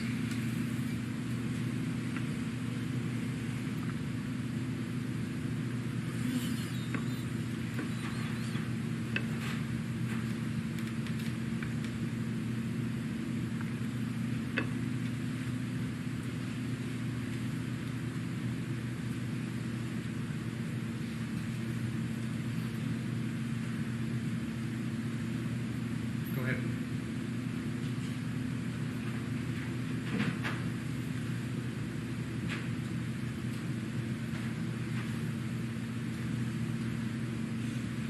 All right, pause it. Did you slow down? Did I? Yeah. I turned around, and I may have slowed down a little bit. It looks like you slowed down before you even turned around. Yes. You've characterized Mr. Rosenbaum as advancing on you, speeding up towards you, but you actually slowed down, didn't you? Because of the people around the cars, yes. But after the shooting, you run around those cars and head back towards the direction you originally wanted to go to, right? Yes. So those people didn't stop that, did they? They weren't there after I shot Mr. Rosenbaum. They scattered after you fired your gun 4 times, didn't they? Yes, they weren't there anymore. And you've heard Dr. Kelly's testimony that the first gunshot from you to Mr. Rosenbaum caused Mr. Rosenbaum to start falling to the ground. Did you hear that testimony? I did. And then you continued to fire 3 more shots into him after that, didn't you? I continued to fire until he was no longer a threat to me. When he's falling to the ground in front of you, he's no longer a threat to you. His pelvis is broken, right? I don't know. But he's fallen to the ground, isn't he? I saw him lunging towards my gun, and I remember his hand on the barrel of my gun. Because he was trying to push it out of the way so you wouldn't shoot him. Sustained. What was the risk to you of death or great bodily harm at the moment you killed Joseph Rosenbaum? If I would have let Mr. Rosenbaum take my firearm from me, he would have used it and killed me with it and probably killed more people if I would have let him get my gun. Mr. Rosenbaum never said anything to you about taking your gun, did he? He didn't say anything, but he tried to take my gun. And whoever's got that gun is a threat to everyone else? If he would have taken my gun, he would have used it against me. Let's break that down. First of all, you had already prevented him from taking your gun by running away and doing that little dip and dodge that Mr. McGinnis talked about, right? He was still coming after my gun. But you could have kept running. You could have turned back around like you did, couldn't you? No, I couldn't have. You have the gun strapped to your body at this moment, correct? Yes. The strap is designed to keep that on your body so it doesn't come off, correct? To help retain it, yes. And you have both hands on the gun, correct? Yes. And Mr. Rosenbaum has never said anything at all about wanting your gun. You never heard him say anything about that, correct? I haven't. You never said anything. He never said anything to you about using that gun at all, correct? I don't know what Mr. Rosenbaum was thinking when he tried to grab my gun. You just assumed that he was going to use it, that he was going to try and take it from you, first of all, and then you assumed he was going to try and use it on you.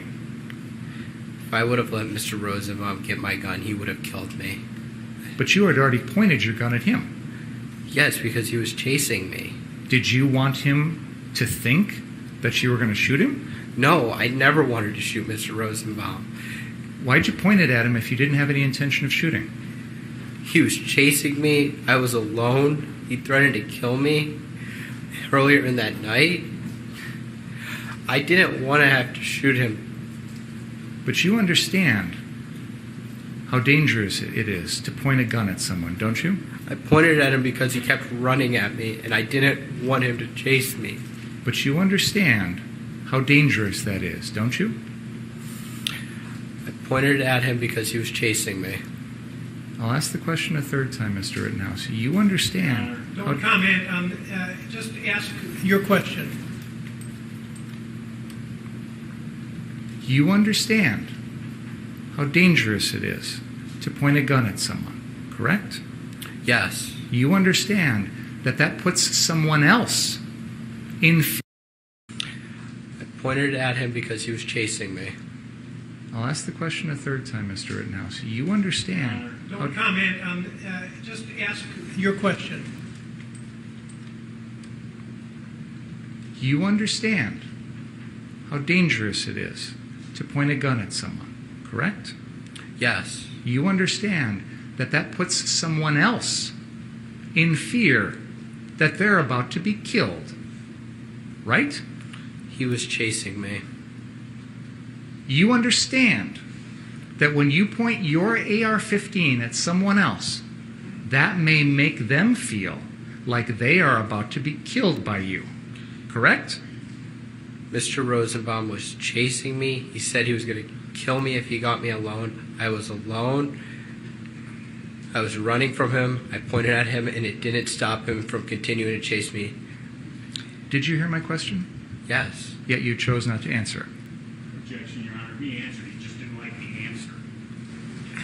My question is, you understand that when you point your AR-15 at someone, it may make them feel like you're going to kill them, correct? Calls for speculation. Relevant. He asked if it would affect someone that way so as to perhaps deter the person. Do you understand my question? I do. Can you please answer it? I did. I said, Mr. Rosenbaum was chasing me. I pointed my gun at him, and that did not deter him. He could have ran away instead of trying to take my gun from me. But he kept chasing me. It didn't stop him. Mr. Rittenhouse, you're telling us that you felt like you were about to die, right? Yes. But when you point the gun at someone else, that's going to make them feel like they're about to die, right? That's what you wanted him to feel. No. You wanted him to get the message from you that if you come any closer, I'm going to kill you. That's why you pointed the gun at him, right? I pointed the gun at him to deter him from... I pointed the gun at him so he would stop chasing me. That's why I pointed the gun at him. Because if you point the gun at him, you were hoping he would stop chasing you because he would get the message from you that if he keeps coming, you're going to kill him. Right? I didn't want to have to kill Mr. Rosenbaum. That's not the question I asked. Serving no legitimate purpose. It seems argumentative, Mr. Mr. Richards' objection. He said it serves no useful purpose, it's badgering. It does seem argumentative.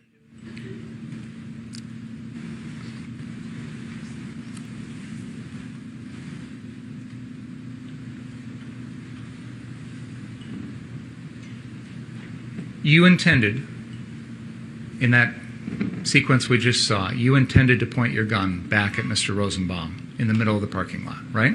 I pointed at him so he would stop chasing me, but he didn't stop. That was your intentional decision to point at him. That wasn't an accident. I'm going to interrupt here. The jury cannot see you. I thought we'd moved it. I'm sorry. No, so please get it out of there.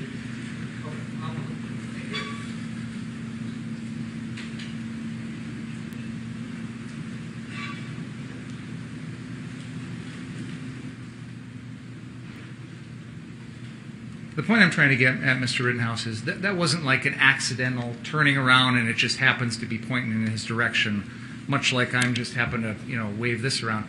You made an intentional decision in the middle of that incident to turn and point the gun at Mr. Rosenbaum, correct? Yes. And you can understand why that would make someone fearful for their life, right? But he continued to chase me after, so no, I can't. It didn't work. It didn't stop Mr. Rosenbaum from chasing me. And even after you shoot him one time and he starts falling, you continue to shoot 3 more times, right? I continued to shoot until he was no longer a threat to me. And then after that, you run around and he's lying there, face down on the ground, correct? Yes. And you're a medic, correct? I have first aid training, yes. Well, you proclaimed yourself that night to be a medic, an EMT. You told everyone that, right? Yes. And you had your medic bag with you, correct? Yes. And this location is right across the street from a hospital, isn't it? Yes. But your first thought was run away. My first thought was to help him. You didn't do anything to help him. You didn't do a single thing, did you? The crowd started to scream, "Get him, get him, get him." And I didn't want to stay there with the crowd building and the mob advancing on me. Were you surprised that a crowd would react that way when they just saw you shoot someone? I don't know. When you stood over Mr. Rosenbaum's body, did you know?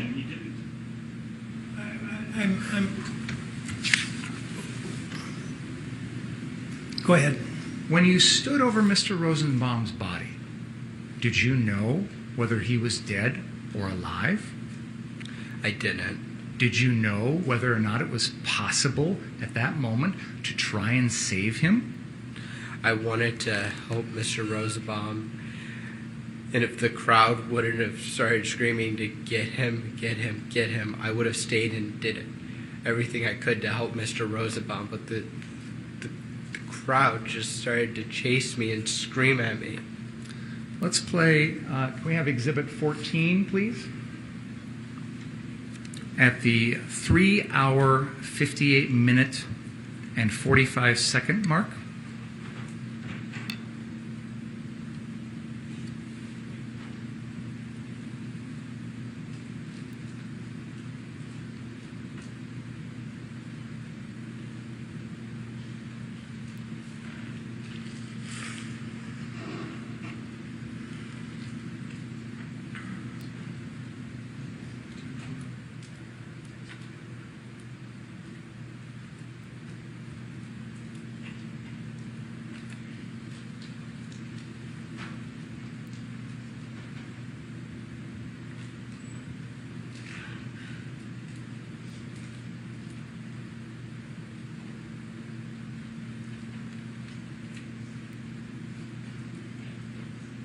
Okay, play from here, please.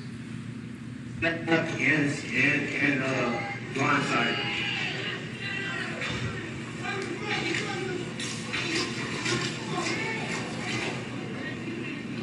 So the orders you hear about yelling no cameras, it was white boys. That's Antifa, man. Oh, we got a gun, baby.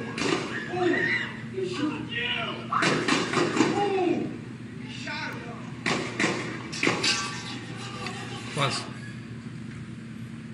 after you fired your 4 shots at Mr. Rosenbaum, there were 3 more gunshots right after that, right? Yes. And those were coming from very close to where you were, weren't they? Yes. They were coming from right here on the south side of the 63rd Street car source, right alongside 63rd Street on the north side of 63rd, right? Yes.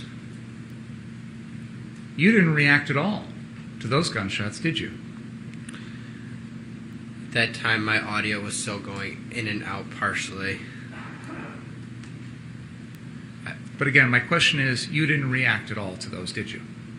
Not that I can see. Okay. Let's continue, please.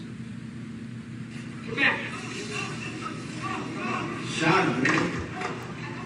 Shot him. Shot him, man. He laid him out. He laid him out, y'all. He laid him out.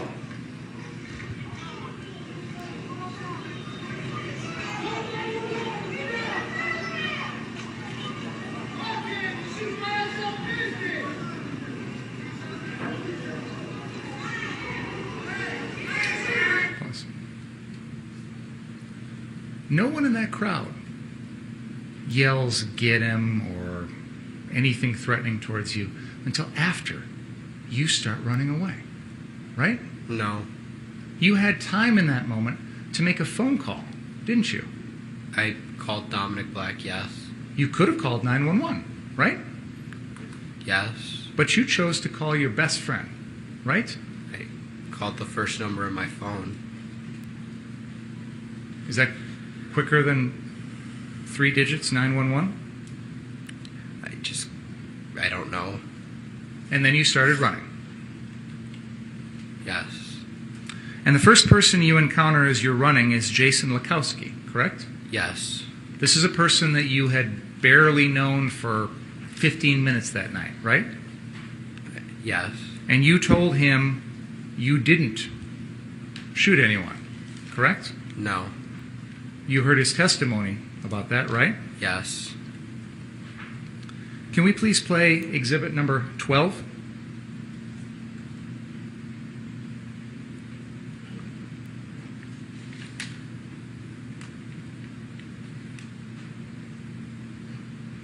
While we're getting that ready, you talked earlier about this crowd and what they were saying, and you felt like they were coming after you. You had time to stop and have a brief little talk with Jason Lakowski, didn't you? I stopped for a second and asked him to help me get to the police. Even with this crowd on top of you, as you describe it, you still had time for that, didn't you? For a second. I stopped for a second. Let's play exhibit number 12, please.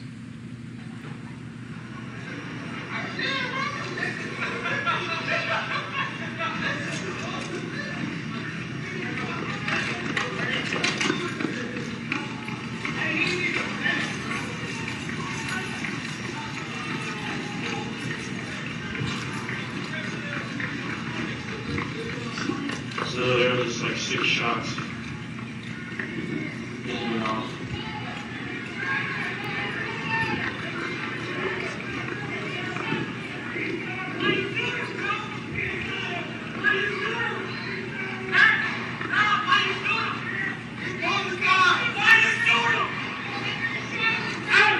Back up 10 seconds, please. Go ahead.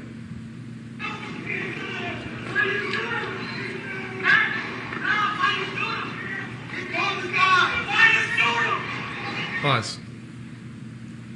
There are people in the crowd that are asking you why you just shot someone, right? Yes. And you told them he had a gun. At the time, I was a little dazed, and I was thinking of Mr. Zeminski with the pistol he had at the Duramax. So you shot Mr. Rosenbaum because Joshua Zeminski had a pistol? No. You don't get to shoot someone else. You don't get to shoot someone else because someone else has a gun, right? No. But you told the crowd he had a gun, didn't you? That's what I said.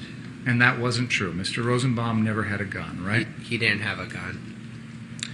Now, can we please play exhibit number 3 at the 1 hour, 17 minute, and 10 second mark?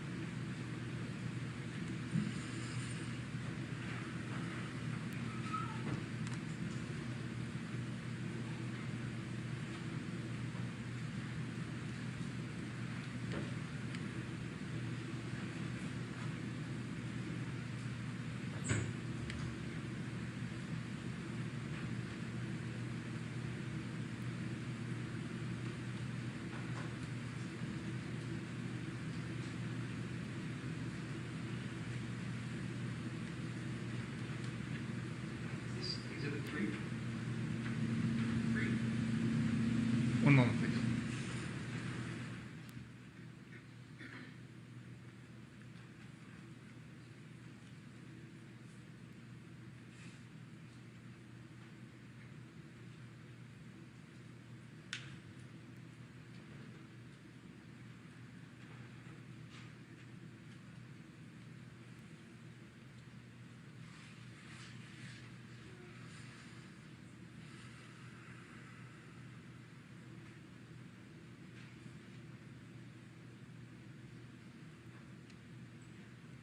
This is an excerpt from the Gage Grosskreutz Facebook live stream that night.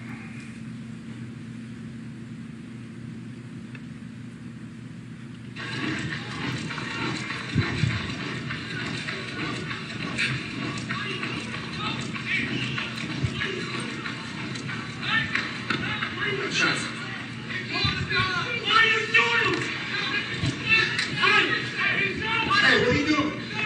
You shot somebody? Who shot? Pause. You told Mr. Grosskreutz you were going to the police, right? Yes. And then you said, I didn't shoot anyone, right? I can't really make out what the last part of the words were saying. Do you remember what you said? I remember saying, I think I said I had to. Let's play that back 10 seconds and play it again, please.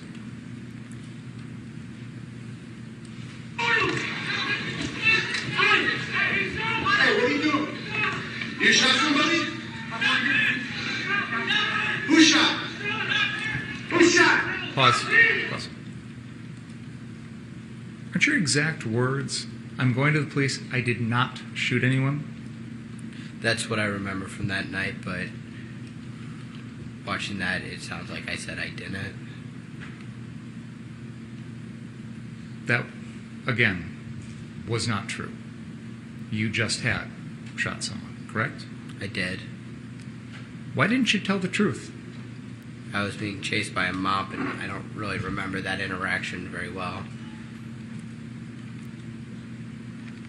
Let's play Exhibit 5, please.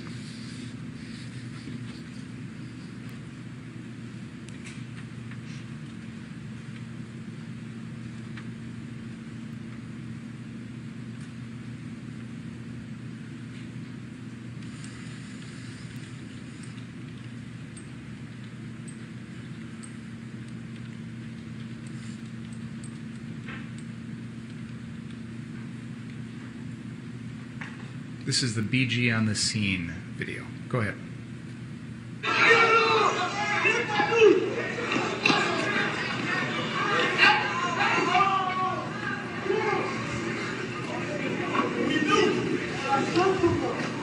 Pause.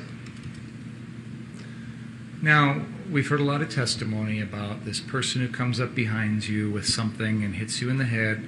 We've heard about Anthony Huber's first approach to you with his skateboard, correct?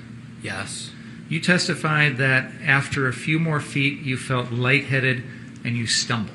That's what you told when your attorney was asking you questions, correct? Yes. No one knocked you to the ground. You lost your own balance, correct? I was hit to the point to where I stumbled. You said in response to your attorney's questions that you stumbled because you were lightheaded.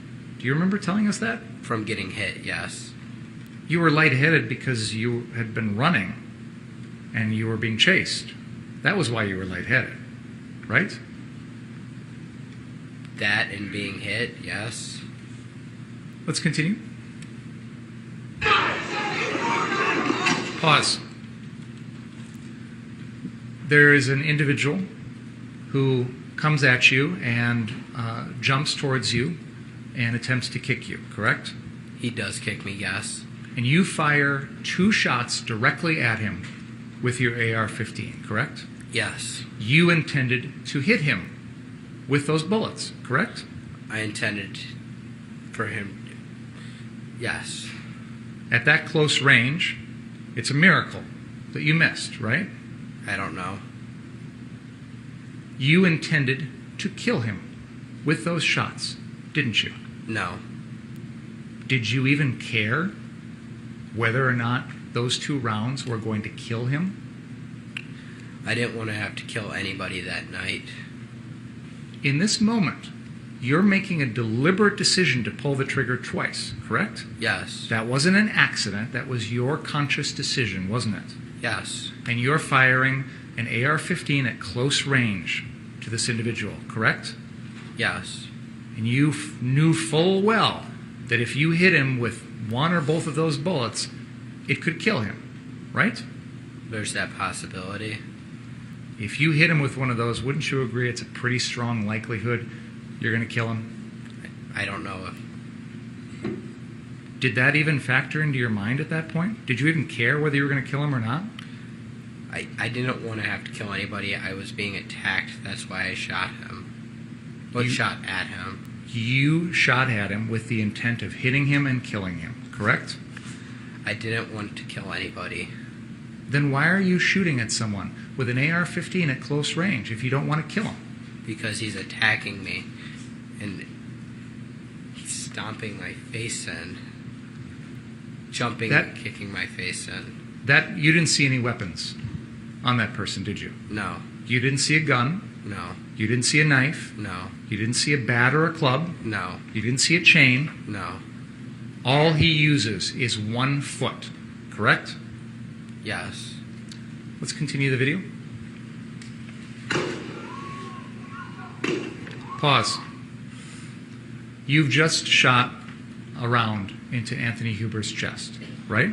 Yes. Now, up until this moment, and probably for the rest of that evening, you didn't know the name Anthony Huber, did you? I did not. Up until this moment in this evening, you had never had any interaction with him, took any notice of him, fair to say? Yes. Okay. And when you shoot him, he's got his skateboard in his hand? Yes. You didn't see any gun in his hand, correct? No. You didn't see a knife? No. You didn't see a bat? No. You didn't see a club? No. All he's got is the skateboard, right? That he's hit me in the head with twice, yes. Okay. And you intended to pull the trigger at that moment with your AR-15, correct? Yes. That wasn't an accident. No. That was your deliberate decision, correct? Yes. And you knew that the way that gun was positioned, you were going to fire that bullet right into his chest, right? He was attacking me, so I pulled the trigger. And you knew that when you pulled that trigger, that bullet was going to go right into his chest, didn't you? I can't say, I don't know where the bullet would have went exactly. The end of that gun was pointed directly at his chest when you pulled the trigger, correct? Yes. And you knew that, correct? Yes. And you still pulled the trigger, didn't you? Yes. Because you intended to kill Anthony Huber at that moment, didn't you? No. What did you think was going to happen then? You got a gun that's aimed directly at his chest.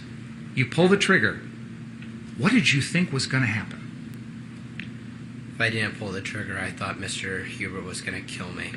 Maybe I misphrased my question. Let me try again. When you pull the trigger of the AR-15 and it is directly against Anthony Huber's chest, what did you think was going to happen to Anthony Huber? That he would no longer be a threat to my safety. Because he'd be dead, right? Because he wouldn't be a threat to me. I don't know if he'd be dead or not. Did you even care at that moment whether or not Anthony Huber lived and died?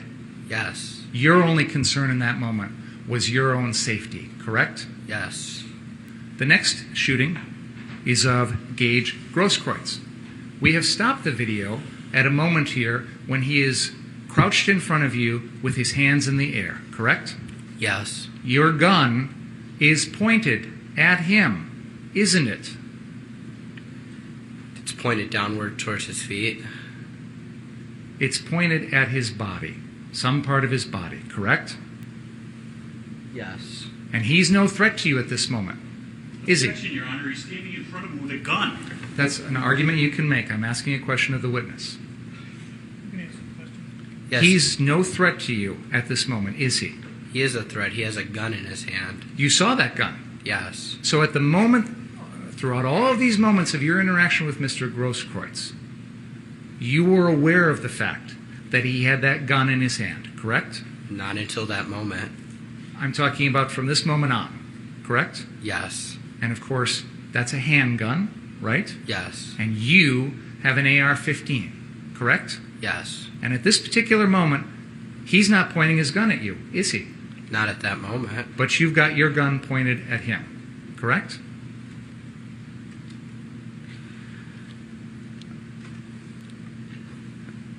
Looking at the video, I think I'm lowering my weapon. I think it's just a still shot of where you have it to where that, but I believe in the whole video I'm lowering it, and then he points his gun at me.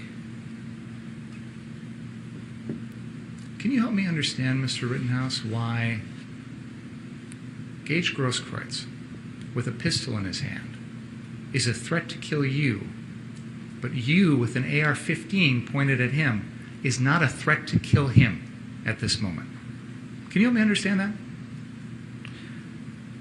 I've been attacked by several people, and he decided to come and point a gun at my head. Well, first... He hasn't done that yet, has he? No. So again, I ask you, in this moment, you told us Gage Grosskreutz is a threat to you right now. Yes. He's got a pistol not aimed at you. You've got an AR-15 aimed at him. Why is he more of a threat to you than you are to him? Because he was moving at me with a gun in his hand. This is right after you've killed Anthony Huber, correct? Yes. Right after you fired 2 shots at almost point-blank range at the man running towards the camera right now and missing him, correct? Yes. And you're telling us Gage Grosskreutz is the real threat at this moment? Yes.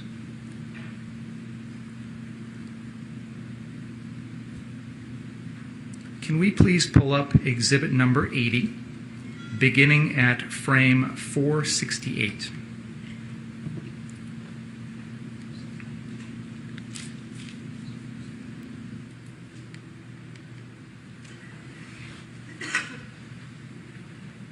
This is an exhibit which consists of, what's the number, 732? 729 frames from the BG on the Go video that we just watched. This was prepared by James Armstrong of the State Crime Lab.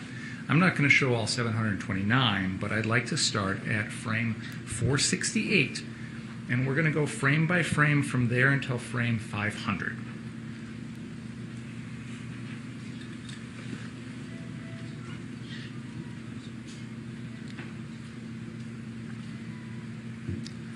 Mr. Stute, could you please slowly advance frame by frame until I tell you to stop?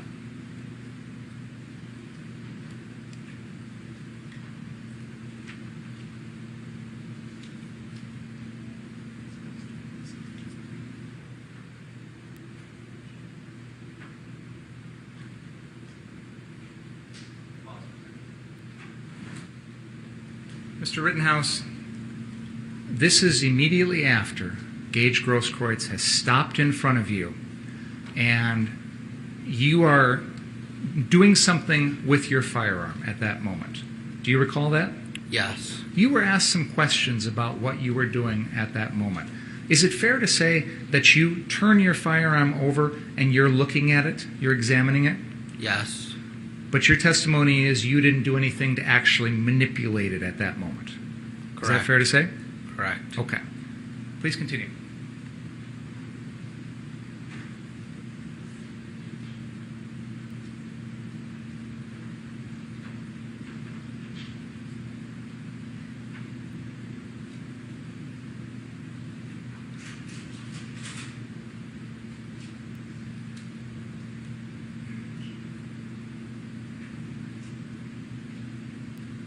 Frame 500 shows you firing your AR-15 towards Gage Grosskreutz.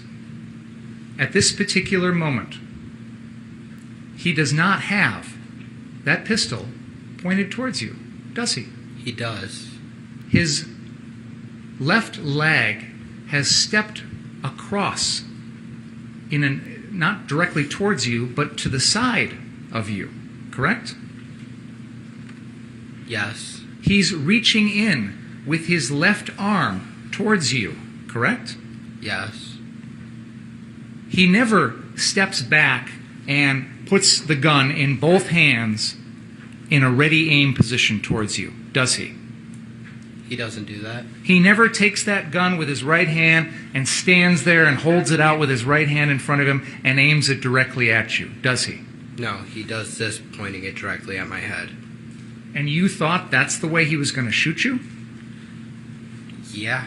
You thought he ran up close to you to shoot you? Yes. You understand that he could have taken that gun if he wanted to and shot you from 10, 15, 20 feet away, right? Can you sorry, I'm trying to understand the question. You understand that a pistol like that doesn't need to be right up close to someone to shoot, right? Yes. It can shoot from 10, 15, 20 feet away, right? Yes. Mr. Grosskreutz could have stopped 10, 15, 20 feet away if he wanted to shoot you and fired his pistol at you, couldn't he have? He could have, but he didn't. And your testimony is that you believed he ran up close to you and reached in with his left hand with his gun in his right hand because that was his way of using this gun to shoot you? Yes. Did you think he was reaching in to grab your gun? No. You didn't think he was going to take your gun away, did you? I thought he was going to shoot me. With his pistol? Yes. Which he never actually does. Correct? Correct. He never fires that gun at you at all. No. In fact, in this entire sequence of events, no one ever fired a gun at you, did they? Mr. Zeminski fired a gun from behind me. Did Mr. Zeminski fire that gun at you? I believe so. What do you base that on? Did you see it? The video. Did you see it? No. You're talking about back when the incident with Mr. Rosenbaum happens, correct? Yes. That happened while you and Mr. Rosenbaum are running across the car source lot, correct? Yes. At that moment in time, You didn't see Joshua Zeminski fire a shot, did you? No. You heard a gunshot, right? Yes. But you had no idea who fired it. I believed it was Mr. Zeminski. So that gunshot did not at all factor into your decision to kill Joseph Rosenbaum, did it? No, Mr. Rosenbaum trying to steal my gun did. So you didn't think that was a gunshot from Joseph Rosenbaum? No. You knew he didn't have a gun? Wait a minute. Oh, I see what your question is now. Okay. You didn't think that the shot which had been fired supposedly by Mr. Zeminski had been fired by Mr. Rosenbaum. Exactly. Okay. So you heard a gunshot. You now know that was Joshua Zeminski based on watching the videos, right?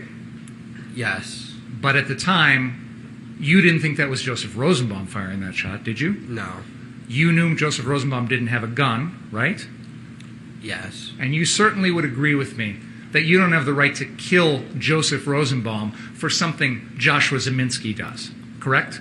Yes.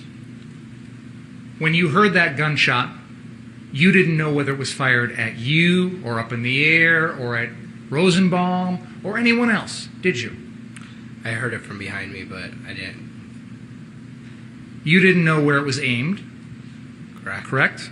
You didn't feel it hit you, correct? Correct. You didn't hear it ricochet anywhere near you, correct? Correct. You received no indication that that gunshot was going to put your life in danger, correct? I don't know. There were gunshots going off all night long, weren't there? Sorta. Firecrackers, Fireworks, gunshots? yeah. Hard to tell the difference? Yeah. Right after you kill Rosenbaum, there's 3 shots right after that, aren't there? Yes. From very close to where you were. Yes. Yet you don't turn and shoot anybody there after you hear those, did you? No. So, getting back to my original question. In this entire sequence of events, no one ever fired a shot at you, did they? No.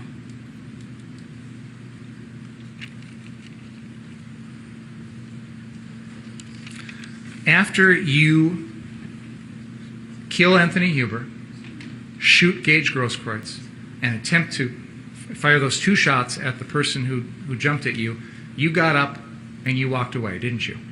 Yes. And you're about, what, a block away from the police line? Yes.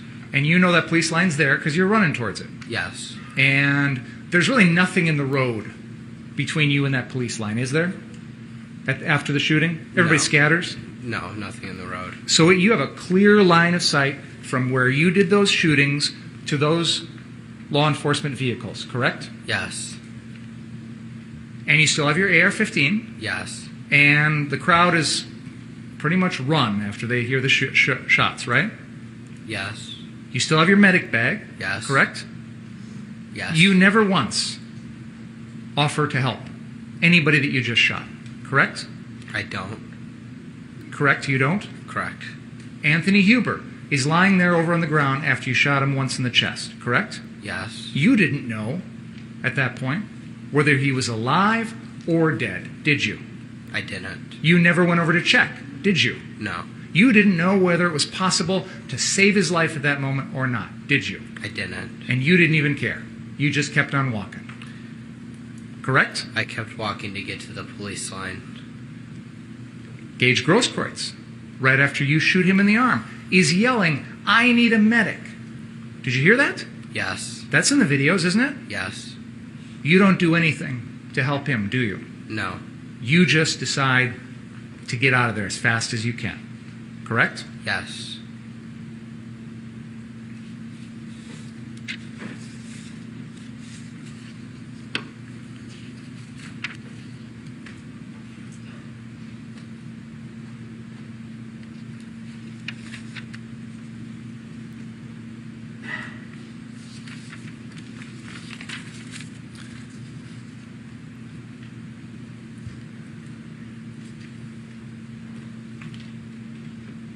If you had seen someone running up the street with a gun and the crowd was saying that that person just shot someone, like they were saying about you, you would have taken action to stop them yourself, wouldn't you? No, I wouldn't have. You're running around putting out fires, aren't you? Yes. A shooting's far more serious than a fire, isn't it? Yes. You took it upon yourself to do the things that the police and the fire departments weren't doing that night, correct? I helped put out fires, but I wouldn't say that. You went around offering medical service because you didn't think there were EMTs or EMS that would be able to come in there, correct? Yes. So you took it upon yourself to do the things that you didn't think the police or fire could do, correct? I wouldn't say I took it upon myself, but I was helping people with first aid and putting out fires at businesses. So if you saw someone running with a gun and everybody said, that guy just shot someone, you would have taken your AR-15 and tried to stop him, wouldn't you? It goes to the crowd's reaction to him, Your Honor. I think he would have reacted the same way. The crowd is important in terms of it's a factor that bears on some of the counts as to what the surroundings were. Otherwise, the crowd is unimportant, and what he might have done vis-a-vis the crowd is, I don't see where we're going. Understood. When you got back to that police line, and what'd you say, they pepper sprayed you?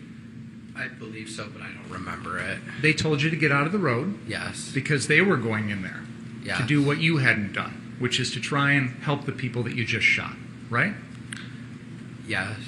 And then you went back after that to the 59th Street car source, didn't you? Yes. And you told them that you just shot someone. Yes.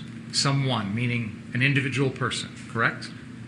I wasn't meaning individual. I was saying I just shot someone. You were told by Nick Smith that the police were coming to your location, to the 59th Street car source, right? I don't recall that. And yet, you decided to flee, didn't you? No. You didn't stick around for the police, did you? I went to go turn myself into the Antioch Police Department. A couple of hours later. An hour. Actually, it wasn't a couple hours. He knows what time it was. I'm asking the witness if the witness can answer. Go ahead, you could answer, sir. It was a couple of hours later, wasn't it? No. And in between leaving that location in downtown Kenosha and getting to Antioch, you were looking at social media, weren't you? No, I wasn't. My phone was dead. You had heard from other people that your name was out there, right? Later on in the evening, I believe I heard something, but no. You knew that your picture was out there, right? No.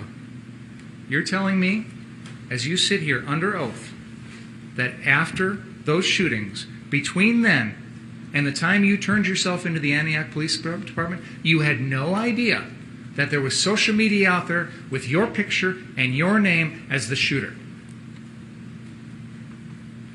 I'm trying to recall, but I can't. I'm trying to remember. I'm sorry, I don't remember.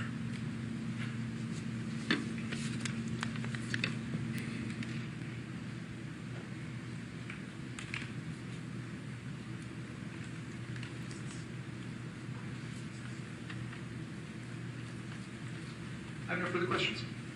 I have nothing on that, Your Honor. You may step down, sir.